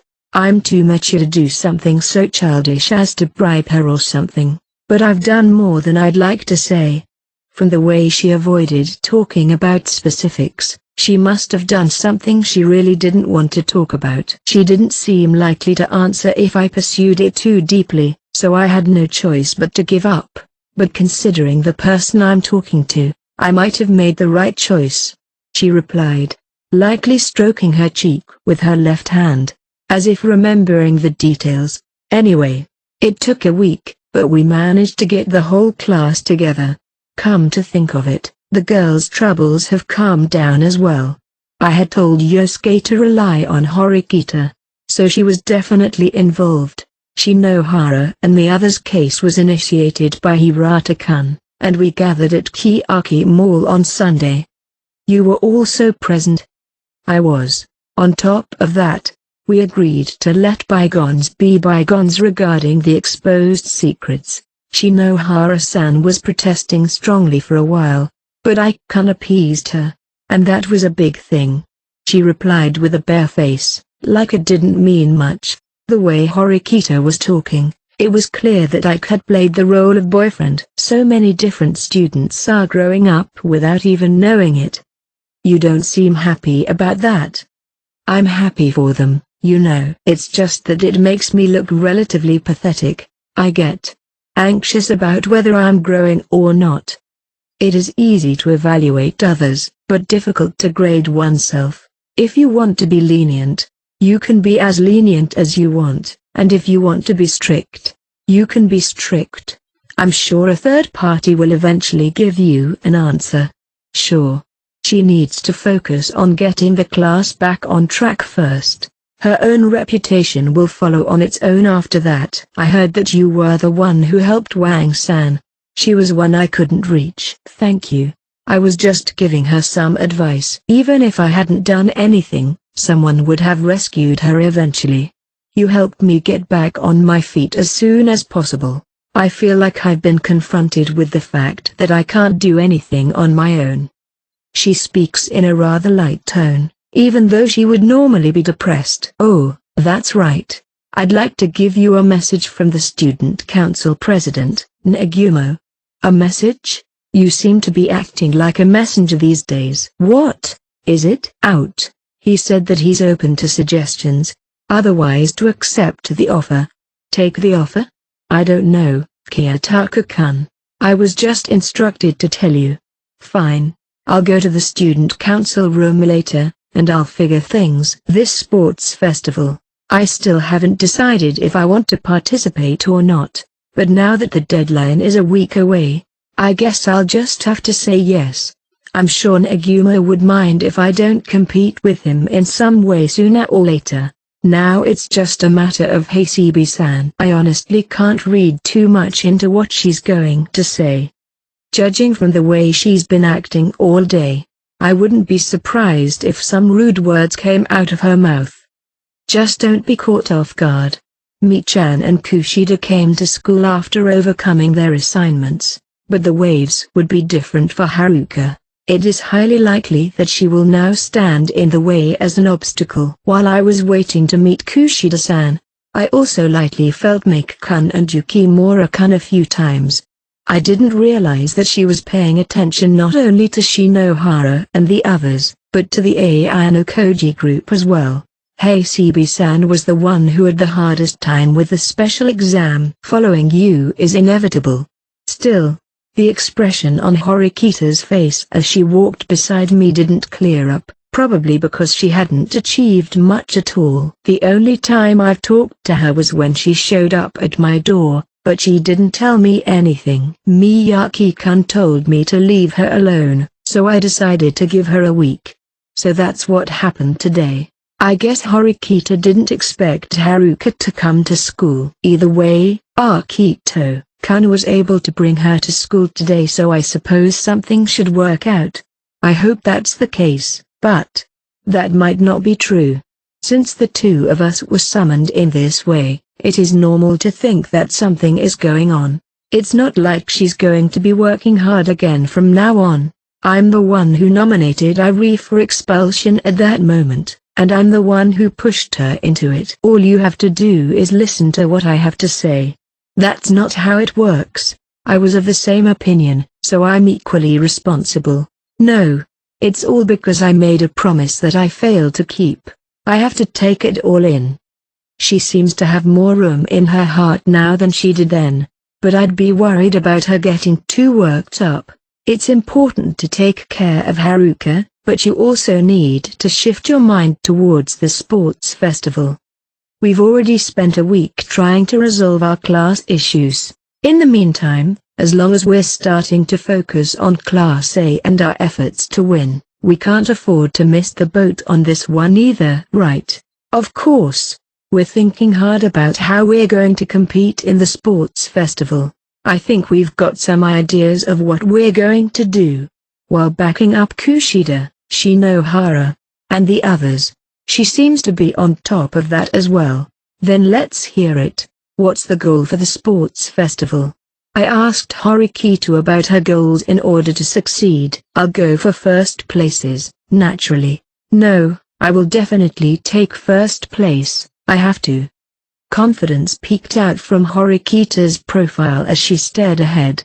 There's nothing wrong with setting high goals. We've got some strong students in our class, and we're not going to lose to anyone else. So, do you have a strategy in mind? It includes a battle of all the grades, but the focus will basically be on fighting for overall points in the same grade. Sakeonagi and Ryun can come up with strategies that you wouldn't expect. The rule is that if you finish with less than 5 events, you forfeit all your points. If it's Ryun-kun, he could feign an accident during the competition and try to injure you and get you to leave the competition. It's not surprising that Ryun would try to use such a method, as he did last year when Horikito was targeted. If it was Sakeonagi, she would look at the participants of the competition and guide her classmates to the best possible outcome. Against all odds, what moves are you going to use? Basically a straightforward one. Have Sado-kun and Onodera-san ramp up the scoring, and then use students like Kushida-san and myself to score points. We'll just do what we need to do to win. If we can win with that, though, we won't have any trouble. There's also the handicap of having 38 people in the class. Horikito nodded immediately. She had expected that response from their start. That's why I've decided to take one risk. I'm preparing for it now. Risk? I was wondering if you could join me tomorrow after school to talk about the specifics. You mean you need my help? No, I don't. Just stay with me and listen to what I have to say. And finally, I just want you to give me an objective answer as to whether or not it's worth the risk. Are you sure that's all you want? I don't need you to keep spoiling me with solutions, it's fine. She doesn't need advice or suggestions because she already has some idea of what she wants. If that's the case, I'll just wait and see what Horikito thinks of her strategy for the sports festival. Alright. I'll let you know tomorrow after school.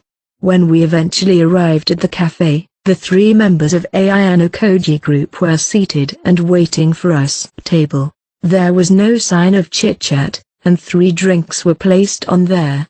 As long as you're using a restaurant, it's common courtesy to at least order 1 drink. As soon as we arrived, Haruka said and urged us to sit on the 2 empty seats. We individually chose our drinks at random and then started to take our seats. It seems like you wanted to talk to me a few times while I was resting, so I thought I'd ask you about it.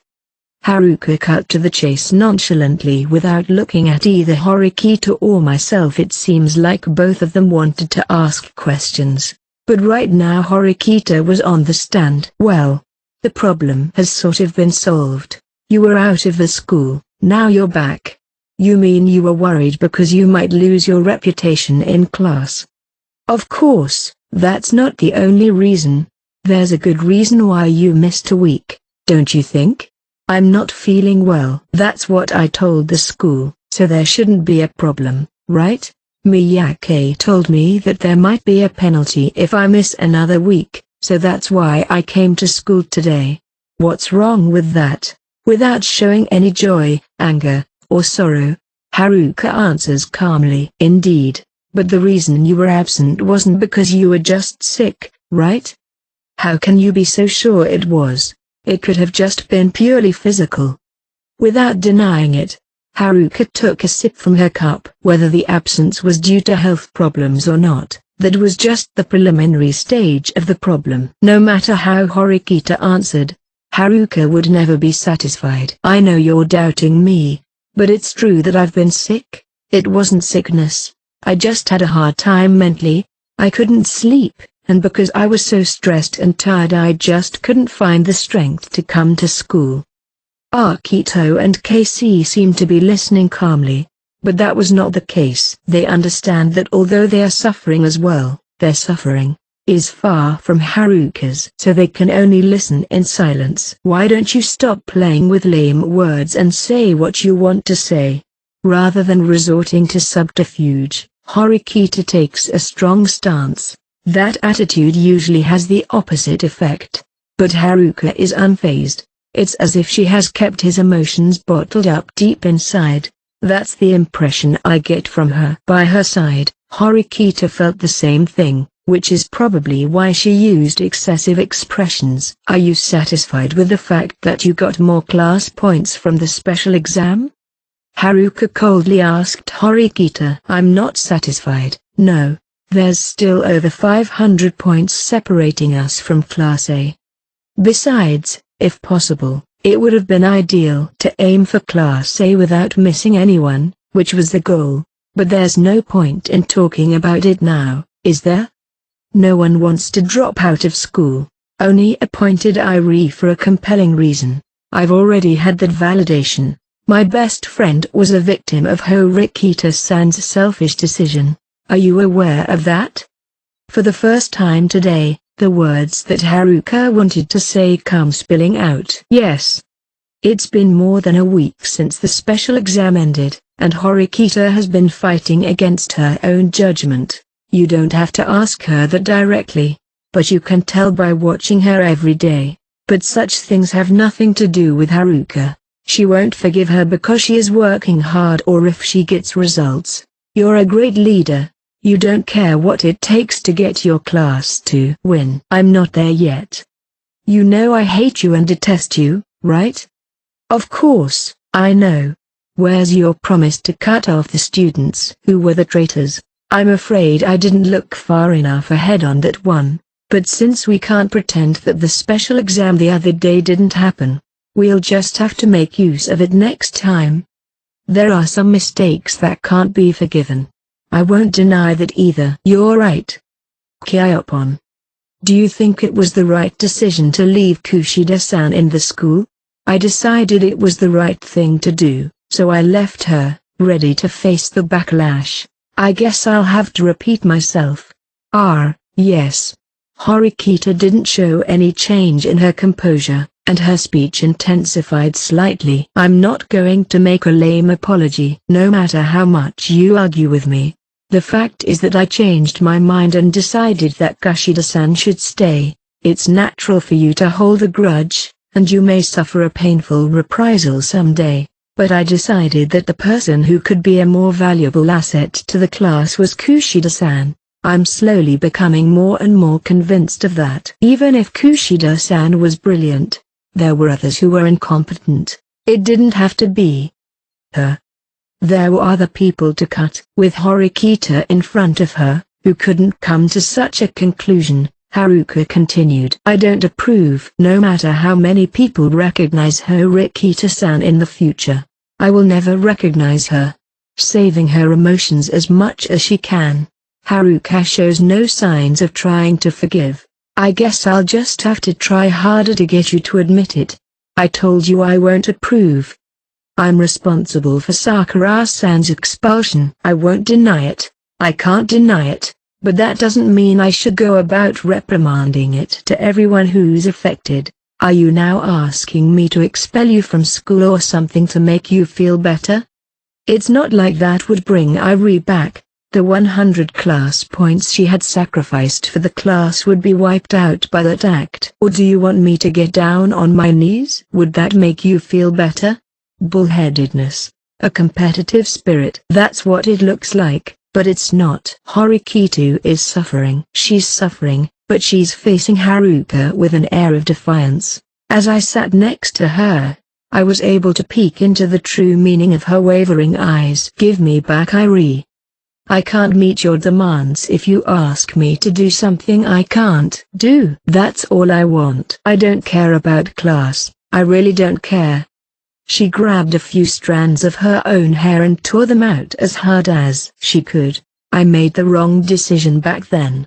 If you were frustrated, maybe you should have fought.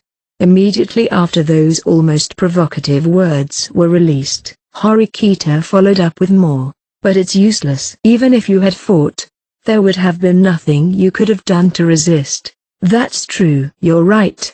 There's nothing I could have done. Kyopon used Irie's feelings to push her into a corner without mercy. No normal person could have done something like that. This was the first time she looked at me with contempt. But she didn't seem to want to talk to me, so she turned her attention back to Horikito. Is Kushida-san really going to act for the class's sake? She could betray us. I'm sure I'll regret it if Kushida-san drags the class down in the future. Indeed, Kushida wasn't necessarily guaranteed to be useful to the class. If Horikito made a mistake in steering the ship in the future, there might come a day when she would regret her choice to cut Irie. But even if I were to go back in time with my current memories, I'm sure what I would do would not change much. I'd repeat my decision to bail out Kushida-san and choose Sakura-san as my victim. The only difference is that I won't make any more wild promises. She reiterates that she will not change her conclusion. Why not? Kyopon. What did Irie ever do to you? Horikito would have answered even if I hadn't said anything, but here I decided to speak my mind. It's a matter of perspective. This incident has been a strong stimulus for the students whose names are in the lower ranks of the OAA. If we continue to stay low, I might be the next one to be expelled. I think it's A+ just because I now have a strong sense of such danger. Because that was also my role in naming Irie. You sound like Ryun, cutting off people who aren't good enough? I suppose so.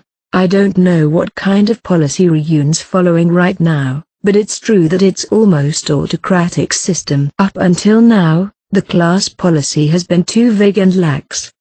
It kind of reminds me of when I first started school. It's just like when we were selfish and had no cohesion whatsoever.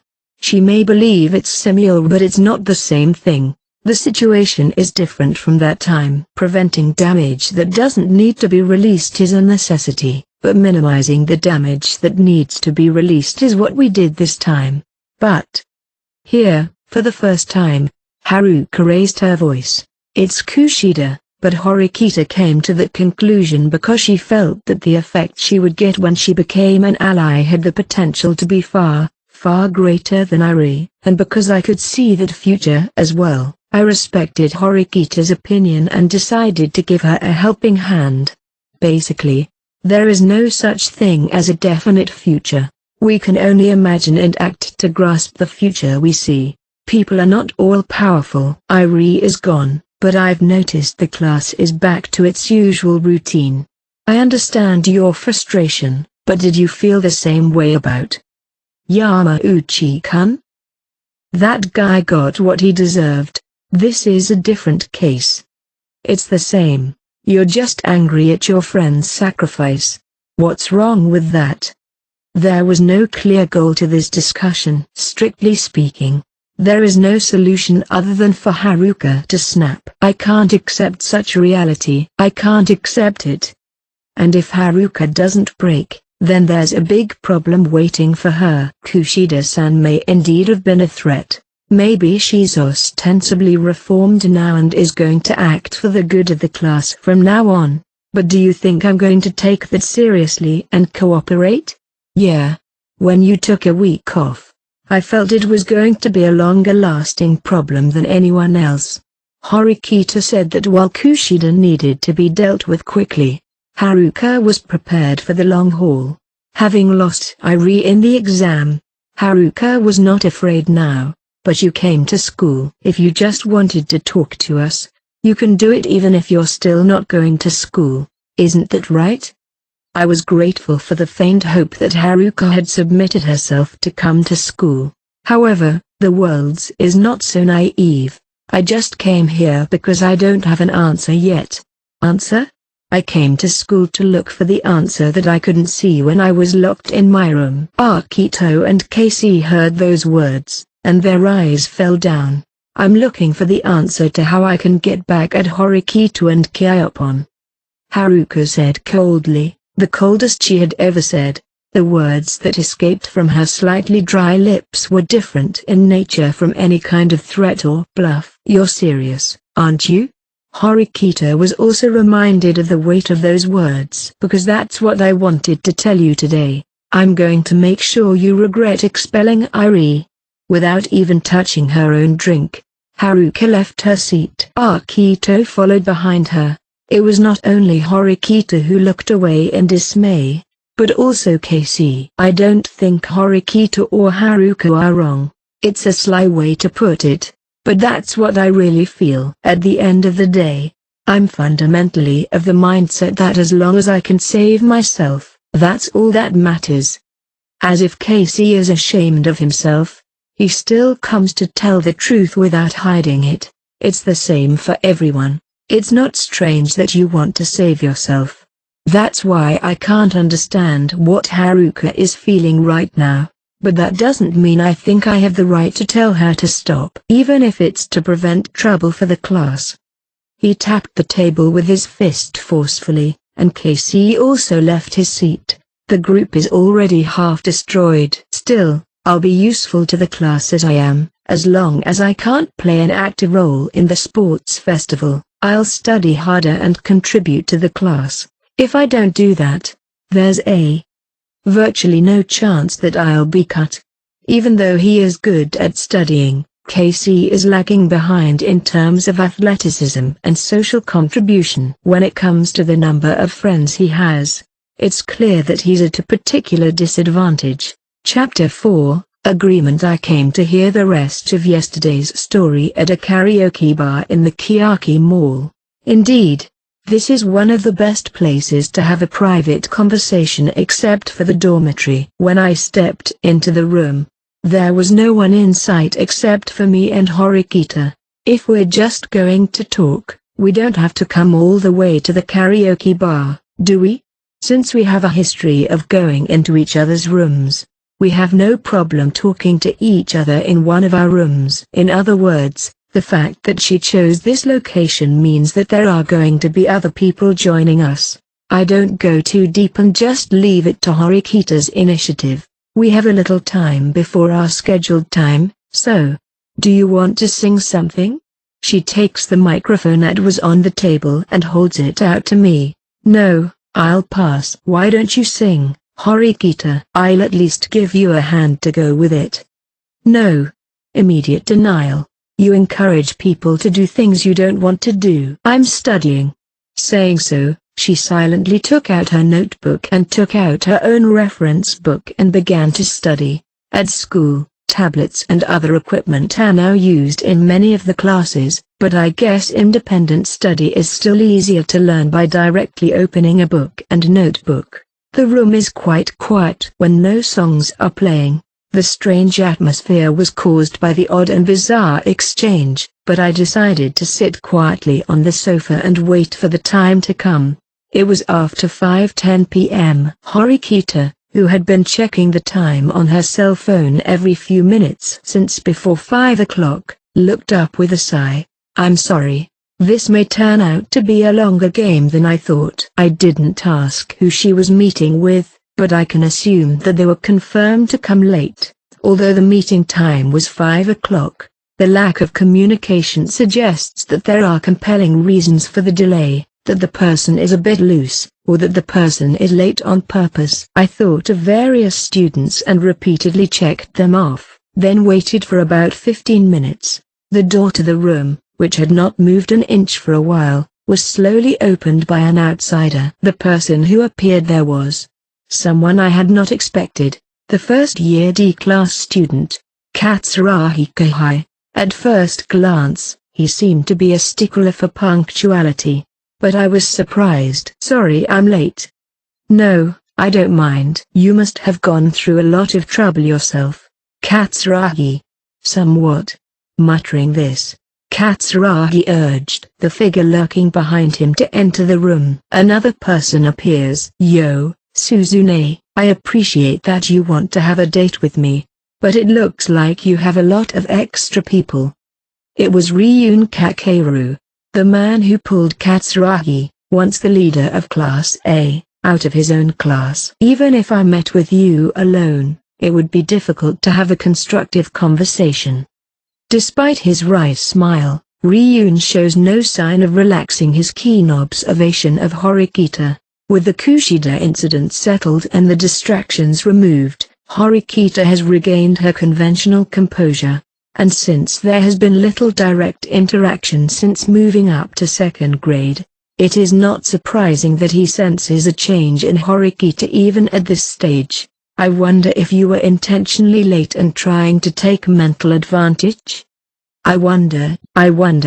Even before they came together, they have already begun to explore each other, to check each other, to fight each other. I can only assume that Ryun's side has not yet been told the reason why they were summoned here. "You have something to tell us?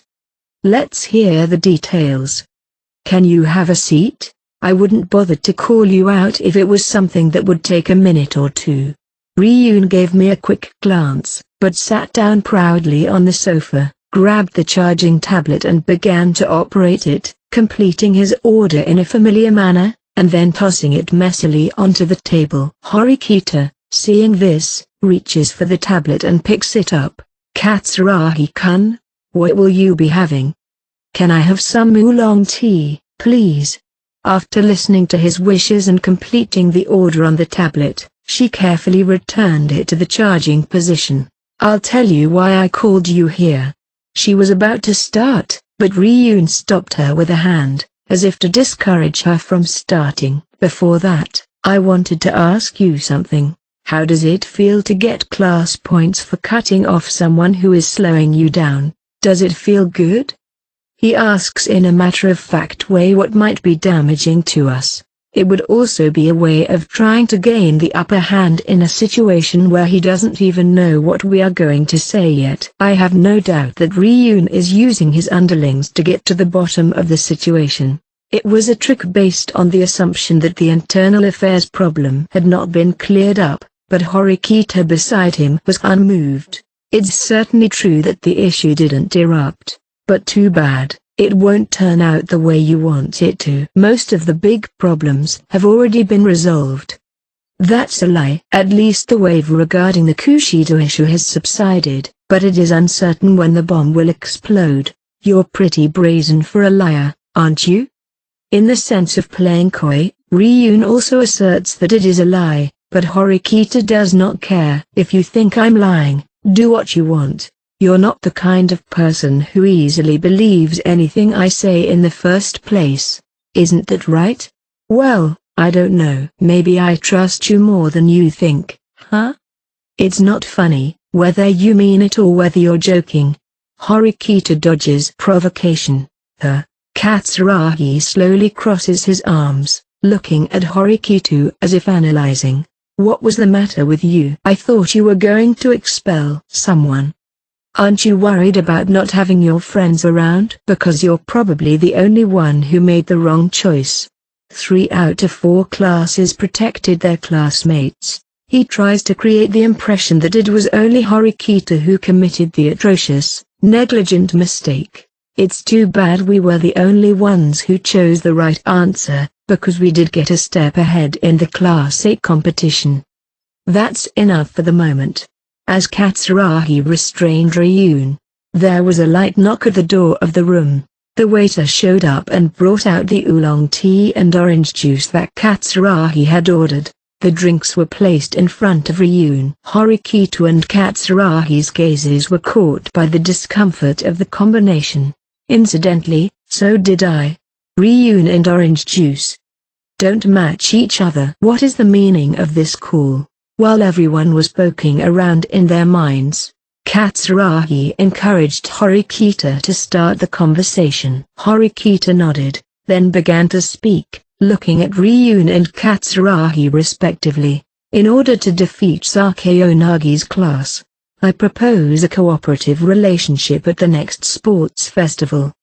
Katsuragi reacts with a slight shoulder reaction, indicating surprise. Immediately after, he returned to his usual demeanor and asked a question. What do you mean by cooperative relationship? Cooperation, however, can vary greatly depending on how it is perceived. It is only natural that he would want to hear the details, but he had no intention of denying the proposal carelessly. Ryun, on the other hand, was not surprised, nor did he seem impressed. He was just observing with a smirk on his face. This special test has aspects of both competition among all students and by grade. I'm trying to make the most of a system that allows you to score equally if you win a group competition played by multiple people. Why our class? Do you mind if I ask why? The class leader, Ryun, is all ears, and isn't making a move to interrupt at all. First of all, it goes without saying that Class A is out of the question. It's not worth it if we're giving points to the target class that we should be catching up with. The two choices that remain are Ichinose-Sei's class or Run-kun and Katsuragi-kun's class. I would say that Ichinose-san is the most trustworthy, but it's hard to say that many of her students have excellent physical abilities. So you're saying you chose us by process of elimination? If it were a simple process of elimination, I wouldn't have teamed up with any class in the first place. The one person I don't trust more than Sakayonagi is you, Ryun-kun. It would certainly not be an easy partner to team up with. As if sympathizing, Katsuragi also nodded deeply. Indeed, even I, who has become a member of the class, think so. There is no one I am more afraid to entrust my back to. Then why did you take such a big risk to propose a cooperative relationship? Of course it's about winning. We can't win without stopping Class A's solo run. But what's the point if those expectations are subverted? This man will go to any lengths because that is the type of person he is. I know this because I've been there myself. I wouldn't recommend it. He expresses harsh opinions about his classmates to the extent that he does not seem to be the chief strategist of Ryun's class. If we join forces improperly, we will be swallowed up by Ryun's class, rather than beating Class A. He warns us of the dangers. In today's discussion, I wasn't going to cut to the chase straight away. The most important thing to remember is that you can't trust someone who is late nonchalantly. However, I changed my mind when I saw Katsuragi-kun apologizing for being late. At least I can trust you. You are very naive. Don't you think this attitude of mine is also a ploy by Ryun? If I can't seem to see past the trustworthiness, then sooner or later I'm just going to get swallowed up. This is probably the best bet for Horikita here. If you put Ryun and Katsuragi side by side, Katsuragi would appear to be a relatively sensible and good person. But if Ryun has already come here with a plan in mind, Katsuragi has no choice but to accept it. You look a little different from before, Horikita. You're growing up. Katsuragi senses a change in Horikita, a growth, and is once again ready to resume the conversation. I understand your side of the story. Let me give you my personal view from here. Daring to add personal, he states that Ryun's intentions and thoughts are not taken into account at all. I had also envisioned a plan to join forces with your class this time and take down Class A. You want this too? Yes. Your class has talented players beyond our grade level, such as Sudo and Koinji, who are at the top of the physical ability and athletic depth in the 4 classes of the second year. There is no need to worry about them being dragged down by their peers. You're not someone we can trust unconditionally, but we're also not a class you can easily betray, which isn't a bad factor either. Next to Katsuragi, Ryun's eyes turn to me, but his mouth remains closed. Until now, Ryun has always taken the lead in dialogue, as no one else was available to conduct negotiations. However, with the addition of Katsuragi, the need for this has diminished and the option to wait and see has been created. This is a very big positive factor. It is eerie not knowing what Ryun will think and what he will propose and when. While it is easy to talk to Katsuragi, Horikito is probably becoming more aware of such concerns. But it is a path that cannot be avoided if discussions are to be brought up regularly over the next 18 months. But in practice, it was 50-50 whether Ryun would approach with a proposal for cooperation. It has been more than a week since the details of the sports festival were announced. If they were to move on the basis of cooperation, it would not be surprising if such talk had already reached the ears of Horikita. In other words, the other half of Katsuragi's priority was not to join hands. When it comes to cooperation, we will naturally have to secure first and second place in our class. When that happens, inevitably the overall strength of the class is what decides the winner. If we just look at simple probabilities, we are willing to accept the possibility that Horikita's class will come first and ours will come second.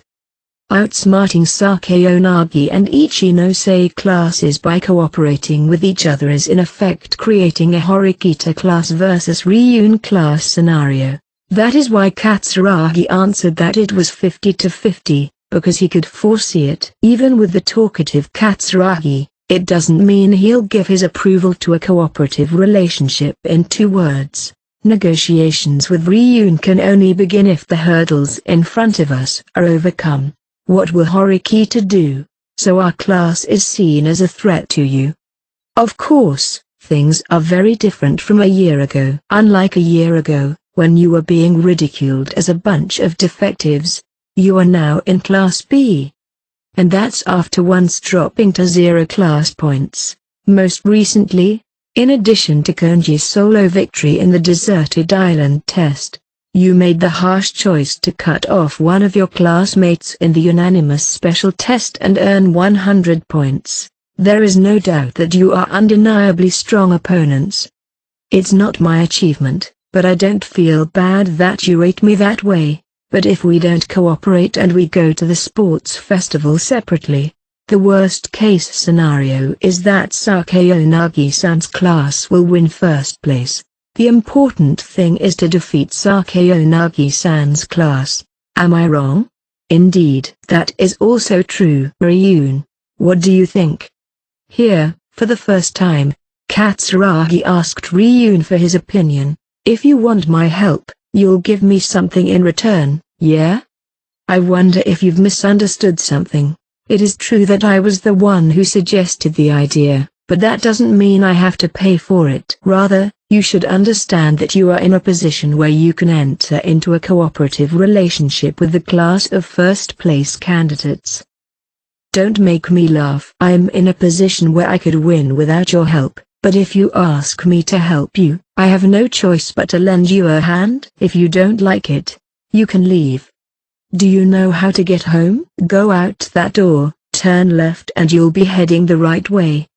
Without needing to consider any kind of concession, Horikita urges Ryun and Katsuragi to leave. This attitude is the essence of bargaining, but at the same time, there is an atmosphere from Horikita that she is not betting everything on this strategy. In other words, negotiations will break down when Ryun leaves the table. The proposal to defeat Sakeonagi together will stand. The position is then reversed if Ryun again says it is willing to join forces. You've got some balls for a bluff.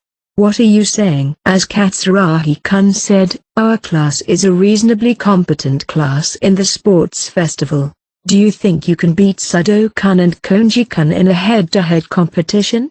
Maybe if we faced it head-on and honestly you'd pull ahead, but there are so many ways to go about it. You know, you haven't forgotten what happened last year, have you? The very trick of staging an accident, which we fear is exactly what will happen.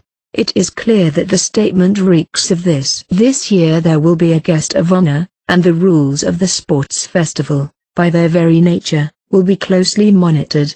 Let's see how sneaky you can be this time. There are plenty of blind spots, and it isn't only limited to during competitions. This means places that are unsupervised, such as changing rooms and toilets. Undiscouraged, Horikita slammed the notebook shut. Ayano Koji-kun, thank you for accompanying me today. It seems that this case is too risky for me to question your judgment. I think I'll call it a night here. If you're okay with that, then there's no problem. That's where Horikita left it and started to put the notebook away. Ryun saw this and made no response, but Katsuragi made a move. Ryun, apparently, Horikita is even more different than we imagined so far. If we don't get to the negotiating table properly, it's us who will be cut off. Having calmly analyzed the situation, Katsuragi turns his gaze once again to Horikita. You didn't approach me because you prioritized the disadvantages of joining forces, did you? We never suggested it, but if Horikita had talked to us, the situation would have changed.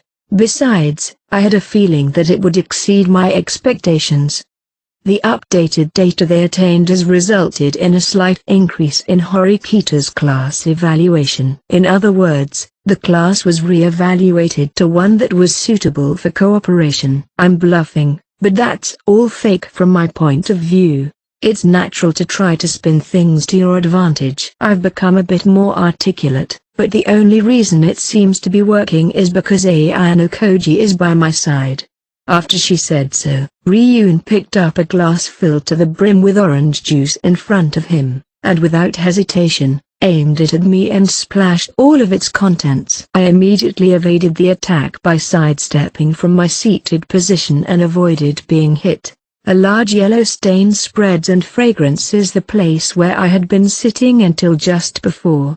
You've noticed how crazy this guy is, haven't you? I wonder if you could have dodged that one? I don't think I could have. Yeah, a normal person would be soaking wet before they could even react. Most people can't avoid it, but this one just looks at you like he's a normal person. It's a hell of a reflex, sure, but what does that have to do with this discussion? Don't you get it? Ayano Koji is your potential spearhead. It's no wonder you've got a big mouth when you're showing off her gun to an unarmed opponent. Did you go out of your way to ask for orange juice to try that? Give me a break. I also thought it was odd, but he's the guy who does the most outrageous things. It was right to remain conscious of the untouched drink. Why did you dodge? If you had taken it all from the front, we could have silenced his retort. Don't say anything nonsensical. I don't want to be covered in juice. It smells awful. It's sticky and it doesn't come off. It is a hassle to deal with. If this had been oolong tea, I could have perhaps been tolerant. Orange juice is probably one of the best drinks to spray on someone for harassment. If you want to negotiate straight, first remove Ayano Koji from the room. Then we can talk. Offer to continue negotiations on condition that I am removed from the scene. That sounds like something you'd say, but I'm going to have to decline. He's my classmate. He has the right to be present and I asked him to be present. I don't see what's wrong with using the weapons you have to negotiate. You've really got some nerve. Above all, you're also coming up with ideas that you haven't had before. Another thought was that Horikita has obtained information about Ryun and I without our knowledge. Ryun also sensed this. The extent is unknown, but it would not be surprising if she heard about the rooftop incident involving Kei. Horikita told me that she does not need to help and only needs me to be present from the beginning. I can't complain because she is just using me while keeping her promise. My class, which is in an advantageous position, is offering to enter into a cooperation. If that doesn't convince you, then you can pretend that this whole thing never really happened. Ryun will never cooperate with Sakayanagi. Even if they approached Ichinose, it is unclear how much helpful power they would be able to obtain. A wrong decision here will inevitably have an impact on the future for Ryun. It is even possible, although unlikely, that a Horikita Sakayanagi coalition could be formed. This is because it is not a bad outcome if Horikita's class comes first and Sakayanagi's class comes second in the results. But allowing this to happen would make it more difficult to pursue Sakayanagi. Depending on the discussion, I would be willing to join forces with your class. Now, may I hear your response? Take it or leave it? The next response was left to the leader, Ryun, rather than Katsuragi. After a few seconds of silence, Ryun makes a decision. Fine, I'll take you up on that offer. He replied, but Ryun's words did not stop there. But I will put a condition. Because the relationship between us should be stronger and more equal.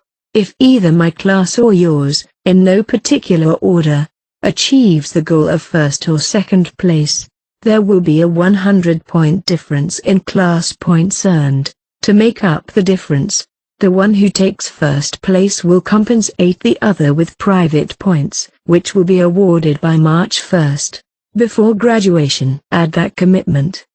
He is trying to do the same thing as last year's uninhabited island test when Ryun signed a contract with Katsuragi for private points. If one side gets more class points, the difference should be made up with private points. Ryun must be aware that he is at a disadvantage. He knows this and is trying to emphasize it to get an added advantage, but Horikita also notices this. Surely those terms themselves are equal. But I refuse. It is a serious competition as to who will take first or second place. We will only settle it after a fair fight. If they were equal, with or without conditions, there would be no conditions as long as they were judged to have a good chance of winning. QQ. I'm not going to let you suck me dry so easily.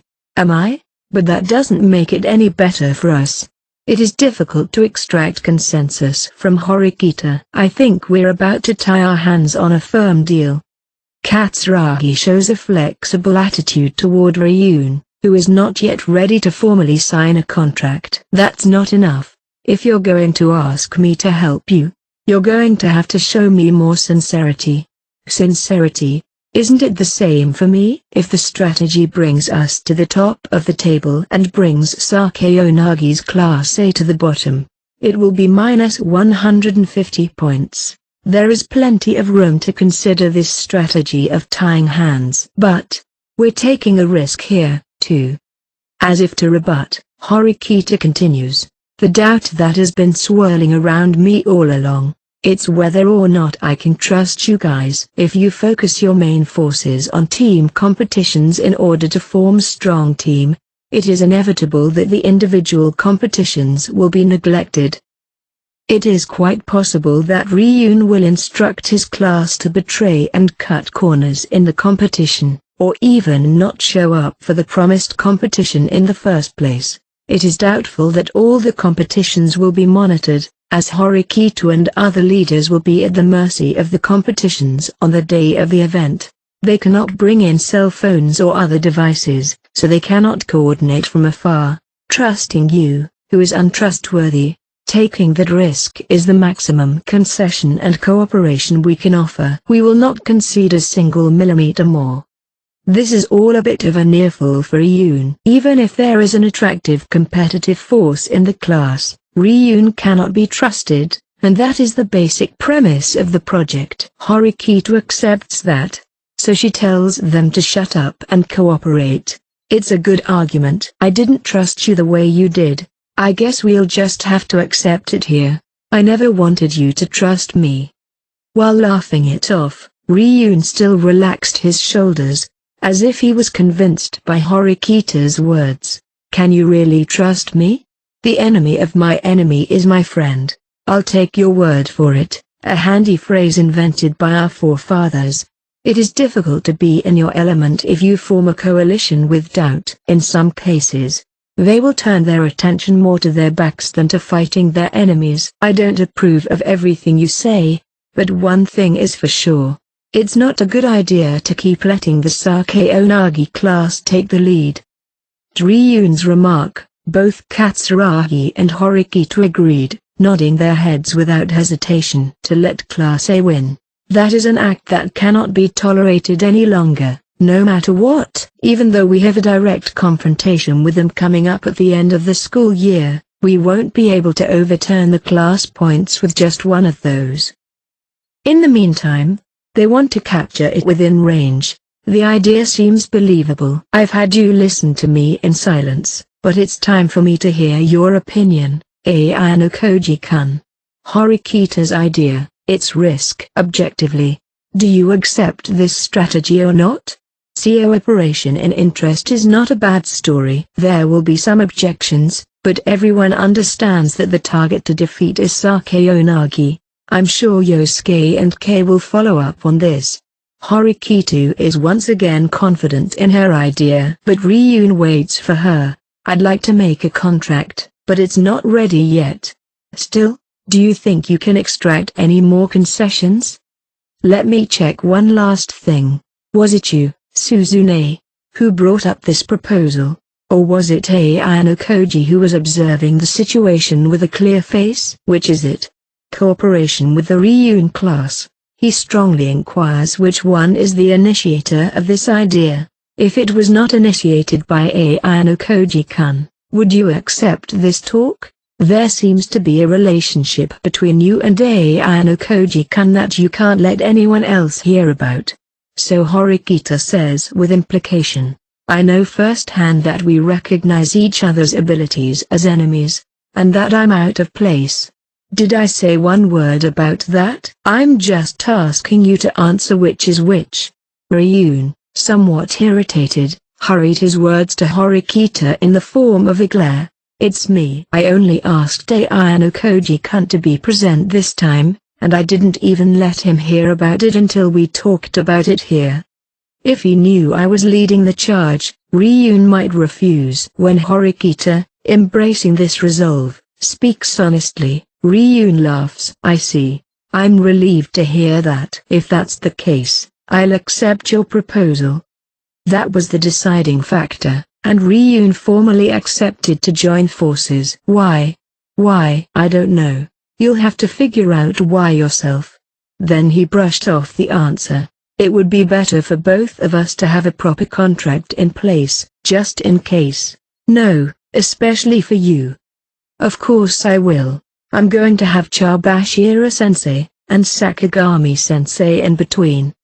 The contract is based on the involvement of the faculty. It would naturally include consequences of breach of contract in it. Even if it is Ryun, there is nothing that can be done if it is bound by rules that cannot be broken. Then, I will leave the preparation of the documents to Horikita. Is that all right with you? Yes. Can I have you and I look it over together a few times, Katsuragi-kun? When Katsuragi checks Ryun with a glance, he gets such a response as, do as you please. Katsuragi's presence is really significant in Ryun's class, where trust is important.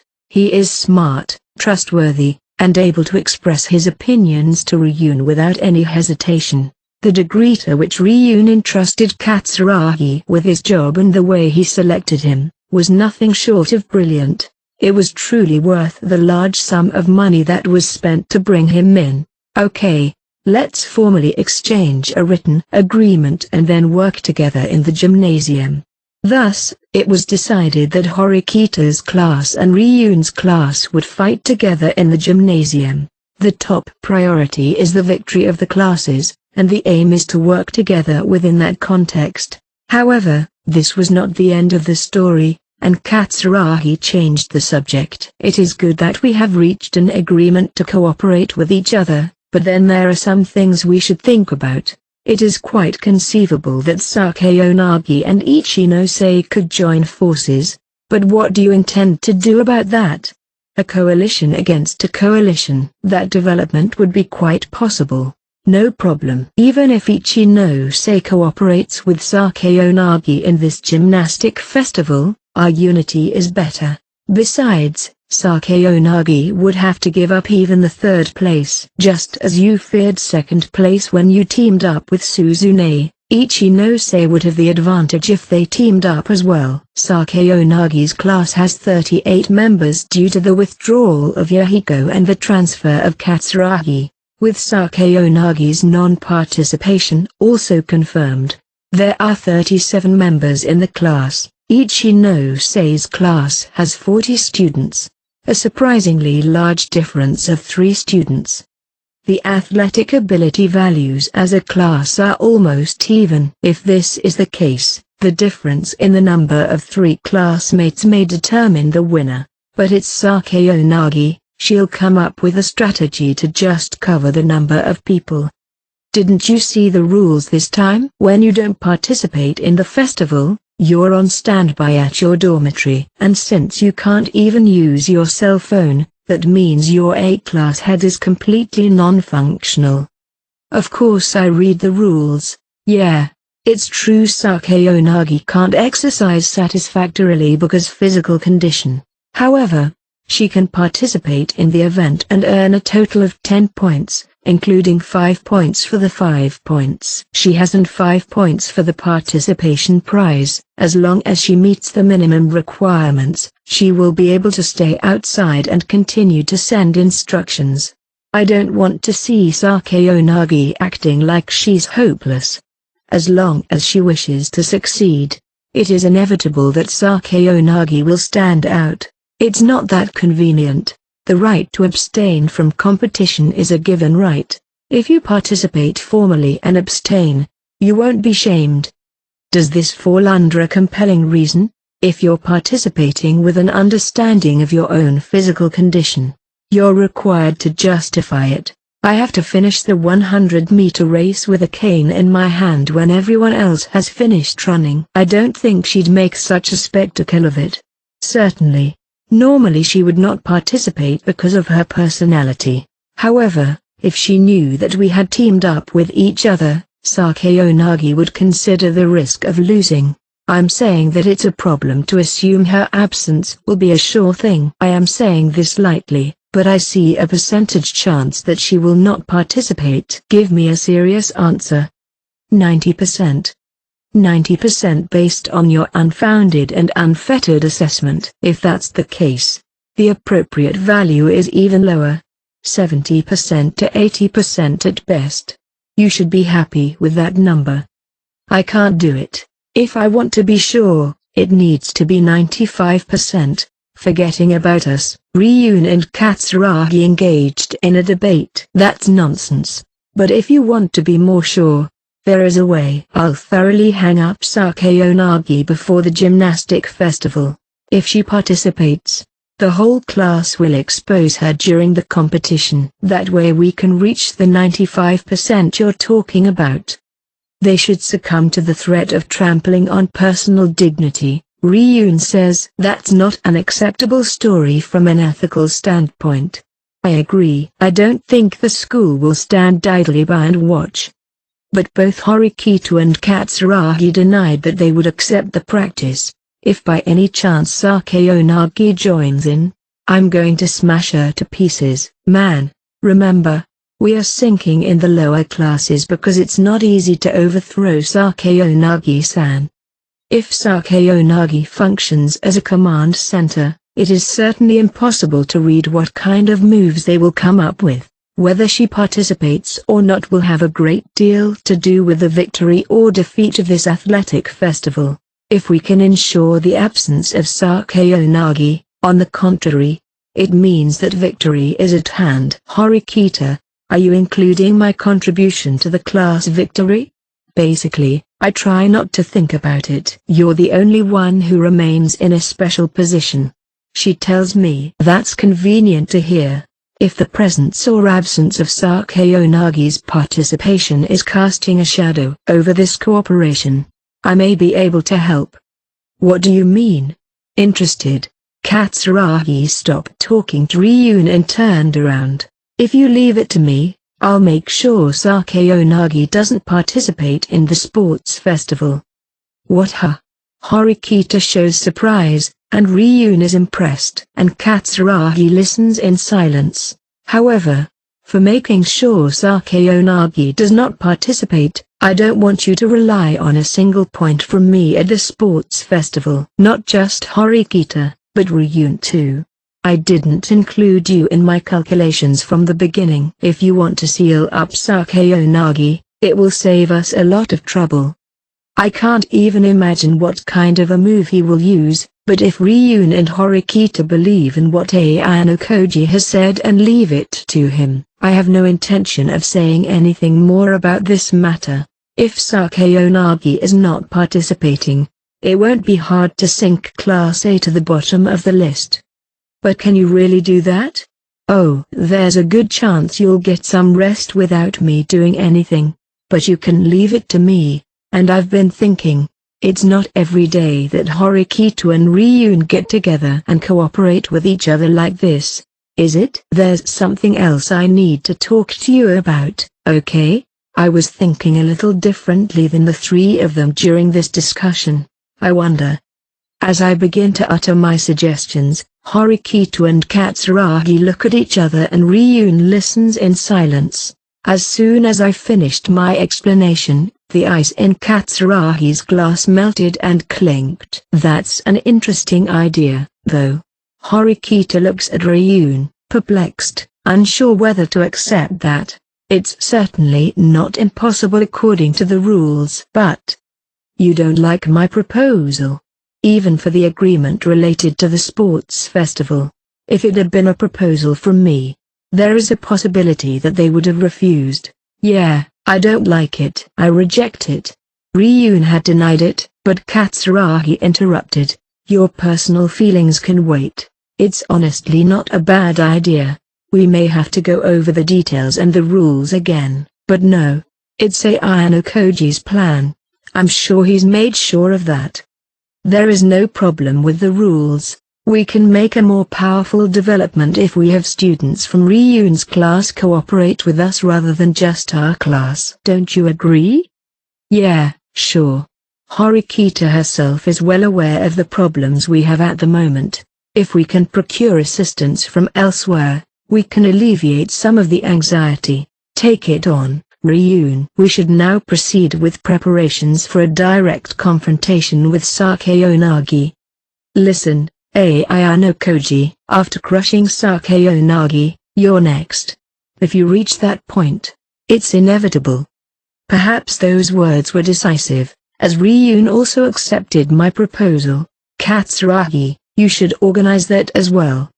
That's exactly what the Class A siege is all about. First, however, the top priority is to keep Sakeonagi out of the gymnasium. Because neither the cooperation at the gymnasium nor the proposal from Ayano Koji can begin without clearing this preliminary step. I know, just leave it to me on that score. I have a strategy for containing Sakeonagi that neither Ryun, Katsuragi, nor Horikita can do. 1. Just before 7 p.m. Sakeonagi, Kamuro, and Hashimoto of the second-year Class A were gathered at a cafe in Kiyaki Mall. I'm not surprised to be called out of the blue, but what can I do for you today, Princess? I want to discuss the matters regarding the sports festival, what we should be doing. I thought we had a policy. The situation changes from moment to moment, and today, it means that another change is in the making. Saying so, Sakeonagi continues. Ryun's class and Horikita's class made contact. Hearing this, Hashimoto's eyes change. Which one approached which one? That is unknown. But either way, it is safe to assume that the two are connected. Wait a minute. I don't think it's going to work out that easily. I don't think Horikita will readily trust Ryun. He's not someone you can collude with. You know what they say. The enemy of my enemy is my friend. We are in a solid position to run alone. They don't have to trust each other, but as long as they have the same goals, they work well together. The trickiness of the two classes joining forces is easily deduced by both of them. The report was not a happy one, and the expressions on their faces hardened. We are in danger as it is. We can't beat them on our own. If you assume that the three classes were going to compete separately, there was still a chance for any of them to take any of the places, but the connection came from an unexpected source. Sakeonagi makes it clear and looks at Hashimoto. I wouldn't join forces with Ryun. You never know when you might be stabbed in the back. In fact, it would be more convenient if he did. Ryun-kun's class is in first place and Horikita-san's class is in second place. If the result is that obvious, I welcome it, but if it's the other way around, it's a bit tricky.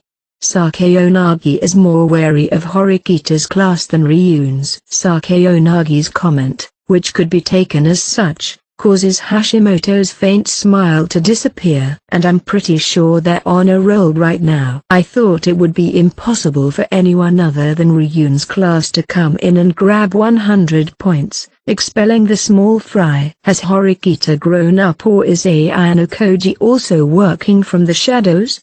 Emphasizing the name Ayano Koji, he turned to Sakeonagi as if to confirm something. Sakeonagi continues in a nonchalant manner.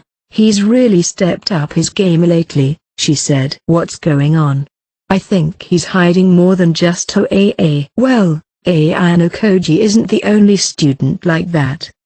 Hashimoto quickly backed down, as a battle of wits would have been bad for his position. He decided that it was not a good idea to provoke her and draw attention. But what are you going to do? They say we'll lose without you, but you're not going to be there, are you? In other words, you're throwing away the game? Kamuro asks. Hashimoto, who had been smiling, seemed concerned about this point, and his expression hardened again. With only 150 points, even if Class A sinks to the bottom of the standings, it will not cause much damage. However, the defeat is not something to be welcomed. As the situation has been built on the foundation of a continuous battle, there's only one answer. Sakeonagi laughs and continues. I will also participate in the sports festival. Even if they really join hands, they're calculating that they can barely win combined with my non-participation. Let them know that is their false hope. Seriously? Will you be okay? It's nice that you're willing to do this, but are you sure? The two are concerned by Sakeonagi's announcement of participation being made a spectacle of. It means nothing to me. Well, I'm sure you'll do fine. If you say you'll go out, then it's a quick turnaround. However, that still doesn't improve overall athletic performance. It can only pick up the competition that you might miss out on. In other words, it will be a tough fight for me to take first place. I think it's enough that I wouldn't call it the bottom of the barrel. It's not so difficult to crack the glass relationship between Horikita-san and Ryun-kun. Let's sidetrack them on the day when they are desperately trying to work together. Hashimoto and Kamuro have confidence in Sakeonagi, who has absolute confidence in them. They have produced high results time and again. I'm relieved. Huh? Well, I'm surprised that you could pick up the information so quickly, Princess. You didn't do it on your own feet, did you? For everyday information gathering, she often used Hashimoto and Kamuro, but this time the two had never heard of it before, and Hashimoto asked curiously, I'm still the Class A representative, and I'm getting to know some of the first-year students. Without panicking, Sakeonagi smiled softly as if enjoying the unexpected question. It was finally October, and the gymnastic festival was approaching. I was at Kiyaki Mall after school. I was there with Kei, as we were on a date. The oppressive stares from the third-year students were as usual, but Kei didn't seem bothered by them despite being involved. I'm used to it by now, she said. Today, Kei had a few stores she wanted to visit, and we had come to an electronics store first. What are you planning to buy? Huh? I don't really want anything. Well, it's not that I don't want something, but I'm not here for myself today. Not for herself? It means that she came for someone else. Isn't it Kiyotaka's birthday soon? I thought about a surprise, but I thought it would be nice to give you something you want. come to think of it, it is almost my birthday. I thought we could look around together and see what Kiyotaka wants. I see. I recall that Kay had been repeatedly asking me about various things I liked and planned to buy recently. Since she had been saying random things without thinking too much about it, she decided to find out what I wanted directly and give it to me as a gift. That's going to be an expenditure of private points, isn't it? Especially for Kay, who doesn't have a lot of money saved up. I know what you mean, but it's at least your birthday. Don't hesitate to tell me what you want. She seems to be ready to buy anything, but it's not going to happen. That said, in this situation, I know it would be incorrect to answer that I don't want anything, and it is obvious that she would not be convinced if I wanted something extremely inexpensive. Choose something that is kind to Kay's wallet. That's the kind of answer that is required. I know what you're thinking about right now. She turns her cheeky, sticky eyes on me and forcefully crosses her arms in mine. I'll buy whatever Kiyotaka wants. Okay? If you say so. At least it means I won't get something I don't need. As we walk around with our arms crossed, Kay pulls her cheeks into my arm. Foo, I'm on cloud 9. Then she tightened her arms around me. I have nothing more to hide from you. Kiyotaka knows everything about me. I never thought I would have someone more important than my own parents. She blushes and squints her eyes, looking truly happy. You can't hide anything from me either, right, Kiyotaka? Hiding things. What does that mean? My family. About the White Room. What I'm trying to do at school. Friendships, romantic feelings. If any of these apply to her, then it's probably nothing more than hiding something. In other words, I'm not telling Kay the truth about anything. As I was looking around the store, talking about the products, I bumped into Sato, who had come to the store alone. As soon as we met, Sato's eyes fell on mine and Kay's crossed arms. Oh my God, you two are so in love. I'm so sorry to bother you. Hold on. Kay tries to stop her, but Sato runs away from the scene at once. Well, shit. Kay says, putting her hand on her own forehead. Are you still worried about Sato? It's not like that, but I still don't feel good about it. Then I guess we'll just have to refrain from crossing our arms outside from now on. I don't want to do that. She feels bad for her friend, but is not going to give up that part of her life. Huh? Yo, Ayano Koji. While walking around the rice cooker and hot water pot section, I ran into Ishizaki and Albert. I could feel a squeeze in my arm when they showed up. You're on a date with Karizawa and you're arm in arm. Isn't that cute? Ishizaki comes over to look at me enviously, but I am more conscious of Albert standing beside me. He is holding a large branded pot in his hand. It's strange that it doesn't look that big because Albert is so big. Oh, this Ryun-san's birthday is on the 20th of this month. We were just choosing a present. What? Is the 20th is the same birthday as? Surprised, Kay comes looking up at me, somewhat alarmed. I've never heard of this before either. Is it the same as someone's birthday? When Ishizaki pointed his gaze toward Karizawa, Kay glared at him and hid a little behind me. What the hell, you brought it up. At that moment, Albert lightly places his hand on Ishizaki's shoulder. It was there that he finally seemed to have an idea as to why Karizawa was so wary. Oh, I get it. Even though it was Ryun's order, Ishizaki called Kay to the rooftop and took part in what can be called abuse. It is only natural that Kay would not be pleased with such a man. Ishizaki was angry at himself for being obtuse. He clicked his tongue and then lightly slapped himself on the head with his clenched fist. I should have said I'm sorry. I was on the rooftop when you... Don't talk about it here. Ishizaki tried to apologize, but he still lacked delicacy. This is the Kiyaki Mall. It would not be surprising if someone he knew showed up at any moment. Kay would not be happy to have the incident on the rooftop brought up at such a time. I'm sure there will be more than a few opportunities to get involved with Ishizaki as long as the relationship between Kei and I continues. Shall we move somewhere else? There are a few blind spots even in the wayward of Kiyaki Mall. Kei, looking disgruntled, does not interrupt me and follows me with her arms still entwined around me. Albert also returned the merchandise to the shelves and followed with Ishizaki. By the emergency exit, we can keep away from the store and at the same time keep the students out of sight but not out of earshot. Even if someone you know shows up, you can stop the conversation there and it won't be a problem. I'm so sorry. All the time, even before I was apologizing, really. I don't need an apology. In fact, it makes me even more angry. What?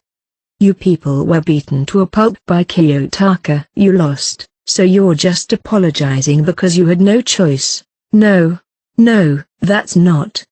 If Kiyotaka hadn't saved me on the rooftop, or if I had lost to you and Ryun, you wouldn't be apologizing to me like this. No, that's why it's annoying. Kei has a point when she says that it was annoying. Now I have become friends with Ishizaki and Albert. But that was all after the rooftop incident. It is no wonder that there are ifs like Kei said. I know I'm to blame, but still, I don't blame you. It's natural for the strongest to be the best. I've always hated being the underling, so I've always managed to stand on top and be overbearing to the underlings. Isn't that right? Despite differences in degree, the essence of Kei and Ishizaki is the same. They have the same values, to understand their place. I understand what you mean, but now that I've come into contact with Ishizaki, I've learned a few things. He has definitely grown for the better since then. What do you mean, for the better? It seems to me that nothing has changed. This is just how I feel, but I don't think Ishizaki would easily go along with what Ryun did to Kei if he tried to do it to someone else now. Yeah? It doesn't look like you can rebel against Ryun, though. The point must have been made right on the mark. Ishizaki chokes on his words, unable to say anything back. His frustration overflows, and he hits his knee hard with the palm of his hand. Kei, seeing this, sighed. That's enough. You're friends with Kiyotaka now, aren't you? I don't forgive you, but I'm done blaming you. Are you sure? That's why I said so. It's over, okay? Ishizaki looked up happily. Let's see, so, that's it. Whose birthday was it that you were talking about earlier? Ishizaki asked Kei again. Still in disbelief, Kei pointed her index finger at me. What? Seriously? Ayano Koji's is also October 20th. Ishizaki was surprised, as if in disbelief. Maybe it's fate. There are more than 400 students in the school, so it's no wonder there are people with the same birthday. But isn't it amazing that it's Ayano Koji and Ryun-san? Rejoice in mere coincidence. As Kei said, it was nothing strange, but for some reason, Albert seemed a little bit happy too. Can we go back to the store? Yes, just a minute. Perhaps the loud voice was too loud, or maybe Kei was just annoyed, but she started plugging her ears with her fingers. I have a suggestion. How about we celebrate our birthdays together on the 20th? Ryun-san and Ayano Koji's birthday party, wouldn't that be great?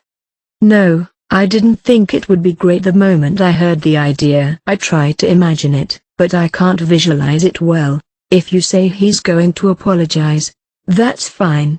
What? I said I could accept it if Ryun would bow down to me and apologize.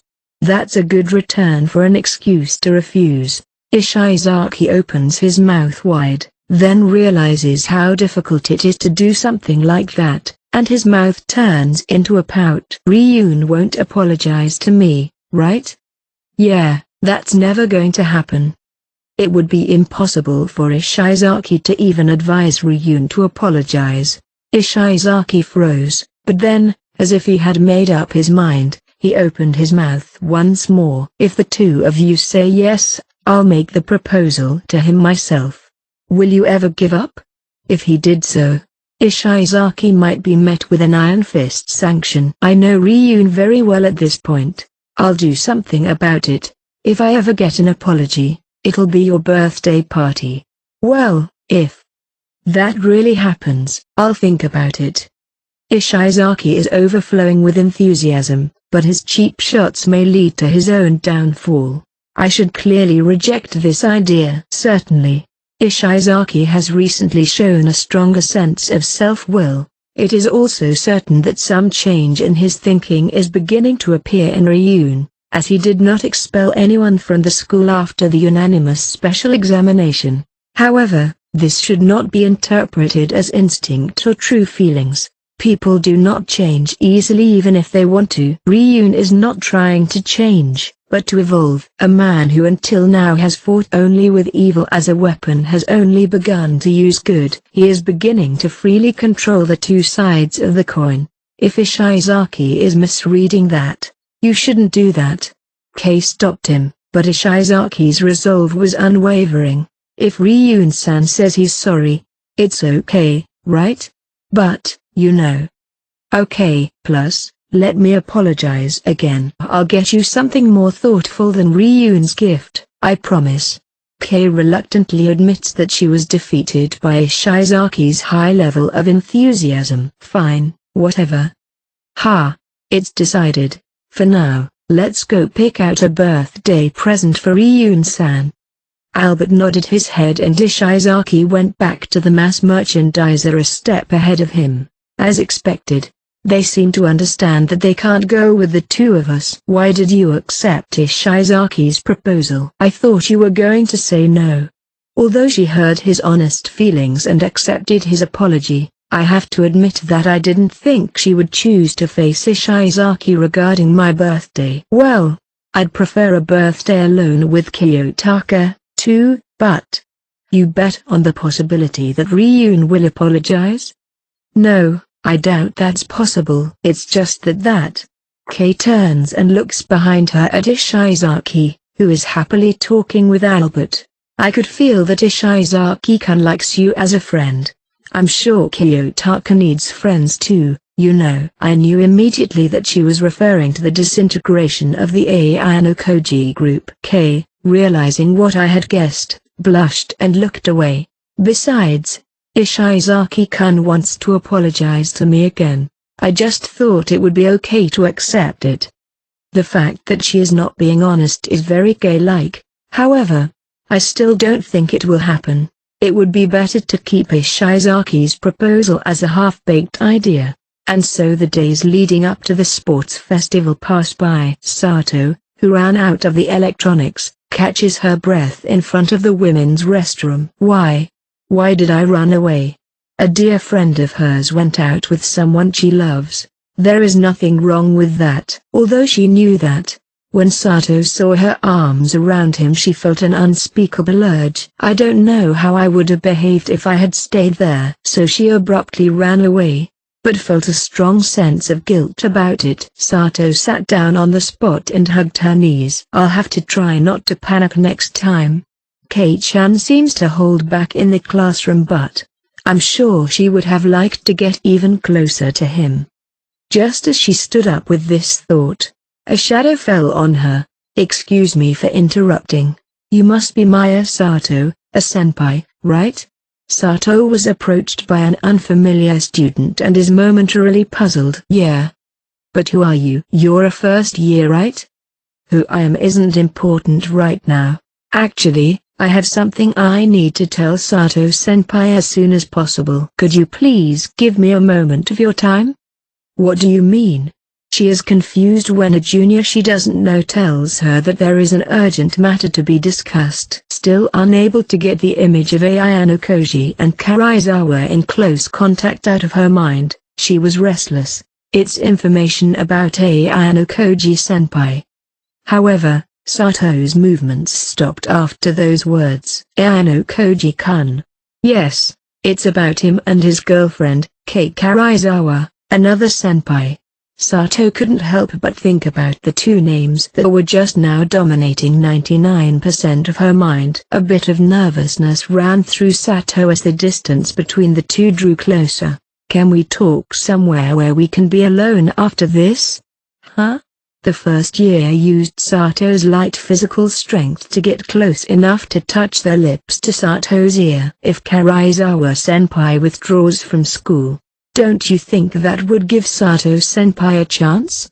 Karaizawa is my closest friend, and Ayano Koji is my love." The first year says that this is a chance to change the relationship between the two of them and her own position. Various emotions start to overflow. "What are you talking about?"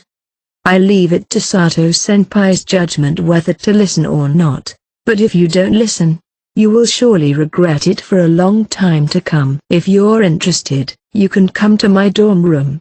Satisfied after stating the room number, the first-year student turned away and left Sato. Sato, who was left there, remained confused, unable to understand what was going on. However, there was only one thing that stuck in her memory. "I will have a chance." Those words suggest the possibility of dating Ayano Koji. Sato's chest tightens, and at the same time, feelings she doesn't want to know about start crawling out from the darkest parts.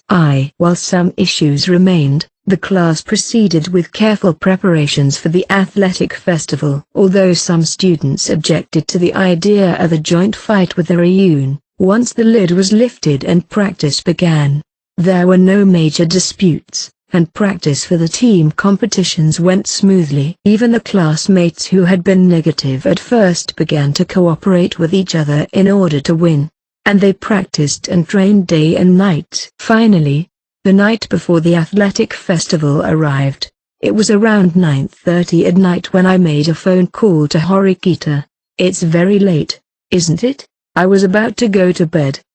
I could hear the sound of a hairdryer in the background. "I have something important to tell you, something to do with the sports festival." "Important from you? I guess I better take this a little more seriously." As soon as she said that, she turned off the switch and my ears went quiet. "Oh, I wanted to say something first too. Sakeonagi has been planning participating in the sports festival, right? I thought you said you could stop her." "It is to do with that matter as well. Tomorrow, I'm going to be absent." "Absent?" "Wait a minute. What do you mean?" I could tell that Horikita was flustered by my sudden statement. I heard a loud bang and a light scream. "Are you okay?" "Excuse me." I dropped my hairdryer. I hear the sound of a cell phone being put down somewhere. She seems to be in a hurry to pick up the hairdryer. "So, why the absence? It's not like you're sick, right?" It is understandable that she is puzzled, as I sound seemingly healthy. "Oh, I have no health problems. In fact, I'm even more pleasant than usual." "Then why, if you're absent, you lose the 10 points you have?" "Even if we don't count your wins, losing these 10 points hurts." With a class size of 38 students, I can understand the temptation to complain. I'm not saying 10 points is light, but this is the strategy I need. "Your strategy?" "It's not every day that your father's assassins come mixed in with guests of honor. I'm going to mention something here that I've kept quiet until now. It will lead to a clue regarding Sakeonagi's strategy and aiming for Class A. Sakeonagi-san's strategy. I told you, there's a way to keep Sakeonagi from participating in the gym festival.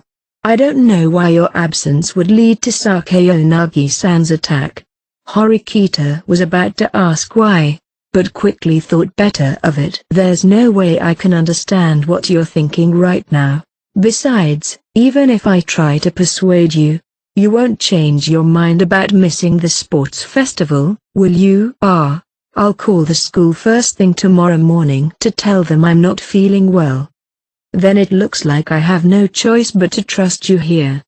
Despite her dismay, Horikita admitted approvingly. "In case you're wondering, I was planning on getting at least 3 first places as a personal goal, but now I'm going to have to add another 10 points to my total." Take care of it. I ended the call and connected my phone to the charging cord. Horikita, who hadn't gone to bed yet, was probably too lucid to recalculate her score and wouldn't be able to sleep for a while. It was a bit harsh, but I'll let it slide as a necessary expense. And there's one more person I need to call just to tell them what I'll need and I'm all set. Chapter 5, Second Sports Festival. It was a sunny morning as I, Suzune Horikita, watched from the faculty side as all the students were gathered on the field. On the stage set up for the event, Miyabi Nagumo-senpai was giving the opening address. The guests invited from outside the school gazed at the students. There weren't that many, just a few dozen. Even so, the students seemed uncomfortable at the sight of these unfamiliar outsiders. Everyone is about to give their best in this sports festival, and they're all ready to go. The student council had told us in advance that guests had been invited, but the number of guests was more than I had imagined. They are from the political and other circles that are involved in the establishment of this school. There were no politicians that I had seen on TV, but I was sure that these people were closely related. Everyone is dressed in suits and watching with hardened expressions on their faces. It was as if they were monitoring prisoners. Even in the midst of all this, Student Council President Nagumo continued to speak his words with dignity, unperturbed. He was elegantly fulfilling his role as well as the image of the student body, as well as my brother once had. After Nagumo-senpai's speech was over and the students applauded, the baton passed over the teachers, who were once again informed of the precautions that would be taken at the sports festival. Finally, the opening time arrived. From this point on, the students were free to do as they pleased. As long as they abide by the rules, they may participate in the events they are currently entered in. Or, although they need to earn points, if they see their opponents and judge them to be at a disadvantage, they are allowed to abstain and compete in another event on short notice. Also, it's important to remember that students who have completed all the competitions or if they are not planning to participate are obligated to cheer in the designated area. If you are caught chatting, resting, or skipping around in unrelated areas, you will be disqualified from participation and stripped of your points. In the team competition, students who are able to win are selected from each other's classes, and the number of students in the team competition is equalized. The maximum number of students who could participate in a group competition was predetermined. No matter how good the students were, this was done in order not to prevent an advantage to outstanding talents such as Sado-kun and Yamada-kun, who were contracted to lend a hand in up to 3 events per person in the team competitions. The above arrangement is limited to events that can be entered in advance and is also included in the contract. It would be nonsense to have a dispute on the day of the sports festival, asking for cooperation in this or that. We don't have a rule that prevents us from working with other students, such as Ichinose-san or Sakayonagi-san's class. If there is a competition that needs teamwork to gain each party points, we are able to team up according to the situation. Fortunately, I had already worked out a plan with Katsuragi-kun beforehand, and went over it many times to make sure it would not be a problem. Although I am less worried about the opening of the competition because of the large number of participants in the competitions I have reserved, I need to remember to have a meeting with my classmates every hour to check for any problems that may arise, and make minor adjustments accordingly. The first event I'll participate in is the 100-meter run. The start time is 15 minutes after the opening of the race, so there is no need to rush, but I wanted to arrive early to check on the participants. Hey, Horikita, it's game time.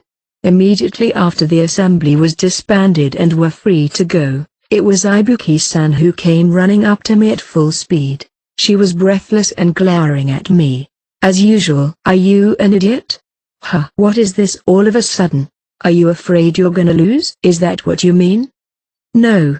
I immediately denied it so she would stop freaking out unnecessarily. What is the competition you are going to do now? Catch your breath and then answer. The 100-meter run. Of course I made a deal with you. And I won't forget it. Yes, the 100-meter run. We both entered in the first race. That was the deal. That means I'll be running right after this. If you know we're going to race, why would you use up your energy now? Shouldn't you wait in the line for me to come? Oh shit. I guess she understood the stupidity in her actions. Whatever. It's game time, let's go. Rest assured, you don't need to tell me to go. Ibuki-san is not an easy opponent.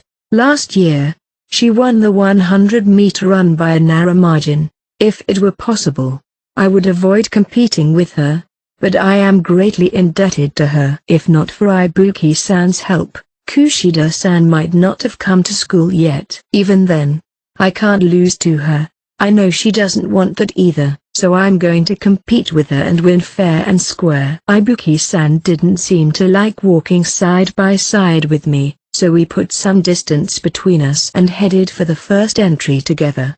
A pleasant sense of tension is building up. First up was the battle for the second-year girls only. Not much had changed from the prior reservations, and the only potential rival was Ibuki-san. But it would be shallow to consider that lucky. If I have an easy fight, it means that there are classmates who will have to fight stronger opponents in different competitions. 1. The 100-meter sprint was the first competition I took in the sports festival, and the first competition regarding the deal with Ibuki-san. The result was a difficult win for me. Oddly enough, it was as close as last year. After we crossed the finish line, Ibuki-san kicked up the dirt in frustration and made a lot of excuses that she had run as fast as she could before the race. My next battle with her was in the fourth event, the long jump. The two events in between we went into separate battles. The second event was the steeplechase, in which I placed first, and the third was the team tug-of-war, in which I placed third. So far, I personally accumulated 5 points at the start, 10 points for the two first places in the individual competition, 3 points for the tug-of-war for the third place in the team competition, and 3 points for the participation prize, for a total of 21 points. It was a good start. Then, around 10 a.m., the second round of the long jump with Ibuki-san began. I had just finished the competition and the record I set was 5 meters, 79 centimeters.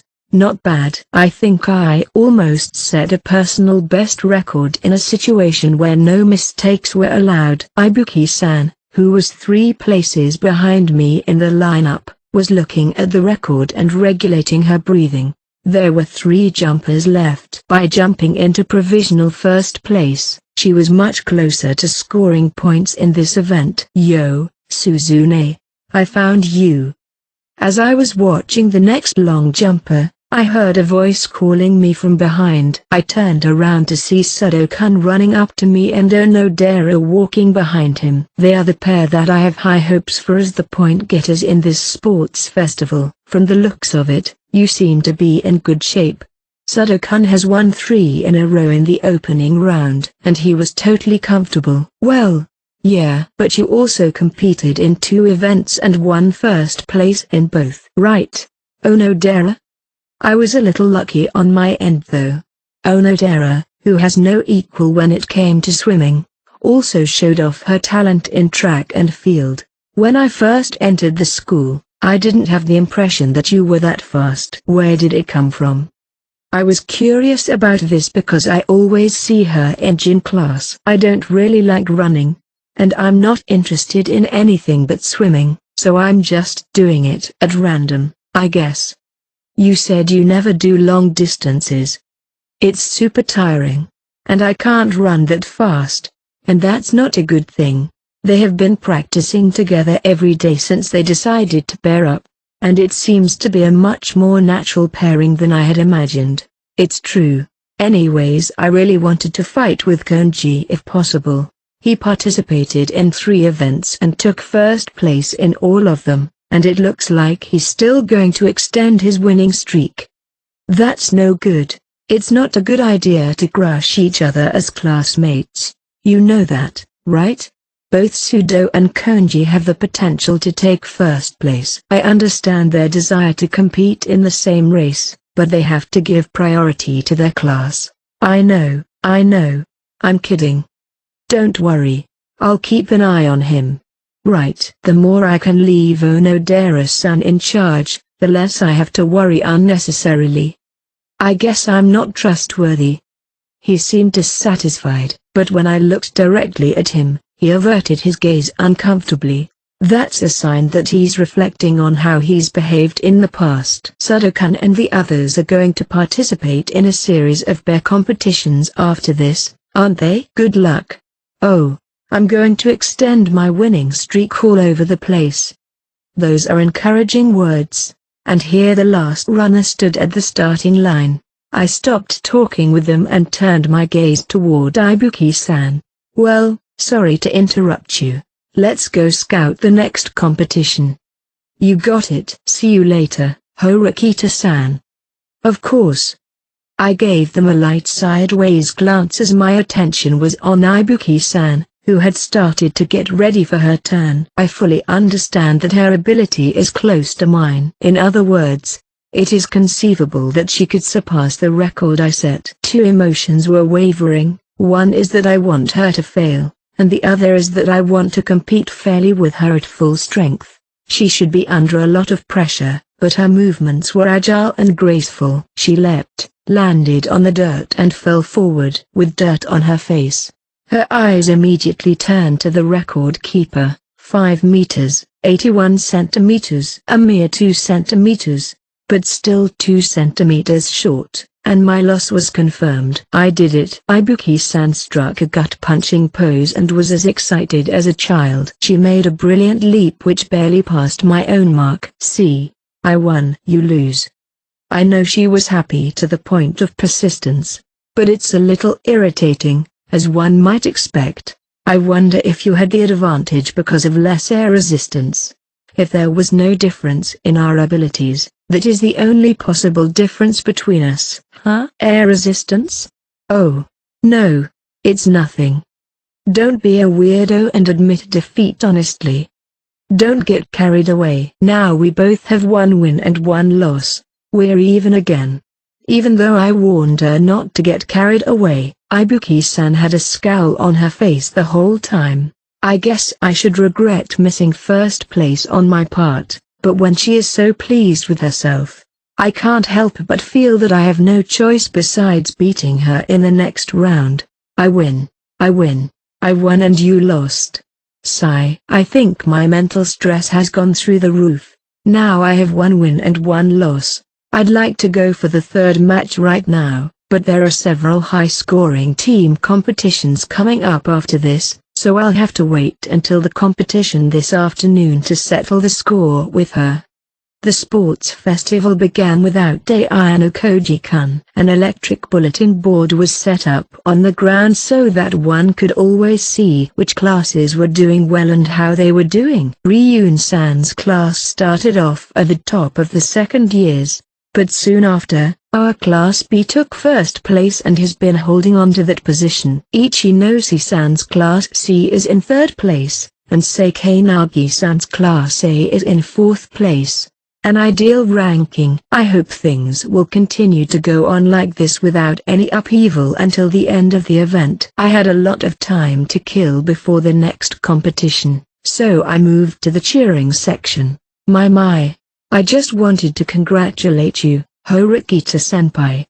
Yagami-kun, a first-year Class B student, approached me. It seems that Yagami-kun's class is also fighting quite well. You are now in second place by a narrow margin, aren't you? It's more astonishing that my senpai is in first place. I can't believe you started in Class D last year. Is that a compliment or is there sarcasm mixed in? Not in the slightest. I genuinely respect you, but not as much as the student council president. If I'm going to be painfully honest. Out of the corner of my eye, I saw the very moment when student council president Nagumo broke through the finishing line tape. The third-year senpais were talking earlier, and they said this is his 5th consecutive first-place finish. As the girls cheered, the guests of honor turned their attention to the Student Council President. However, Student Council President Nagumo left the scene with a blank expression on his face and, without so much as responding to the girls who called out to him, told them that he would like to be alone and solemnly walked away. I'd want to go compliment him, but he doesn't look the least bit happy. Even if he wins or loses, it's not as if this competition matters to him in the slightest. His graduation from Class A was secured long ago. Perhaps he's just getting bored. Certainly, for the Student Council President, who is in a solid position in terms of rankings, the results of the sports festival are meaningless. He is aiming for first place because he doesn't wish to look bad in front of the current students and guests, I suppose. I'm going to have a little talk with the president.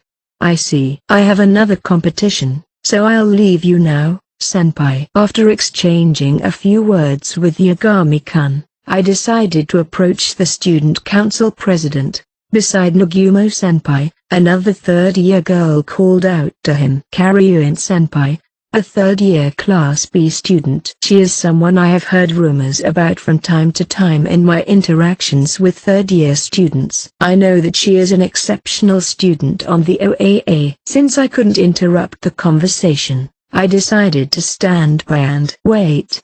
Congratulations on your 5th straight win, Nagumo. What do you want? You don't have to be so rude. I'm just concerned that you don't look happy with your success. It seems there were more than 1 or 2 people giving you a cheer. I'm not really in the mood for jokes. How can you call me successful just because I won a simple competition? You could have messed around with the rankings and competed against weaker students, but it doesn't seem like you cared too much with who you went up against. Karyuin-senpai pointed out that he wasn't trying to cut corners. I heard that Ayano Koji is absent. Is that the reason for the unflattering look on your face? Ayano Koji-kun. Once again, his name popped up. The Student Council President exhaled a quiet sigh without looking back at Karyuin-senpai. I thought that guy would finally be able to give me a challenge. I guess I was wrong. You poor thing. I'll be your opponent. Then, shall I?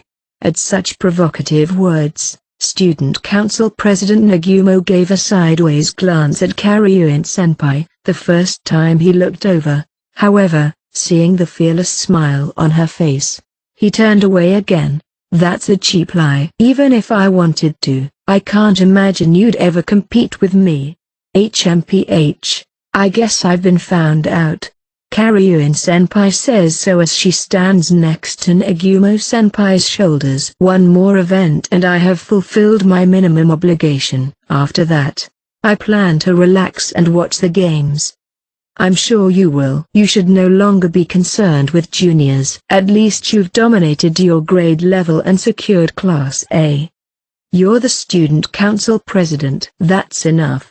I suggest you graduate quietly. Karyuin-senpai admonished as if she was giving advice. Are you trying to be helpful? What's gotten into you? I've talked to you more in the past 6 months than I did before Ayano Koji was involved. I suppose you're right. Well, you don't need to worry. I don't need you to tell me that I should give up on playing with Ayano Koji. The kid bailed on me. There's no point in going after him if I'll just be set up like this again. If he loses in a direct confrontation with the Student Council President, how would he be able to maintain the same status as before? Try to understand why he's running away. He's got a cute and cuddly side to him. Fighting the Student Council President, perhaps that's why he went to the Student Council room the other day, to talk about such matters. It also aligns with the message Nagumo-senpai entrusted me with. Karyuin-senpai lightly glanced at me, but walked away without leaving any particular words. Sorry to keep you waiting, Suzune. What do you want? Well, I was going to ask you the same thing as Karyuin-senpai. I saw Student Council President Nagumo-senpai take first place, but you didn't look happy at all. Also, You seem to have promised Ayano Koji-kun that you would compete with him in the sports festival? Clearly, it didn't work out in the end. He seems to be absent. It is what it is. Ayano Koji-kun told me his absence was not due to illness, but rather a strategy involving Sakeo Nagi-san. It seems that Student Council President Nagumo doesn't know that fact, and it would be better not to let him know. Hey, lunch is soon, isn't it? Come hang out with me. I couldn't refuse the request, as it was coming from the Student Council President, and agreed to do so. A short time later, during the lunch break, I was looking at the lunches provided on the grounds.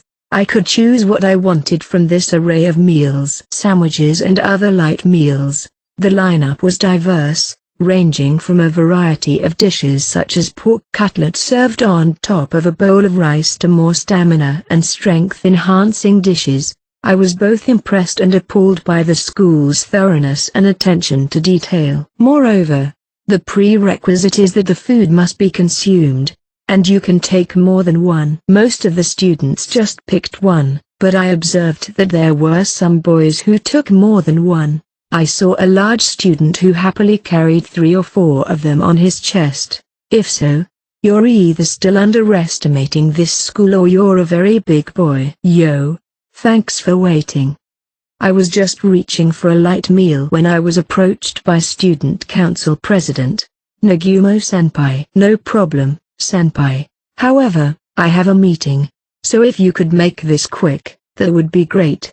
Ah, well then, I want to know something about Ayano Koji. I heard he's out sick, but how did he suddenly get sick? Although he didn't point it out earlier, apparently Student Council President Nagumo-senpai is suspicious of him. I only received a notice in the morning apologizing for his absence, because an absent student loses 10 points. If he is sick, I can't force him to show up. I am the only one who knows he was absent for another reason. Naturally, I need to cover that. I deeply hope he's not feeling well. Pardon me, senpai? I don't think I gave it away from my attitude. I wonder if the Student Council President is another reason to think otherwise. You heard what Karyuin said. Maybe he didn't want to be humiliated and decided to shut himself in. I suppose it's always a possibility. I gave a safe response so as not to provoke him. All right, well, I guess that'll end up costing your year. What do you mean by that? Well, the only way to make up for his absence is to take it out on someone else, right? He didn't directly answer my question, but mumbled to himself. The Student Council President then raised his hand lightly to let me know he's leaving and walked away without picking up his lunch. Take it out on our year? What does he mean by cost? It seems like Ayano Koji's reputation is really all over the place. I, too, was impressed with him again today at the sports festival. When he announced that he would be absent, I was nervous about what would happen, but when events progressed, it turned out that Sakeo Nagi-san was also absent today. Without a doubt, Ayano Koji did something to contain Sakeo Nagi-san, and the results are evident in the current Class A scores and rankings. If suddenly your commander is unable to come out to the field, it is not surprising that the coordination is not up to snuff. I feel a little sorry for them. But this is a serious game. I'll make sure to accumulate wins wherever I can. After a midday break, the sports festival proceeded into the second half of the day. More than half of the students had already completed the minimum number of 5 events, and those who showed confidence in their athletic abilities were moving on to the 6th and 7th events. The Class A students Motoba and Shimizu were struggling without their leader, as they were up against Horikito and Ichinose, who were assessing the participation and members of the competitions on a minute-by-minute basis. Next is doubles table tennis in the gym. Satanaka reported earlier that there were no strong rivals. There are 2 more seats available. There is a good chance we can win it. We've got to keep winning and try not to get last place. Sakayonagi's non-participation cast a dark shadow over the second-year Class A, and many students were discouraged. But on the other hand, there were many who were motivated by it. Hearing that the ping-pong doubles tournament, which was to close in 10 minutes, was running low, the students abandoned the penalty shootout match they had planned to participate in and hurriedly began to move. Ishizaki, who was walking from the direction in which the two students were proceeding, was looking slightly downcast and not looking ahead. Shimizu moved to the right to avoid the approaching Ishizaki, but Ishizaki also moved to the left at about the same time. Shimizu tried to avoid him as quickly as he could, but he could not avoid him and their shoulders collided. The impact was twice as large as expected and could not have been an accidental collision. Shimizu, judging that he had been forced to hit his shoulder, tried to raise his voice, but, "What the hell are you doing, man?" Ishizaki yelled and stepped up towards Shimizu. "Huh? Why are you acting like the victim when you bumped into me?" Shimizu from Class A and Ishizaki from Class D glared at each other. "You're the one who wasn't looking ahead." "Huh? You hit me on purpose." "What? No. You bumped into me on purpose. No matter how you look at it, right?" Shimizu calls for help and asks Matoba to cover him. You weren't looking straight ahead. So I wasn't looking at you and you took advantage of that? That's nasty." "Nasty? It's your fault." "Huh? Me?" "When you guys were too busy talking to watch." The shoving of blame continued, and time passed without any indication that Ishizaki was going to apologize. Convinced that they were right, the hasty Matoba urged Shimizu to calm down. "Leave him alone. I'm not convinced we should let him go like this. I understand how you feel." "I do, but we have priorities right now." "I guess so." While taking in Shimizu's emotions, he nailed him to remember to participate in the competition and win. Reluctantly, Shimizu nodded his head, glared at Ishizaki, and walked away. "You better be careful next time." "Ouch." "What?" As he was about to walk past, Ishizaki suddenly held his left shoulder and mumbled, "I was caught up in the moment, I didn't notice. I think I might have hurt myself just now." For a moment, the two could not understand what he was saying, but immediately after this, they realized everything. They realized that this was a cheap trap set by Ishizaki. The two looked at each other and laughed. However, the situation takes a sudden turn immediately after that. "You're making a lot of noise, aren't you?" "What's the matter, Ishizaki?" "Ryun-san, please listen to me. They started messing with me." Just when things were starting to get tense, Ryun appeared. "So Ryun is involved?" "What a troublesome guy. I didn't expect him to use such obvious tricks." "What are you even talking about?" "I only came here because I heard the stupid commotion, okay?" "You've got to be kidding me." "You two have a record. You know that." "I guess we do have a reputation." "What about it?" "You know what I mean. Although, you know what? Even if we do have a track record, that's completely irrelevant right now. If an exemplary student was bullied and hurt by a Class A student, I'm going to report it, okay? What's with the act? You're the one who talked him into it, aren't you?" "I'm calling the senseis for God's sake."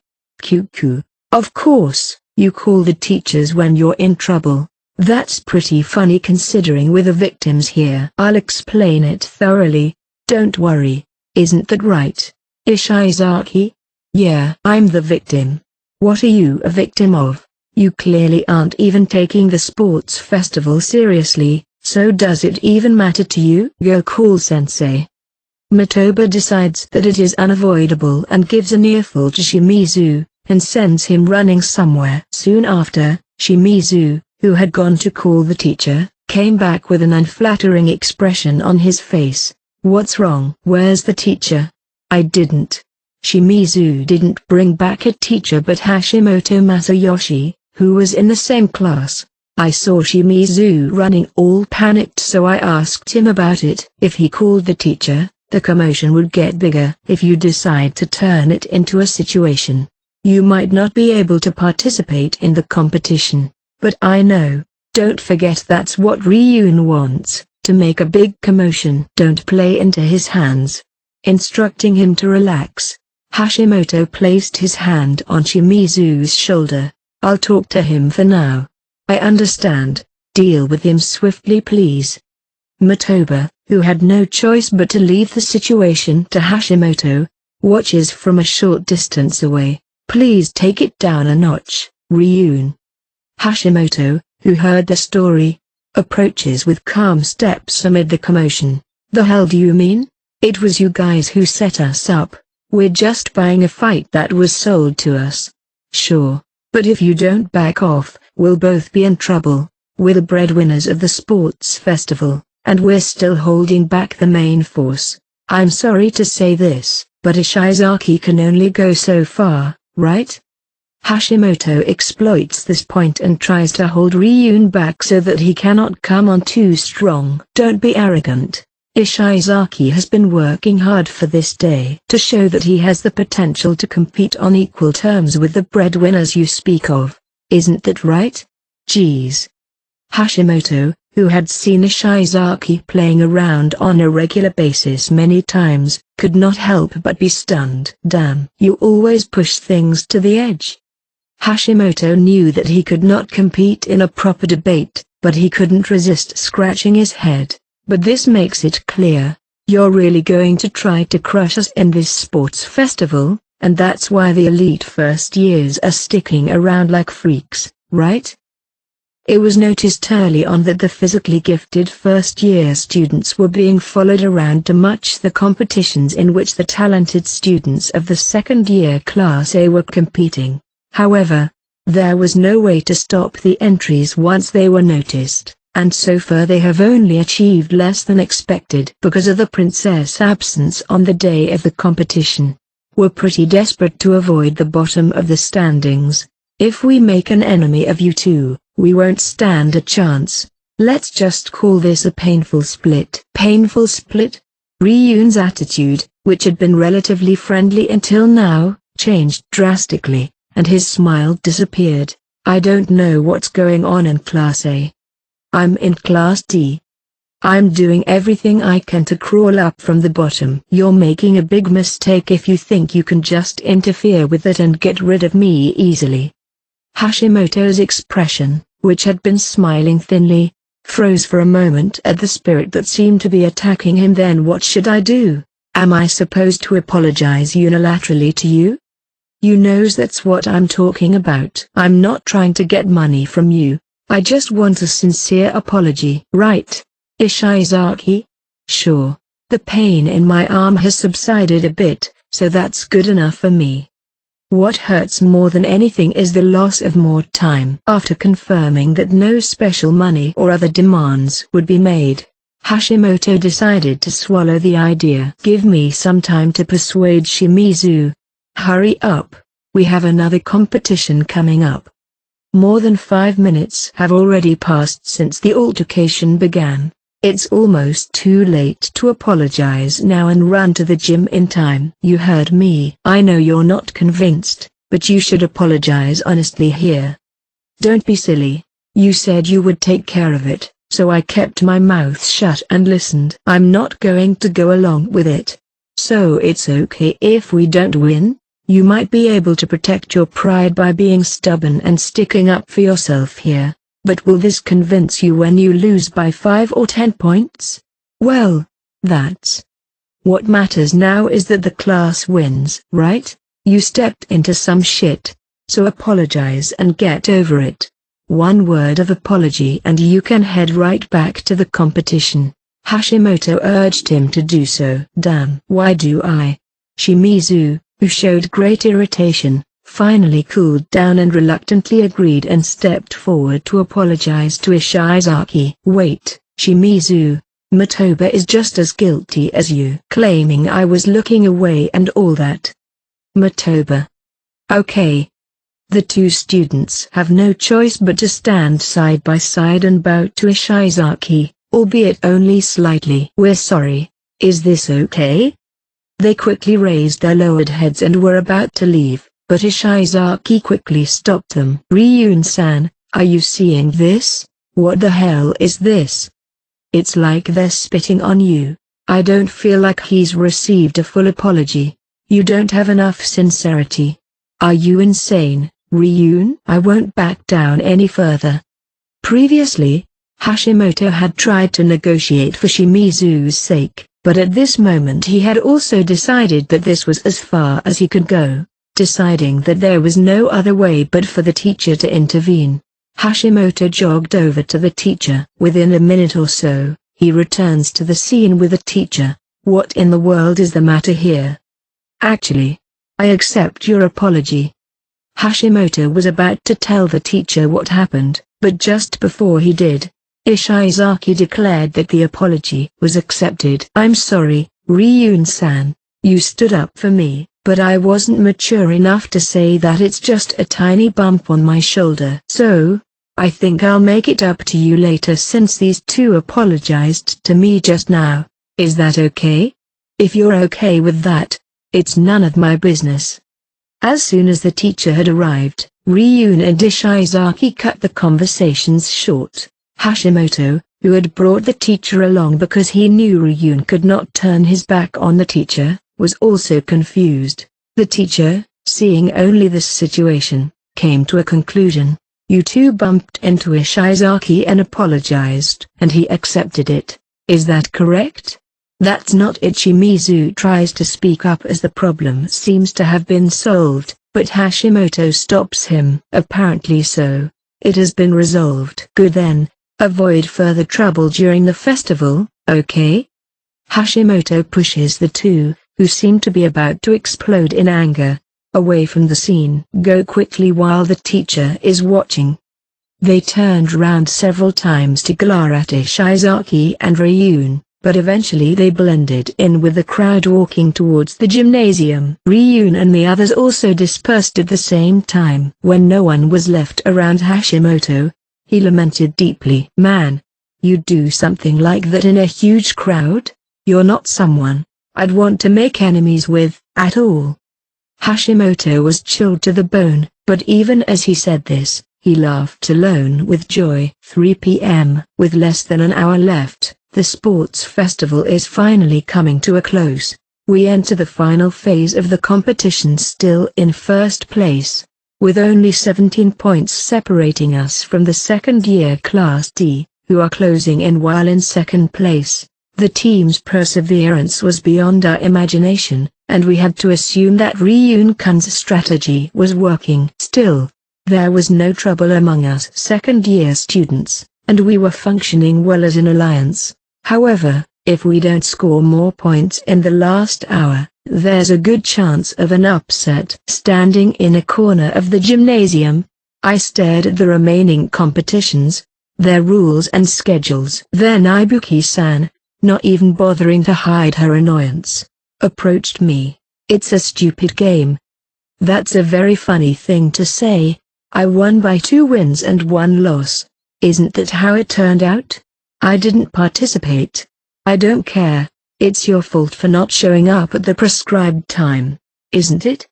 I just got the time wrong. It was the 3rd round of our competition, and it closed for entries at 1:20 p.m. Ibuki-san could not participate in the competition because she did not make it to the entry in time. Of course, I was not left out, and although I missed first place, I was able to finish second and earn 3 points. I know you're not happy about it, but in the real world, that's called a no-show.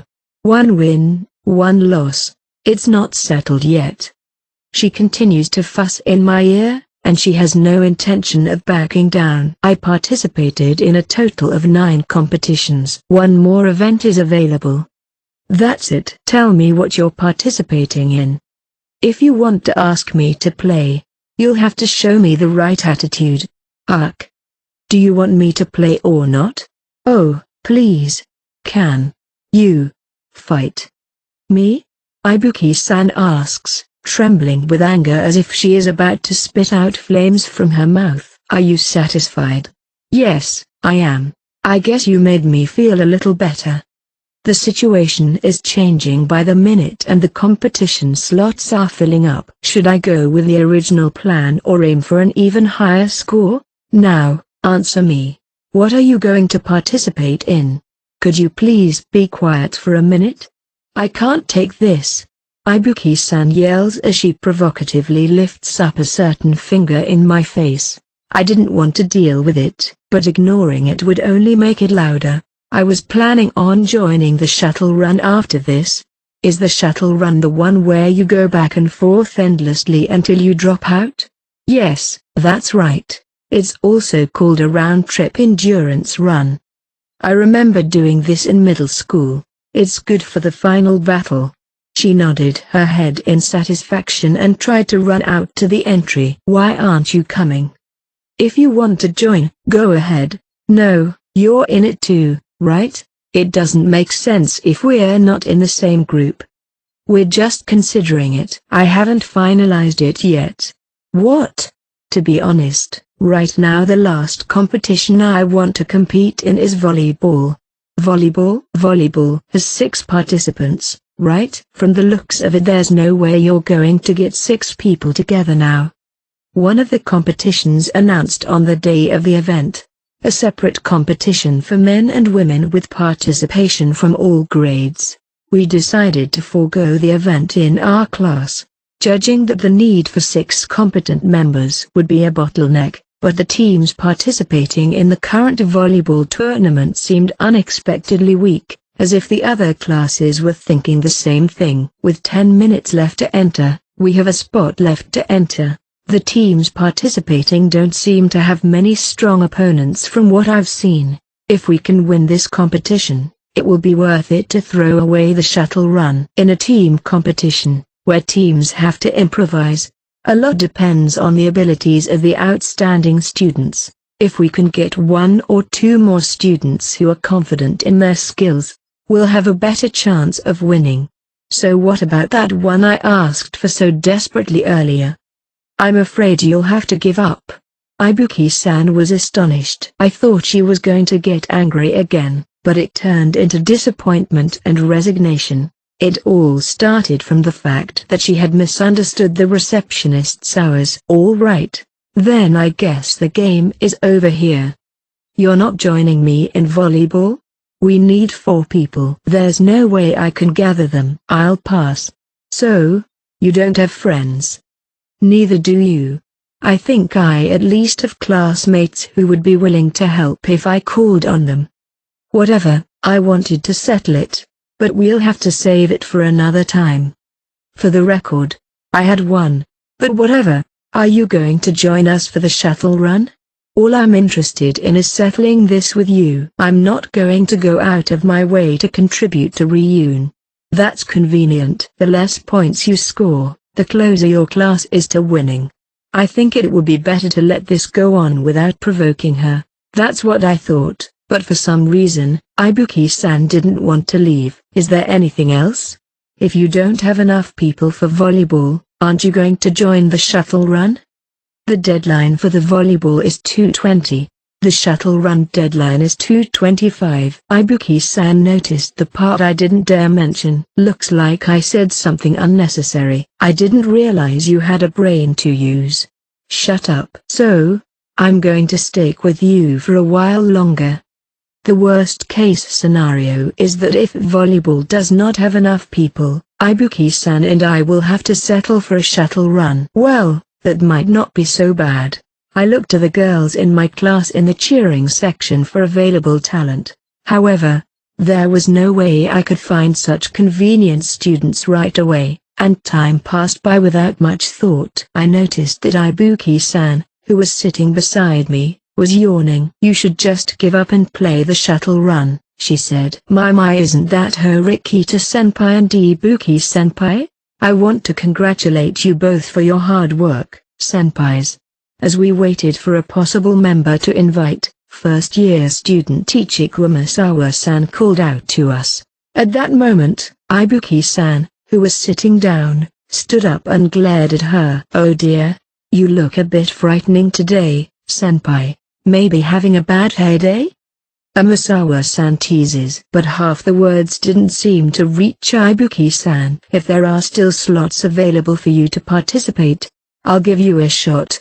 Spat out Ibuki-san. I haven't won much today. We don't have a lot of opportunities to play when we're in different grades, so it's no use. I think it's better not to play. You'll lose anyways, senpai. You should be thankful you didn't get paired with me. You're still so bullish, aren't you? By the way, what are you two doing here? If you're not going to participate in the competition, you might as well be cheering them on. How about you shut up and join the shuttle run? Then we can compete. Oh, were you senpais planning to do the shuttle run? I finally found you. As we were talking, Kushida-san showed up. I wondered if she wanted something from me, but she didn't even look at me, just at Amasawa-san. I thought someone was following me, but it was Kushida-senpai, wasn't it? What do you need? If it's okay with you and Horikita-senpai, I'll listen to what you have to say. Horikita-san, what are you? It seemed that she was so focused on Amasawa-san that she was unaware of our presence. Oh, I'm sorry, Kushida-senpai. It looks like my friends are all here, so I should get going. In the direction she was pointing, I could see Nanase-san, another first-year student, and 4 unfamiliar girls. I came to the gym to join the volleyball thingy. It's my first experience with volleyball apparently. Amasawa-san plans to participate in the volleyball tournament. I guess the first-year students have moved on after all, seeing the situation of the participating teams, which are short-handed. See you later. Good luck with the shuttle run. After coming over on her own accord and talking as much as she wanted, Amasawa-san joined up with the group, so she's joining the volleyball competition. Ibuki-san said, glaring at her back. Seems so. Then I'll join too. You wouldn't be able to get 5 members without me anyways. What? I said I'm going to be there. I know it's aggravating to work with you, but it's a chance for me to beat that cocky little freshman. If Ibuki-san is willing to help us, she's a perfect asset to the force. Don't decide on your own. I haven't said I'll take you on the team yet. Huh? You haven't even gotten a single student so far. What choice do you have? Team competitions are equally assigned points. It is natural to want to fill in the gaps with students from your own class, rather than with students from other classes, isn't it? Even if I had scored more points, Ibuki-san was in the second place class face. In other words, the point difference would not open up at all. I don't care about that. I'm fine as long as I can see that brat's sad. Anyway, it depends on the other members. Our class must make up a high percentage of the total. Then why don't you let me join you? Kushida-san, who had been watching Amasawa-san's back as well, utters this without changing her gaze. What do you think you're doing, Kushida-san? I don't think you've changed your mind and are now willing to cooperate with us. I spoke my mind frankly, and Kushida-san didn't deny it. However, it bothered me that her eyes were strongly directed toward Amasawa-san, not me. I have something against Amasawa-san. You too? I'm not going to tell you why, but I'd be happy to lend you a hand to settle the score. If that's what you're after, I'm fine with it. You're a perfect asset. It is often said that the enemy of my enemy is my friend. Allies roll in unexpectedly, but she will definitely be a formidable opponent. I'm sure she will. Ibuki-san had already started warming up and getting into the swing of things. Amasawa-san watched her from afar and giggled. Ibuki-san and I experienced firsthand how amazing Amasawa-san was. But I don't know the details of the other students. I don't remember the names of the students who got an A on the OAA, though I'm sure I can remember the names of the students who got close to an A, so I'm sure they were just below a B at the highest estimate. More problematic is that we are still 3 students short. It's a bit of a catch to analyze our opponents when we haven't even met the requirements for participation. What are the requirements for the remaining 3? You want to avoid Ryun's class, right? Kushida asked about the selection of people. Yes, that's right. Of course. I'm inclined to stick to my classmates as much as possible, but the priority is the match and the strength of the opposing team. Okay, then wait a minute.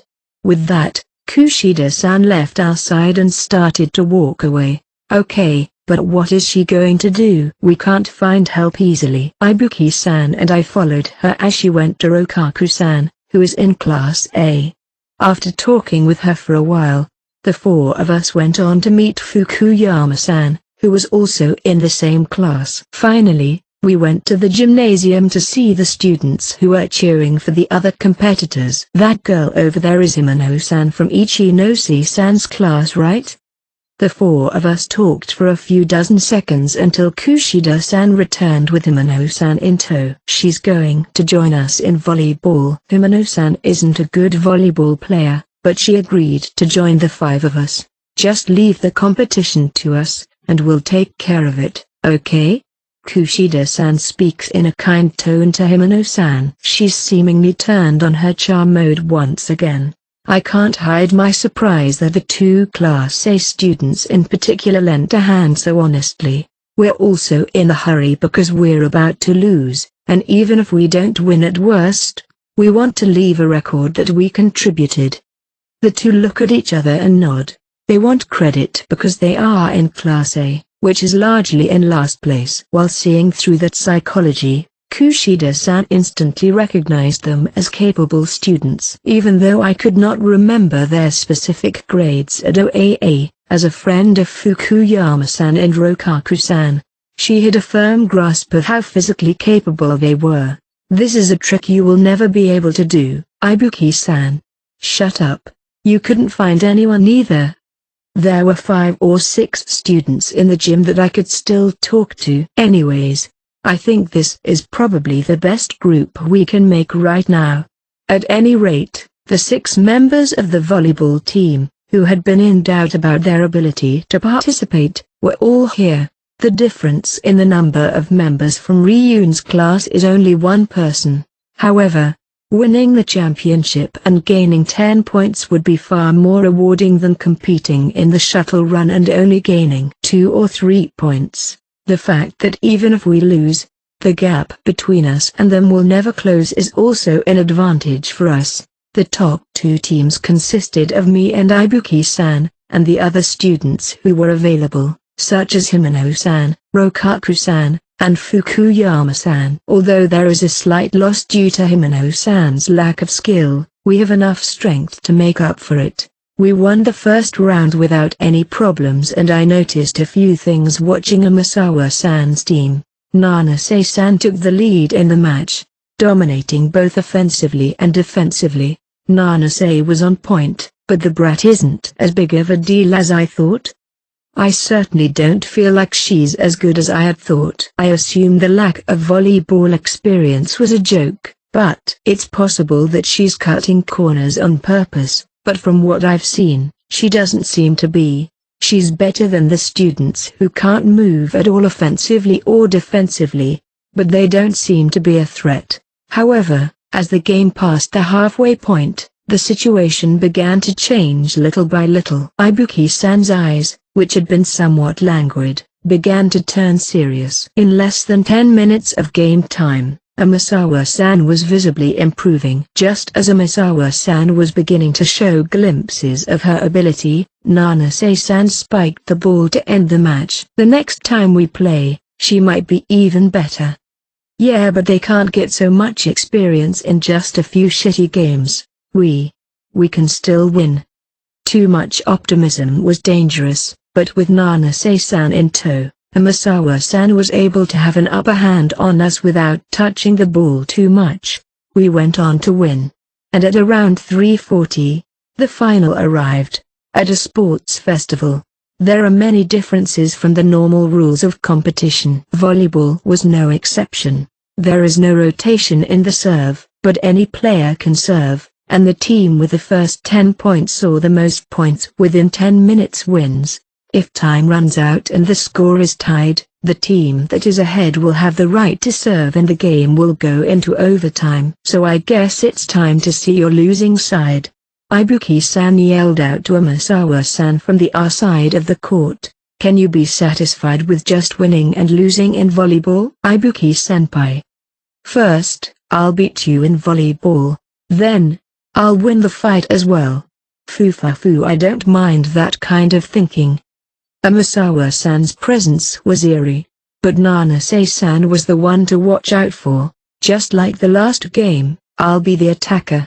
I'm going to pound everything into their court. Ibuki-san declares, even more fired up than before, although her control is a little difficult. I can't argue with the destructive power of her spikes. At the start of the final, Ibuki-san took the lead with her serve. We thought we had the momentum. But Nanase-san spiked a point right back. I thought it would be a close game, but it turned out to be a little more in our favor as we finished the first half with a 4-2 lead. As expected, Nanase-san was able to compete with me and Ibuki-san, but other than that, we seemed to have a slight advantage. The situation changed midway through the game. The time remaining was less than 5 minutes. After 3 steps, Ibuki-san jumped up and fired a spike. Amasawa-san, who had scored many points in the past, came out from the other side of the net and prevented the blow. No, she kept his momentum and slammed the ball right down. The ball slammed into our court, giving the first-year team 1 point. That's too bad, Ibuki-senpai. Nanase-chan, what do you call this kind of play? Doshoto or something? I don't know much about it, though. Whatever. Anyways, I've already seen through your attack pattern, so you can't take one over me from here on out.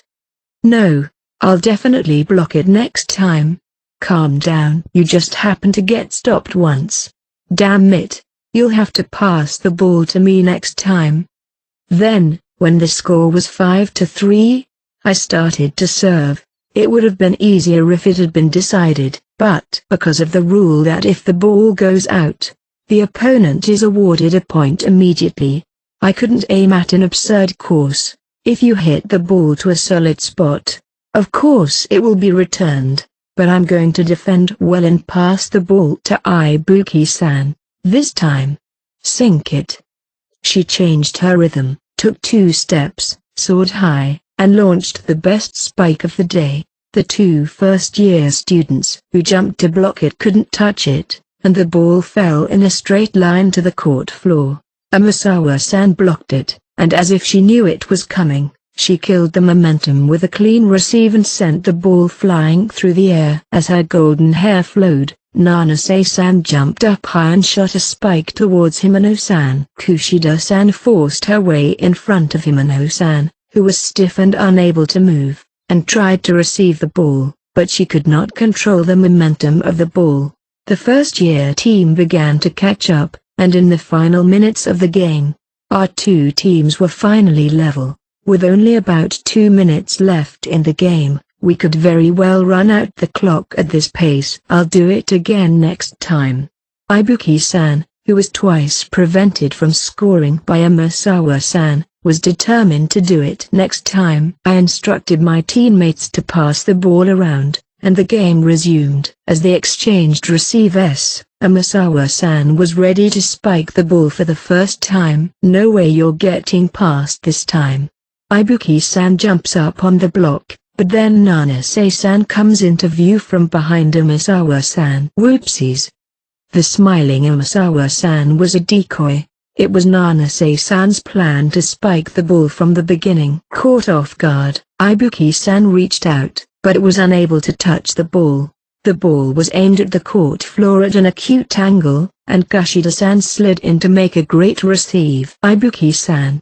Everyone's attention turned to Ibuki-san, and the freshman rushed into a defensive stance. Amasawa-san was waiting for an attack from Ibuki-san with a relaxed expression. Shit.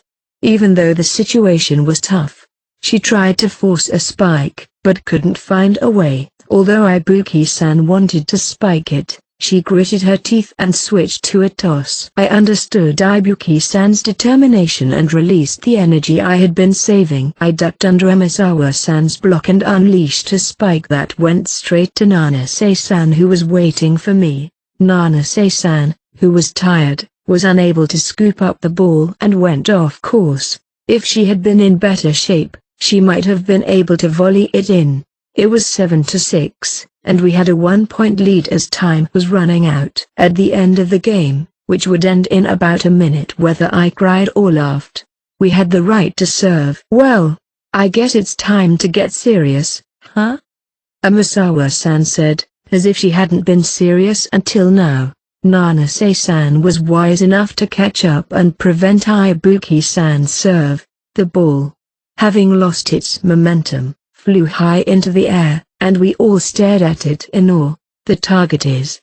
The released volleyball came at me at a furious speed as it swelled up. Even though I was concentrating on my nerves, my reaction was delayed, and the moment I tried to reach for it, the distance between me and the ball was too wide to reach. The sound of the ball being hit violently echoed out. The unfortunate thing was that I was too late in reacting and could not touch the ball. The ball was half a ball out of the white line that marked the inside of the court. Or shoot. Sorry, Nanase-chan. It seems like you missed. It's pretty hard to have perfect control, isn't it? Thanks for the help anyways, Amisawa-san. The whistle blew, and Nanase-san, who had lifted the toss, looked up with a startled expression. Amisawa-san, who was about to hit the ball towards us, landed on the floor without swinging her hand down. Oh, time's up. It was just starting to get interesting. Amisawa-san, who had not the slightest regret and was enjoying playing volleyball, praised the good match. After a quick chat with Nanase-san, we left the court. Although they lost, the girls also got points for taking second place in volleyball, and we, of course, managed to get a large number of points as first place. I'm not convinced. I don't feel like I won. We were pushed pretty hard at the end. I'd be horrified if it wasn't timed. We were supposed to win and feel better, but we were left with a half-hearted feeling of bewilderment. Still, the win was huge, and it was a fierce battle worthy of ending the sports festival. I noticed that there were quite a few people in the gallery, and they were applauding, albeit sparsely. 6. The sports festival is now in its final stages. The gymnasium is filled with an odd excitement as the final team competitions have commenced. It's almost time for the games, isn't it? Sudo-kun, are you ready? Sudo and Onodera, who had participated in many pair competitions as a duo during this sports festival, had advanced to the finals of the tennis mixed gender doubles as their 10th event. Yeah, sure. Onodera continues, feeling somewhat uncomfortable with the somewhat absent-minded reply, but still, don't you think we make a great duo? So far, we've won 4 out of 4 matches in the pairs competition. I'm sure everyone in the class will be surprised. In the 2 matches up to this point, there was one matchup between students in the same grade and one matchup between third-year students, but the Sudo/Onodera pair won without being pinned down, and they have now won 5 straight group matches. Moreover, Sudo has won 9 straight matches, including individual competitions, and is on the verge of a 10-match winning streak. Onodera, on the other hand, did not finish first in all 9 rounds, but she also kept her high ranking. While Onodera's words continued with friendly chatter, Sudo's gaze was on something else. Are you worried about that first-year student? You've been watching him for a long time, haven't you? Huh? Sen, right? I can't believe that guy's a freshman. He's massive and has a terrifying vibe. Yeah, but it feels like that's not all Sudo-kun is paying attention to. What's up? It's nothing. Don't worry. The Hosen pair that was playing the game in front of them won with ease, and their opponents for the final were decided. Sudo was staring at Hosen while talking with Onodera, who was in a happy mood. Onodera looked up as she was talking and started staring at Sudo's profile. Up until now, she had faced the competition without thinking about it, but her heart was clearly in turmoil. They had been working together most of the time, not only today, but also during the preparation for this sports festival. From practice to lunch to the morning commute to school, they had many meetings and practices. That is why she had acquired the ability to recognize changes in Sudo's facial expressions. Even his athleticism has a few shortcomings. He has a very rough and tumble personality, and is quick to get carried away. He also has a tendency to lose his temper. This has sometimes led to him dragging both of them down when they work together. You will now play the final game. Please get ready. As they were sitting down to rest their tired bodies, one of the staff members approached them. Well then, let's quickly decide on a winner and get some momentum going. Pretending to be calm, Onodera emptied her mind as Sudo called out to her. Even if there is something going on regarding that first year, it shouldn't be a problem. As long as it doesn't turn into something troublesome, that's all that matters. Let's do this.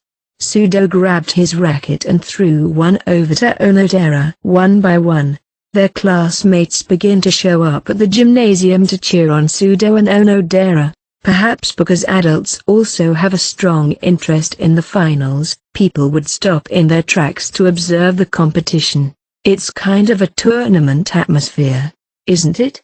For real, it's a comfortable tension though I'd say. There is no need to worry about atrophy for the two, who are strong on the big stage, including in club competitions. COTE. At that moment, a roar of laughter erupted from the other side of there. Aha! I ain't ever thought I'd be playing you in the finals, Sudo. Payson. Hosen. The air changes as Sudo speaks to Hosen across the net. You don't think you can beat me at tennis, do ya? I'm going to destroy you, so look forward to it. Doubles begins, with limited match time, a 4-1 game, 2 games at a time, 3-game match. The right to serve will not be rotated from one game to the next, but will go to the side that loses the point. There is no need for a change of serve within a team, and any team member can repeat a game. The match started with an onslaught by Hosenita. His strong serve easily hit into the court. Meanwhile, Sudo's serve was very lackluster and was returned one after the other, and when he hit the ball in, they were driven back to 3-40. To 0, love, in less than a minute. What the? Ugh, that guy's too fast. I didn't think he had experience. It was no wonder that Onodera panicked, as Hosen's ball struck the court at a speed that made her feel fear. What's the matter, Sudo? You ain't no match for me. Don't hurt yourself. Shit. His fist clenching his racket forcefully, he swung up and tried to slam it into the ground. Sudo-kun, no. Don't you know that you always fail when you get upset? Yeah, but still. With no one left to vent his frustration on, Sudo was suddenly stressed out. Hosen, who was watching the scene from across the net, snickered. I can't believe you're so damn easy. What was all this high talk about? Yeah, your movements are way shittier compared to the last matches. It was a fact that Sudo had been thrown off due to being too preoccupied with Hosenita. I can't trust Sudo-kun to serve now. With the ball in hand, Onodera instructs Sudo to defend and releases her serve. She hits the ball with a sharpness that makes it hard to believe that she is a girl and has no experience in tennis. But Hosen quickly closes the distance and shows beautiful technique, handling the racket like a hand finger. Sudo stretched out his arm, but he could only hit the edge of the racket, and the first-year team took the first game without surrendering a single point. You don't really look like a player, man. You look like a loser. Compared to Hosen, who was really enjoying the game, the girl who was paired with him couldn't hide her frightened expressions. Hosen handled almost all of the game by himself, and it was practically a 2-on-1 battle. In the second game, Hosen's one-sided onslaught was expected to continue, but it took a surprising turn. Hosen's swings were not as strong as before, and Onodera adapted and came forward to hit back. Just when they thought he might be getting tired, Hosen's arms swung wide. The smash that came out was as fast and powerful as a bullet. The ball rushed straight at Onodera, who was guarding the front, as if she were a target. Onodera looked in pain as the ball grazed her cheek. Surprised and terrified, Onodera unintentionally dropped her racket to the floor. "You're not doing that on purpose, are you? What you on about? Ain't it natural to aim close to the opponent's body in tennis? If you drop it too far, they'll hit you back with the same point. Don't you know anything about that? You're arguing with me over just one ball. Stop pissing your panties. Damn it." Hosen proudly asserted his legitimacy while Onodera hurriedly picked up her racket. "Don't worry about it. It was just a little graze. Besides, like he said, isn't tennis supposed to be about aiming close to your opponent and returning? That's something you can say to a guy who plays pro tennis. This is a sports festival event, remember?" Sudo complains irritably. The serve goes to Sudo again, but the first time it goes off course. The second time, he saved and tried to go in, and was easily returned by Hosenita. The momentum wasn't as strong, and Onodera, who had caught up, hit back cleanly with her racket.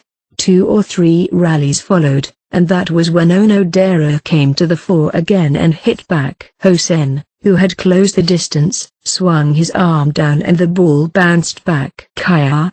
Onodera stiffened, unable to swing her racket at the hard fastball that had scared her just beforehand. The ball zoomed past her, but Sudo was able to bite back and hit the ball back into the opponent's court. But then Hosen's relentless volleys targeted only the area around Onodera. Hosen seemed to be playing competitively. The game came down to 3-40 points for Sudo and 2-30 points for Hosenita. Onodera was struggling to get out of the way, but she was so upset that the ball came near her face again that she twisted her left leg and fell down on the spot. Onodera. As if to cover for Onodera, who could not stand up, Sudo bit down and returned the ball to Hosenita. Sudo's ball landed just short of the court, and Sudo's team took the second set, but that didn't make him happy, as Sudo became more agitated. "That's enough. You can't even play fair. How many times do I have to tell you? You damn monkey brain, it's your lousy girl's fault, isn't it? Don't give me bullshit. Please, Sudo-kun. You're repeating yourself." Onodera couldn't get up and shushed Sudo as he slumped down on the spot. "I know that, but come on. You can't allow this to happen. Sure, the judges are suspicious, but Sudo-kun's aggressiveness is also interfering with that, you know?" It was clear that Hosen had already won the tennis match and had changed his policy to torment Sudo rather than win. The aim was to instill fear in Onodera and even induce injury with a single mistake. "Anyway, keep calm, Sudo-kun." Onodera admonished him gently but forcefully, even though she was in pain. Sudo, his head still burning, glared at Hosen unbearably, but when he saw Onodera frowning in pain, he remembered what his priority should be. Hastily, medical attention was provided for Onodera's injured ankle. "Hey, why don't you guys take it easy? Don't go through hell anymore." That sucks, man. They up and lost the damn game. This shit is so boring." Hosen yawned and looked at them briefly before addressing his partner. "A first year. That bastard played with us on purpose with the intention of tormenting us to the very last minute." Sudo calls out in concern as he looks at Onodera's left leg. "Are you okay?" "Well, sort of, but I'm so pathetic. I'm so afraid of the ball that I avoid it, and as a result, I fell and injured my foot." She laughed to herself and lightly tapped her taped foot. "No wonder, man. He's annoying to death, but he's got great athleticism." Sudo was also terrified of the high-powered volleys that he could deliver with his superior body. Unless you're an experienced tennis player or a club member, you'll be overcome with fear. You know, I've always held a pretty good opinion of Sado-kun ever since you entered the school. Oh? What the hell are you on about suddenly? Why don't you just rest and get some medical attention? That's fine. It's a good thing I got hurt. It means you've been given a little bit of time to cool down. You have a strong heart. I mean, I didn't know you used to think highly of me. Yeah, but you were the number one person I didn't want to deal with, given your brazen attitude. Oh. People around me scold me for my bad behavior and inability to study, but I always make sure to support people who work hard in club activities. What are you on about? I understand you, Sado-kun. When I'm going home after a late night of club activities, I sometimes pass by the gym. Whenever I peek in to see if there's anyone left, Sado-kun is always the only one left practicing until the end. He cleans up properly, and he's taking it seriously. What the heck, you were watching that? But, as I thought, Sado-kun will never be truly appreciated if things continue as they are now. What do you mean? You were angry for me. It's not that I don't like that fact, but it still doesn't change the fact that you have a tendency to lose your temper. If you keep that up, one day you'll be in more trouble than ever before. Yeah. But you'd better get over your habit of losing your temper. I know. Even in sports, don't you make more mistakes when you're frustrated? Well, yeah, your shooting success rate, for example, might drop drastically. Me too. When I'm frustrated, I desperately try to improve my time, but I end up going slower than usual, and that doesn't do me much good. Yeah, that's exactly what I mean. I'll tell you a story. One time, when I lost an important game once, I was so frustrated and disappointed that I went to change in the lockers and went wild. I injured my hand and it was very hard to recover. She stuck her tongue out a little as if she was nostalgic and ashamed of her old self. I realized then that nothing good comes from being angry, it just comes back to haunt you. How did you manage to overcome not getting angry? It's because my senpai taught me magic. Magic? Yes, I'll teach it to Sado-kun. A magic trick that can suppress anger. Well, how do you do that? The peak of anger is actually surprisingly short, a few seconds at most. So when I feel like yelling, I yell once in my mind, then take a deep breath and count to 10. So you're saying to get angry after 10 seconds? That's it? Yes. I think that's enough to change things. You should try it. I see. Despite his skepticism, Sudo memorized what she had just said so that he could engrave it in his mind. I wanted to team up with you because I appreciate your passion for sports. Don't betray that expectation. Onodera. With her wounds tended to, Onodera stood up to check on her condition. I'm fine. Whether we cry or laugh, this one game will decide the outcome. If we lose, we lose. But if we try our best, we can still win. I know it. For sure. The third game begins. Hosen continues to relentlessly target Onodera, whose movements have slowed down due to her injured left leg. Even when he went too far and lost a point himself, he made no move to stop.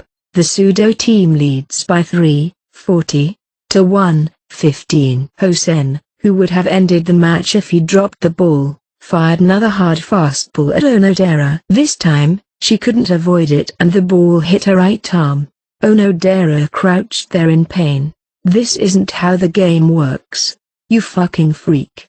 Sudo then remembers the magic words Onodera taught him earlier, even though he is extremely angry to the point where his blood boils. He glares at Hosen, who repeatedly continues to provoke him, but raises his voice of anger in his own mind. 10 seconds of anger. Just hold it in for only 10 seconds. He counts the numbers 1, 2, 3, and takes a deep breath to calm his emotions. 8, 9, 10. The abusive words that he had intended to use against Hosen receded into the back of his throat. Of course, not all the frustration has disappeared, but he succeeds in looking at the situation calmly and objectively.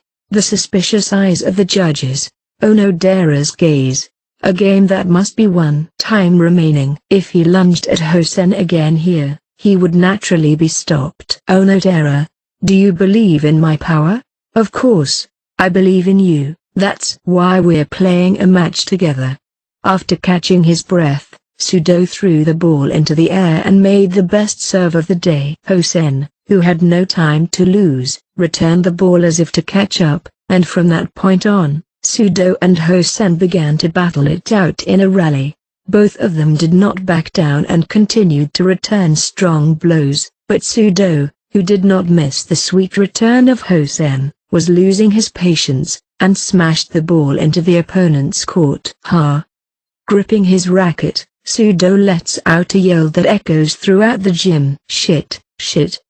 Despite his overwhelming advantage, Hosen, who had been licking Sudo's chops until the end of the game, became annoyed that he had lost the game and slammed his racket into the court, snapping it in half. We won, Onodera, thanks to you. Sudo ran over to Onodera in excitement and hugged her vigorously, sharing his excitement. Onodera panics, unsure of what just happened for a moment. Wait. It hurts. It hurts, Sudo-kun. Sudo regains his composure as his thick arms tighten around her and she lets out a painful sound. Whoa, calm down there. Happy that he was able to control his anger in addition to his victory, Sudo smiled his best smile of the day. Congratulations on all your wins, Sudo-kun. Thanks Onodera. If it wasn't for your magic trick, I would have definitely lost this game. That's not true. In fact, I dragged you down. Shut up. It's not a good thing to get hurt, but I think I lost when I got hurt and lost my temper. And you brought it back up. I see. Then we're good partners, I guess. Yeah, it was very easy to work with you, and I could rely on you. It's really great, Onodera. Oh, I hope Suzune saw what we're doing somewhere. There were so many guests and students that it was hard to find Horikita right away. Suzune, is that you? Who are you? Oh no, sorry, wrong person. Well, maybe she's outside. Let's go out for dinner sometime after club activities, Sudo-kun. What? Yeah, that's fine. But I need your help to find Suzune. Where's Suzune? Aha, absolutely not. Yo, bitch. Don't you get carried away just 'cause you won this one game. You know you would have lost if I had taken you seriously, right?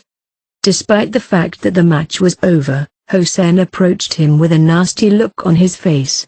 I wanna take you round back for a playdate. Come so I can rearrange your face. Listen here. Sudo quietly restrained Onodera, who was about to confront the entangled Hosenator. There was a mess with this guy a while ago. I can't blame him for trying to get me involved like that. Yes, but Sudo laughed, understanding Onodera's feelings as he tried to protect her from getting into trouble. Then he turned to Hosenita. I'm sorry, but I'm not going to fall to your cheap disses. Fuck are you talking about? You're my bitch boy from now on. That's why I ain't gonna do it. As soon as Sudo refused, Hosen pressed his shoulder into Sudo, pretending to walk past and let out a powerful clenched fist into his abdomen. The force was so powerful that Sudo fell to his knees, even though Hosen hadn't swung. Sudo-kun. Sudo stopped Onodera with his hand and slowly stood up. The teacher comes running up to him, but Sudo replies that nothing has been done to him and the teacher walks away with nothing more than a suspicious look in his eye. You know what? I've already figured out that you're a strong fighter, and I ain't gonna complain because last time was my fault too. But if you want to go further, I'll have the teacher come in. You're fucking lame. I'm not even as strong as I was then. I swear I've gotten weaker. Come and I'll show you. Maybe. Onodera, let's go. You boring son of a bitch, don't ever bother trying to mess around with me again. Sudo felt rather relieved when he was told not to get involved. As long as he didn't go at it himself, he wouldn't spread any more trouble. He knew that if he just didn't let his anger get the better of him, things would turn out much better. I guess I should also thank Kosen for that. Seeing him like that, I realized how lame I really was. It's hard to put it into words, but when I tried the method you taught me, something just fell into place. I thought, why was I so angry before? I guess it's like a curse was lifted off of me. Sudo was grateful for the 10 consecutive victories that he had been able to pick up, but he was equally grateful for this sports festival, and to have Onodera as his partner. Chapter 6.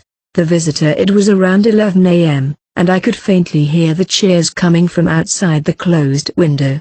The sports festival seems to have been quite a success. Not everything went smoothly, but the class still put in a lot of effort to win. We can compete well with other classes and grades.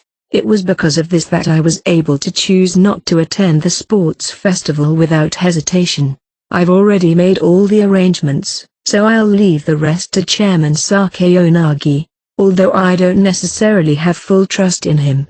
I don't have a choice since it's practically impossible for me to stay in this school if he betrays me. The only thing that remains to be seen is what kind of battle the second-year students will have at the sports festival, and what results they will leave behind. I wondered how Sakeonagi's participation or non-participation would affect the outcome of the event. I looked at the entrance to my dorm once. I've tried to contain her, but I'll see the effect now. There are a lot of things that are bothering me, but I guess I'll just have to wait and see what happens at the festival. It's time to start preparing for lunch. Just as I was beginning to think that, the doorbell finally rang. I wondered if I should welcome this visitor or not. I couldn't tell until I answered the door. Hello, Ayano Koji-kun. As I kept my distance from the doorway, I heard a voice calling my name. I lowered my guard slightly and put my hand on the door. I tried to think of various situations, but once I saw who it was, I relaxed. On the other side of the door, there was only Arisu Sakeonagi in plain clothes, smiling up at me. If you don't mind, may I interrupt you for a moment? Even though I'm only forbidden to leave the dormitory, visiting a man's room during a sports festival is a bit of a problem. Going inside is even more of a problem, though. Despite saying that, I decided to welcome Sakeonagi in without turning her away. I'm sorry to disturb you. Sakeonagi, who is physically disabled, slowly takes off her shoes and walks into the room. Come to think of it, this is the first time you've been in my room. I don't usually get to visit you, you know. Have you eaten lunch? I was just about to get ready. I see. I'm glad to hear that. Here, it's a souvenir, she said, handing me a small plastic bag. I bought it at a convenience store early this morning. It seems to be a new product, and since it's a good opportunity, I wanted to share it with you. I looked into the plastic bag from above and saw 2 small Mont Blancs in it. If it's Mont Blanc, I'd better make some coffee. A bed would be better than sitting on the floor. You can sit on it if you like. Thank you for your consideration. After getting Sakeonagi to sit on the bed, I stood in the kitchen and twisted the faucet to start pouring water into the pot. You don't seem to have come to visit me on a moment's notice, do you? She had an innocent look on her face, but Sakeonagi gave a small chuckle of amusement. Normally, I don't really visit dormitories, and as the leader of Class A, I can't really be seen visiting Ayano Koji-kun's room alone. No matter who you are, if you see Sakeonagi like that, you will be surprised and have a hunch. That's why Sakeonagi never usually came in contact with me in the dorm. Until this moment. You're a really bad person, Ayano Koji-kun. This is Ayano Koji-kun's strategy, isn't it? Strategy? What do you mean? Ha, no need for small talk. Let it be known that I knew Ayano Koji-kun knew that I would be here today, and that I'd skip the festival. You were sure of it, weren't you? As far as Sakeonagi was concerned, she could see that it was a trap without having to think about it. In this sports festival, we, Class A, with our small number of students, are at a disadvantage at the starting line. Furthermore, there are students like Kaito-kun and Hashimoto-kun who show promise, but their average is not enough to reach Horikita-san's class. If that's the case, what you need to do in order to win is to determine who will be participating in which competitions, as well as the participation of your rivals in the show, and manage your schedule periodically. I turned on the pot and quietly began to boil the water. I grabbed a jar of coffee powder from the cupboard and prepared a cup and filter. Then again, you never know how things will turn out if I join in, you know. You still have a high self-esteem, don't you? The best way to ensure that the other classes beat Class A is to not have me participate in the sports festival. The sports festival must proceed under a precise schedule, because Sakeonagi is capable of placing and directing the assembly personnel in the right places in her mind. Besides, she would be able to coordinate the participants of the competition using students from other grades. Last night, my father told me that he asked Ayano Koji-kun to be absent. He said he was assigning security to the dormitory to prevent any contact with the people being sent from the White Room as guests. It's true that I was asked by Chairman Sakeonagi not to participate in the sports festival, but I didn't expect him to tell his daughter about it as well. I dearly hope you don't take me as a fool, Ayano Koji-kun. It was you who instructed my father to tell me what I just said, wasn't it? Have you read through our moves as a matter of course? No matter how much he loves her, Chairman Sakeonagi would never do something like mixing public and private affairs. That's why I asked Chairman Sakeonagi to let her know what was really going on, instead of telling her myself. I asked him to explain the situation beforehand in case Sakeonagi, who might be absent from the sports festival due to physical reasons, gets an idea to get into trouble with me and the White Room. Sakeonagi was willing to participate as a leader of Class A, but I don't think the chairman knew about it. Even if he did know, it would be safer to tell her that she could take a sudden leave of absence on the day of the sports festival. If it was his own daughter, he would have known that there was a risk of her getting involved. However, there was something that Chairman Sakeonagi could not fully understand. Sakeonagi's instincts and curiosity are not something that can be easily suppressed, and if I'm not going to be there, it's not surprising that she thinks it's a good opportunity to talk to me without being disturbed. In fact, this is how she showed up at my room, one of the most dangerous places in the school at the moment, without any fear. Did you choose to come before noon just to make me feel uneasy? I was trying to be a little mean. I wanted to make you think that maybe I was ignoring Ayano Koji-kun's strategy and participating in the sports festival. So that's how it is. By the way, everyone is present today except for myself and Ayano Koji-kun. With the information network that Sakeonagi possessed, it seemed that someone had confirmed the participants of each class and reported the details via cell phone before the sports festival. They're not slacking on that front either. I was a little mean, but I was actually planning to visit you a little earlier, Sakeonagi said, just as the water in the pot started to boil and make a gurgling sound. I just went down to the lobby to check on the situation outside, as I was ostensibly on sick leave. It was strictly forbidden for me to go outside my room. Sakeonagi, on the other hand, is also not allowed to leave the dormitory, but she is not absent in the form of sick leave. Even if she is warned for going out, it does not violate the reason for her absence. So, how did things go downstairs? There were 3 people who seemed to be security guards with me. They seemed to be stationed throughout the school, not just in this dormitory, so it shouldn't look particularly unnatural. While including the purpose of protecting me, the people in the guard are only there to protect government officials. The Distinguished Service Award for this sports festival wasn't Horikita-san, who offered cooperation to Ryun-kun, nor Ryun-kun, who accepted it. It was Ayano Koji-kun's single word that made me become an absentee. That was the only thing that decided the winner, so it is as expected. You still don't know how it will be settled, do you?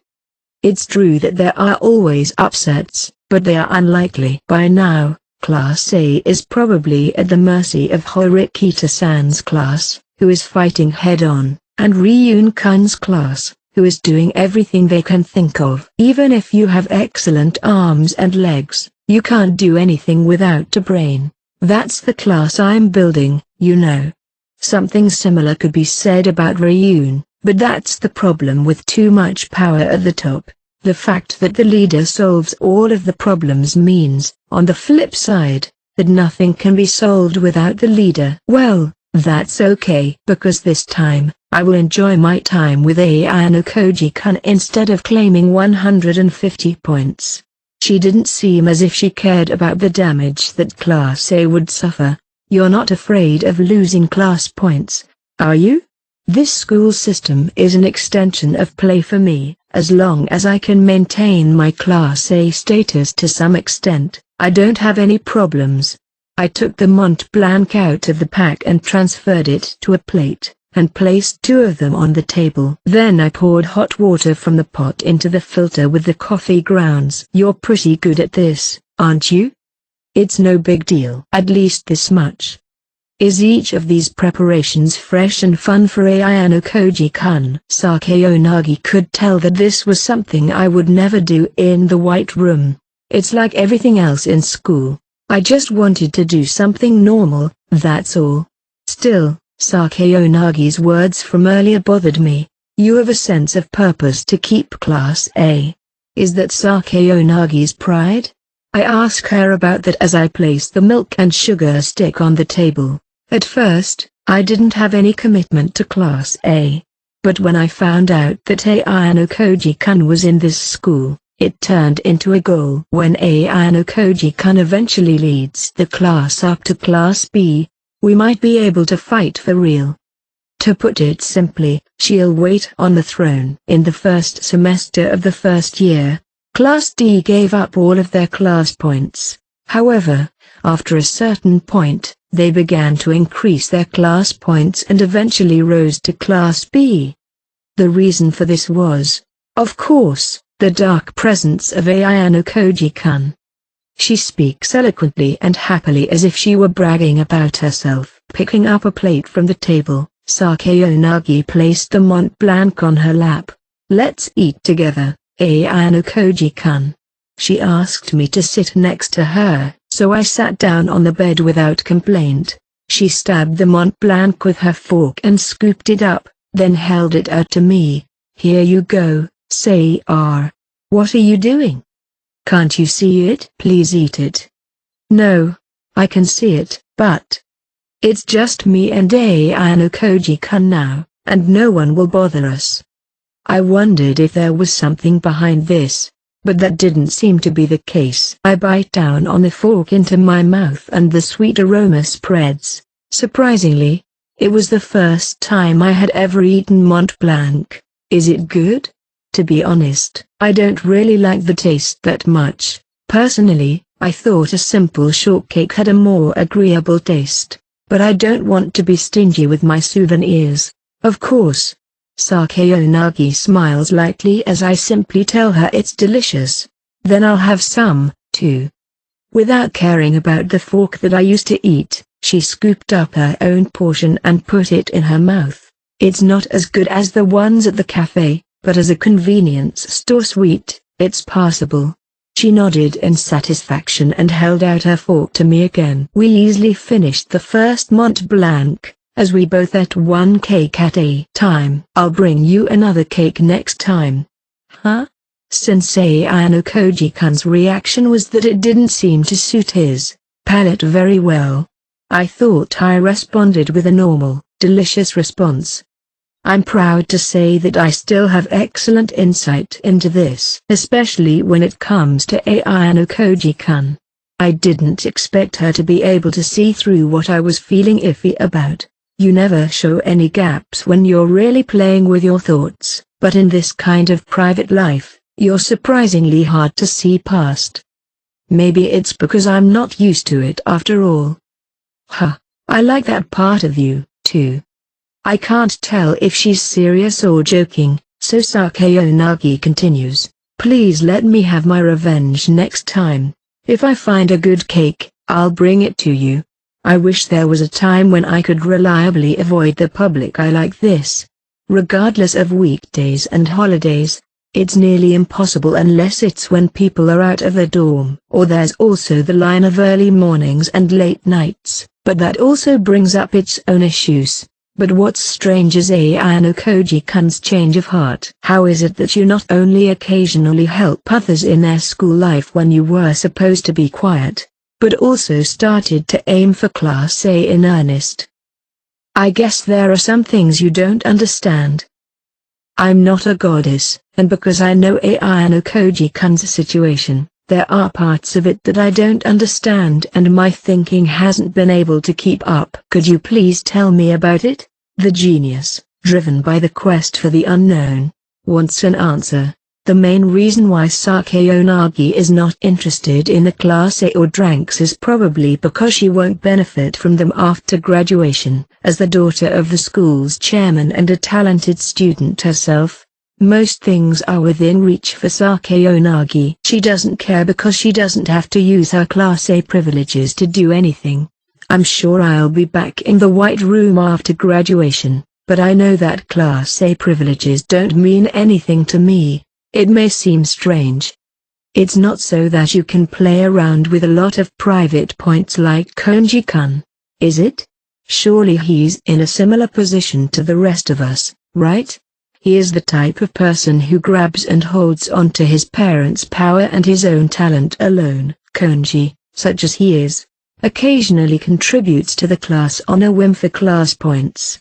I suppose you at least have the right to ask why I decided to contribute to the class. You took advantage of an obvious trap and gave up half of your winnings in the festival. If she risked losing 150 points and gained nothing, there was no way she would help going forward. However, if I give her a sprinkling of bait here, I can leave a chance for her to get on board if we follow the same strategy again. If I get an answer to my question, I'll come back here the next time it happens. Don't say what I was just thinking. Fufafu. Basically, Sakeonagi, it's exactly what you're trying to do. You're trying to answer the question of what it means to be a genius by defeating me. I'm trying to prove in my own way that White Room education is not perfect. I can't sense surprise from Sakeonagi. It was evident that she had been expecting that line of thinking, even if it wasn't confirmed. Are you saying that Ayano Koji-kun is trying to create the strongest class with his own hands? Nodding in the affirmative, Sakeonagi puts her index finger to her lips. It's not that I haven't thought about it, but there are a few questions that remain. Go on. This sports festival. Despite the circumstances, Ayano Koji-kun could have forced himself to participate. Wouldn't it have been better to fly instructions directly to the scene to make the victory rate higher and more solid? And I'm sure he wasn't afraid of my participation. I spent this sports festival based on one theme. Interesting story. What is the theme? Stillness. I decided it would be a good opportunity to see how well they could compete on their own, without interfering directly in the festival. Your absence was a byproduct of that, I suppose. It's just that I came to see Ayano Koji-kun for being quiet, and he didn't do anything directly regarding the content of the sports festival. I see. As we were talking, Sakeonagi arrived at the conclusion one step ahead of what someone else in her position would. In other words, I lightly pushed Sakeonagi, who was about to give her answer. No, it's not as if I'm exaggerating when I say I pushed her. I just lightly grabbed both of her shoulders and pushed her backwards, causing the weak Sakeonagi to fall backwards onto the bed unbearably. The sound from the mattress and the faint creaking of metal. Even Sakeonagi, who prides herself on being a genius, would not have thought of this action at all. I looked down at Sakeonagi as if she was covering me before I could catch up with her understanding. Oh, my. Sakeonagi, who was always so strong and relaxed, wasn't keeping up with the changes in the situation. I'm living my school life under my plan. The fact that you came here today, that you were interested in the plan, that there was a possibility, a route, to get to the answer. Sakeonagi, who has never been handled by a man before, clears her throat from impatience and nervousness. If you tell anyone else about this now, it will interfere with my plans.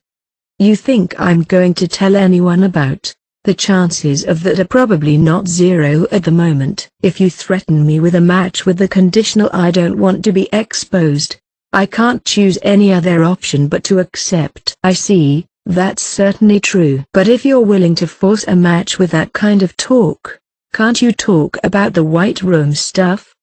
No, that won't work. Even if I make the existence of such a facility known, it's not something that other people can understand. It's also not a risk I'm willing to take personally. Kyotaku Ayano Koji was raised in a White Room institution.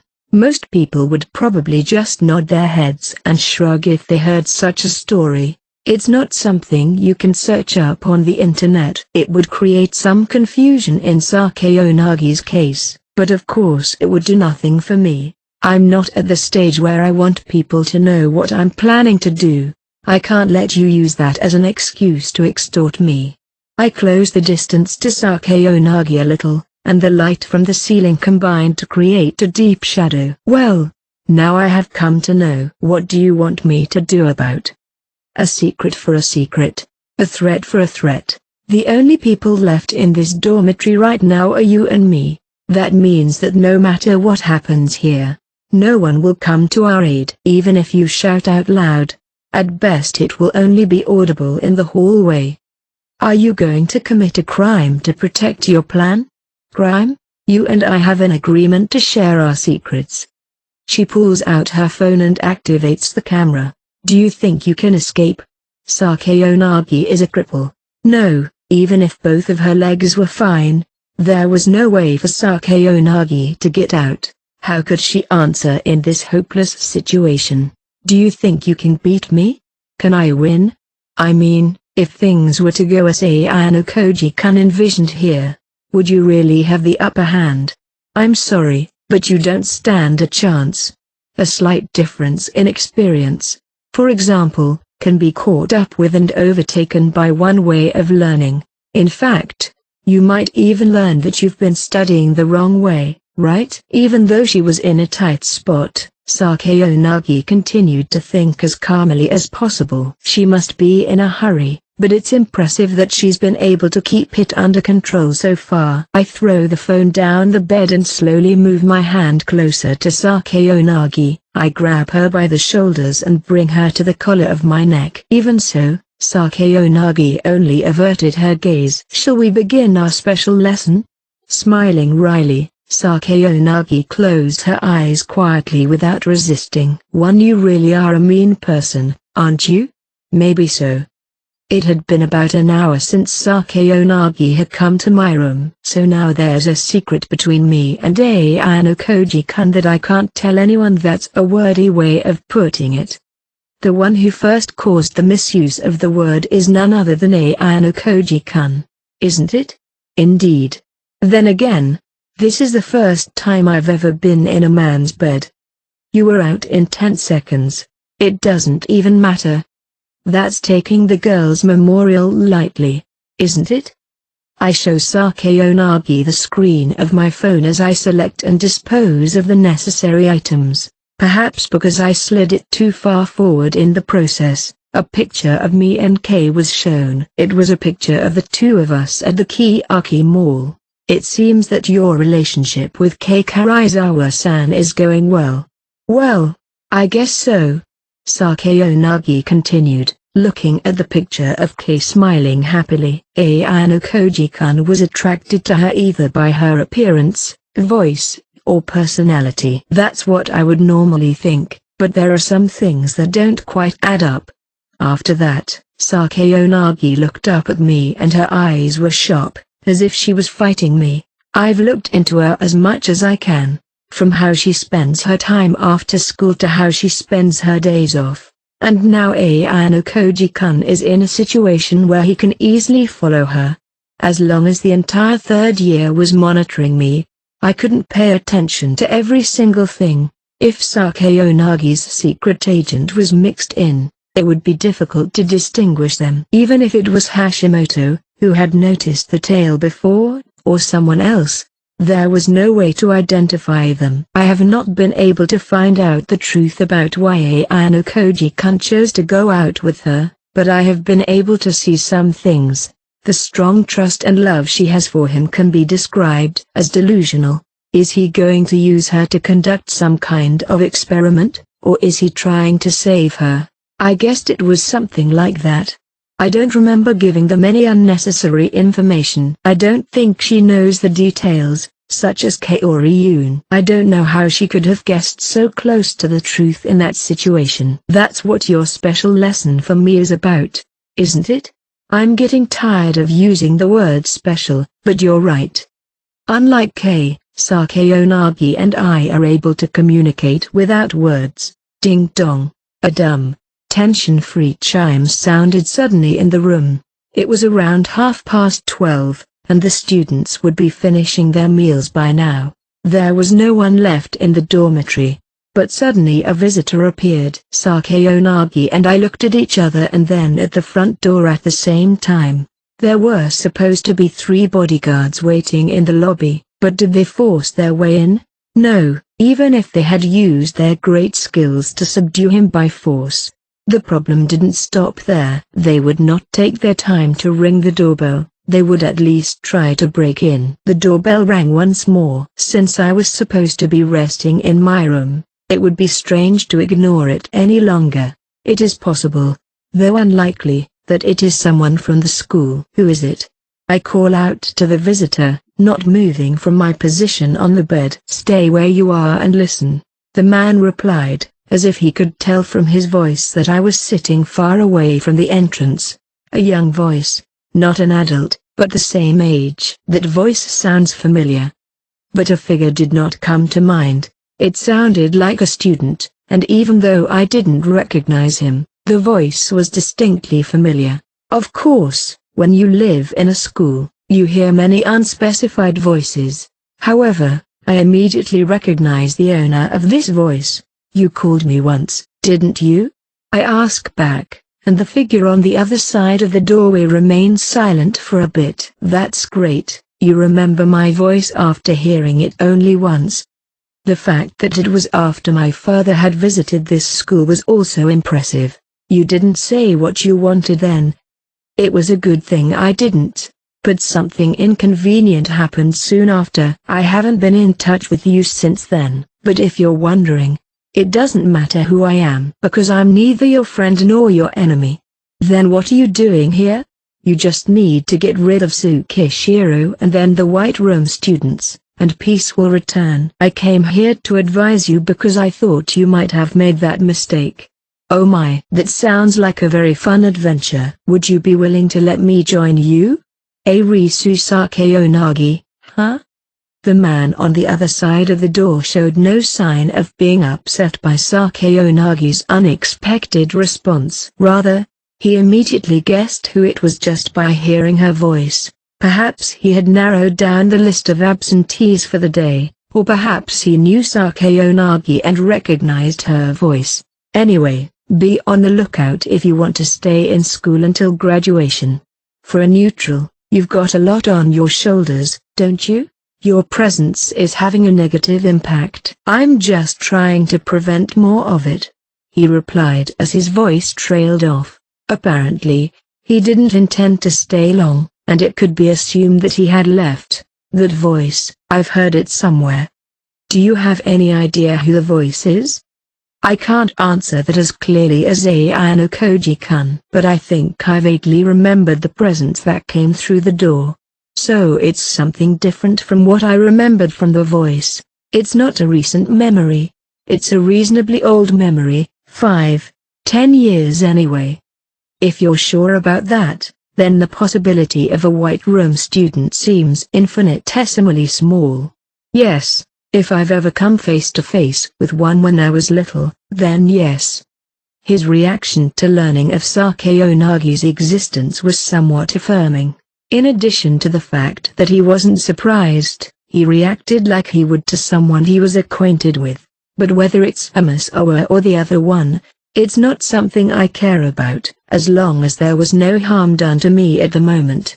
I couldn't do anything about it.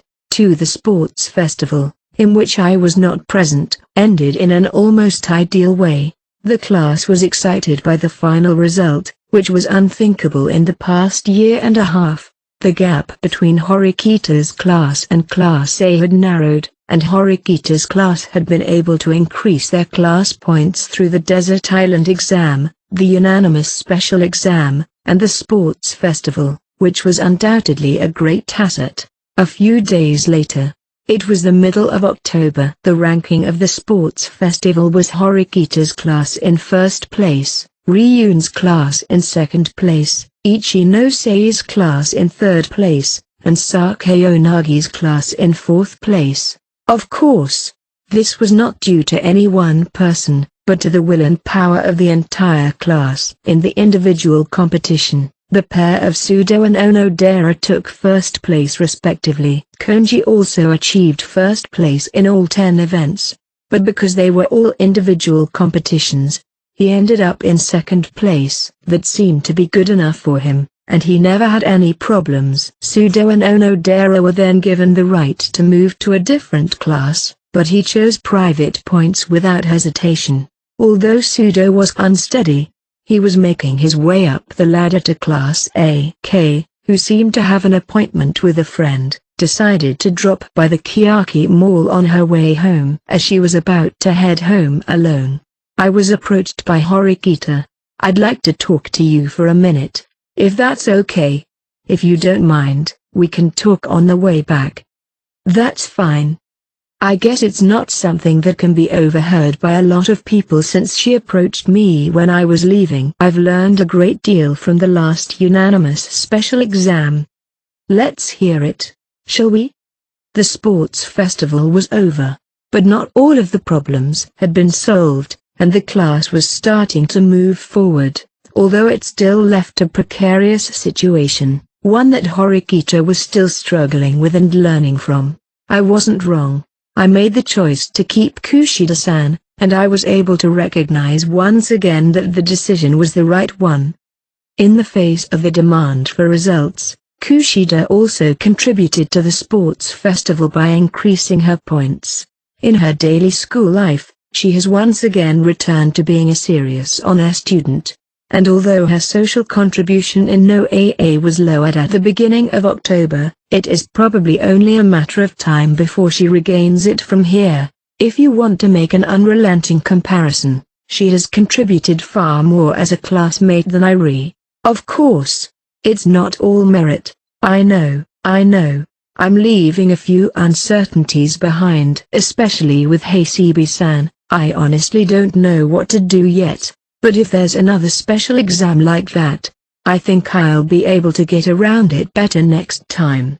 What's your rationale for that? In that exam, I made an ill-advised promise to get unanimous approval. I said I would expel the traitor, and then I reneged on that. It was an easy shortcut to get unanimity, but I didn't understand the magnitude of the risk. I knew that Kushida-san was a traitor, and that I had made that decision while I hadn't even had the courage to let her leave the school.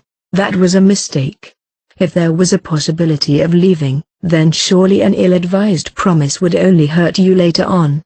It was a painful decision to make as time was running out, but if we had been able to make it unanimous at that stage, leaving open the possibility that there would be a footnote from Irie or someone who didn't have similar abilities, it would be true that the after-effects would not have been as bad as they are now. What will we give up and what will we take? We gained class points, but I also lost many things. That special exam has taught me a lot. You've shown me both sides of success and failure. It's better not to fail, though. Horikita closes her eyes, exhales in a huff, then opens them again. I'm only a sophomore in high school. I'm a kid. It's okay to make mistakes. You've reopened your mind. It's not like me to dwell on it. I'm going to be me. I may not be able to do as well as the other leaders, but I have Hirata-kun, Karaizawa-san, Sadu-kun, Onodera-san, Kushida-san and Konji-kun. With the support of these people, I am moving forward. Class A is waiting for me after that. That's what I've decided to think. I see. Of course. You're one of them. I don't know what you're thinking. And you're uncooperative in many ways, but you're indispensable to the class and to me. I'm like training wheels on a bicycle. At first, it's indispensable, but then it comes off, falls down, and shakes repeatedly, and eventually you learn to ride it without difficulty. There is no single person who can support your back as you pedal your bike. Your classmates will support you, and after watching you grow for a little while longer, I'm leaving your class. I'm not going to say why yet, but I'm sure Horikita will find out why sooner or later, and then, that there will come a time when the class you thought invincible will meet a reality you can't beat. I will teach you that, for myself, and no one else. I'm fine as long as I'm winning. If I decide to be the enemy and defeat Horikita, that's a done deal, but I'm leaving because I want to be defeated. There is a future that I hope is uncertain. The answer is already there, but there is a contradiction within me that I deeply want the answer to be different. Chapter 7, Autumn is Coming. Hasibe called out to Miyake, who was waiting for him at the door, and lightly tapped his shoulder. What are you waiting for? No, I'm not really waiting for much. I'm bored. Hasibe missed a week of school, but has been showing up every day since then. Are you glad you quit the archery club? It's not like I was coasting to begin with. It's my fault, right? It wasn't. I only quit because I wanted to. That's not the point. I'm glad you started coming to school. At the sports festival, he only participated in the minimum 5 events. She didn't get any results, but at least she contributed to the class. However, she rarely speaks to anyone other than Miyake, and is a bit distant from Yukimura, who agreed to expel Sakura from school. Assuming that this was unavoidable for now, Miyake continued to stand by her side without saying a word. At first, I was going to destroy everything. I thought I should get back at all my classmates for abandoning Irie, not just Kyopon. I'm a bad guy, I know. No, I know how you feel. Someone had to drop out of school in that exam, but it had to be Kushida-san. That was the first promise we made, and it's the right one. Isn't that right? I guess. I will not forgive Kyopon. I won't forgive my classmates. But I thought it's not like I'm going to keep dragging you down and make you suffer forever. She confesses all her thoughts to Miyake with a penetrating and silent growl. Hey Miyachi, will you help me? With my revenge? Her eyes are not smiling, and Miyake doesn't have the courage to ask her back if she's serious. Haruka, what a joke. Laughing and fooling around, Haruka walks away. I'll take my revenge alone. I'm not. Hasibe's hand is held out, then withdrawn. She turns her back and walks away. While showing his hesitation, Miyake silently began to walk after her. Afterward, long time no see, or nice to meet you. I'm Shogoku Nugaza.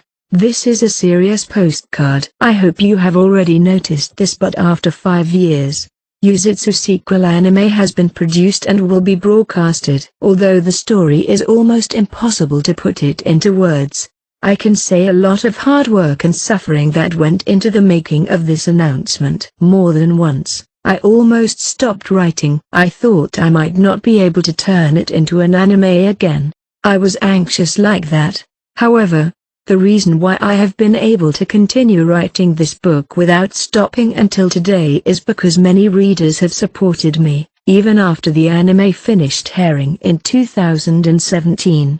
Without this long and significant achievement, the reanimation would never have been realized. As an author, I have never been so happy and grateful for a sequel decision. Thank you very, very, very much. And let me say this strongly. I have been waiting for Yuzutsu's sequel to be made into an anime more than anyone else for a long time. It was roughly 2 years ago that we started to talk about this. I was so excited, but it was a short time before the global virus took its toll on us. Anyway, I would like to rejoice that the announcement has been successfully made. We will do our best to connect the anime to the story. There is still more to tell, but this is the end of this postcard. It's been a long time coming, but I'm looking forward to seeing the growth of Ayano Koji and the others again. Can't you just run the anime until it's finished? Woo woo. That's it for now. Yeah, yay.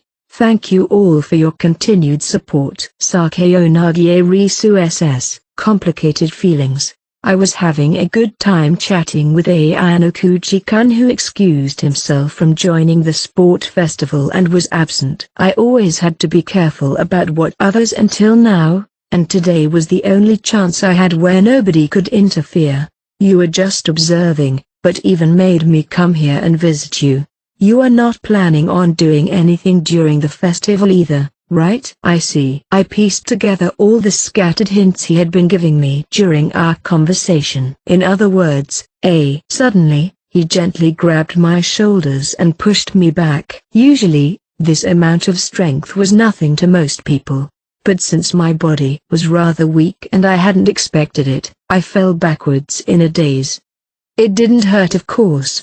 I just fell back from where I sat on the bed. I should have been seeing his face right now, but my eyes were spinning while looking at the ceiling. Before I managed to sort out the situation, Ayano Koji-kun began mounting me. He had his hands on both sides of my head, leaving me without any way to escape. Excuse me? I didn't look like he had succumbed to his primal desires. It should have been impossible. But somehow the possibility was within my calculations. My thoughts were all scrambled, and that hindered me from coming to an answer. My school life is founded on this plan I have. The fact you would come here today, would show interest in and eventually reach the answer is within possibility, as if you were making fun of me. He reached his conclusion against this situation. You will be hindrance if you told anyone else about this. You think I would leak this? I wasn't so naive that I didn't understand how much of a bother that could be to him. I thought we both understood that. The chances aren't zero. You may try to blackmail me by saying you'd expose it unless I agreed to have a match with you. I'd have no other options in that case. I see, that's certainly true. But, couldn't I just reveal the truth about the white room instead? His true goal was hidden. That was definitely true. But I still haven't managed to calm myself enough right now to think about it. While my mind was working, trying to calm down my thoughts, I continued to talk to him. Shall we start the special lesson? I saw his eyes as he muttered this and finally understood his goal. I couldn't help but laugh, close my eyes and wait for the lesson. If this was his goal, I won't mind. With these complicated feelings, I acknowledged that I would be used by him. But, do remember this, Ayano Koji-kun. If you are going to use me, I'm going to use you until the very end. Chabashira sass, something that can't be forgiven. It was after homeroom had ended and my conversation with Horikita was soon about to end. We're soon out of time. Just let me tell you one last thing.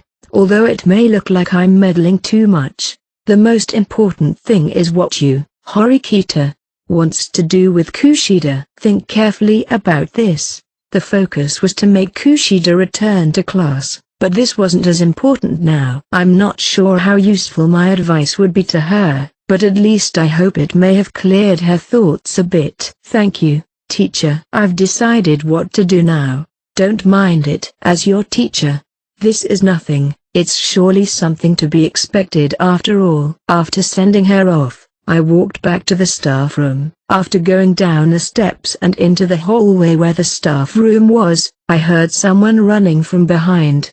Don't run in the hallway. Satilda-e-chan. Yahoo!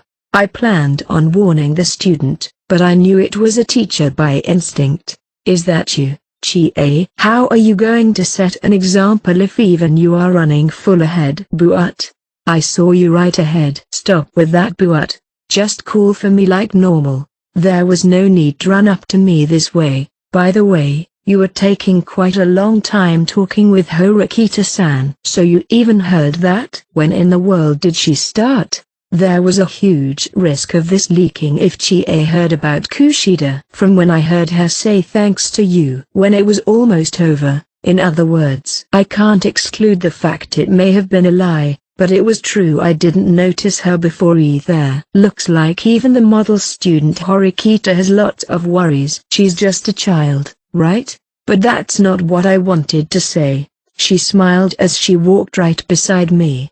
Her eyes weren't laughing. Why have you gotten closer to your students now? There's nothing weird for a homeroom teacher, is it? It is.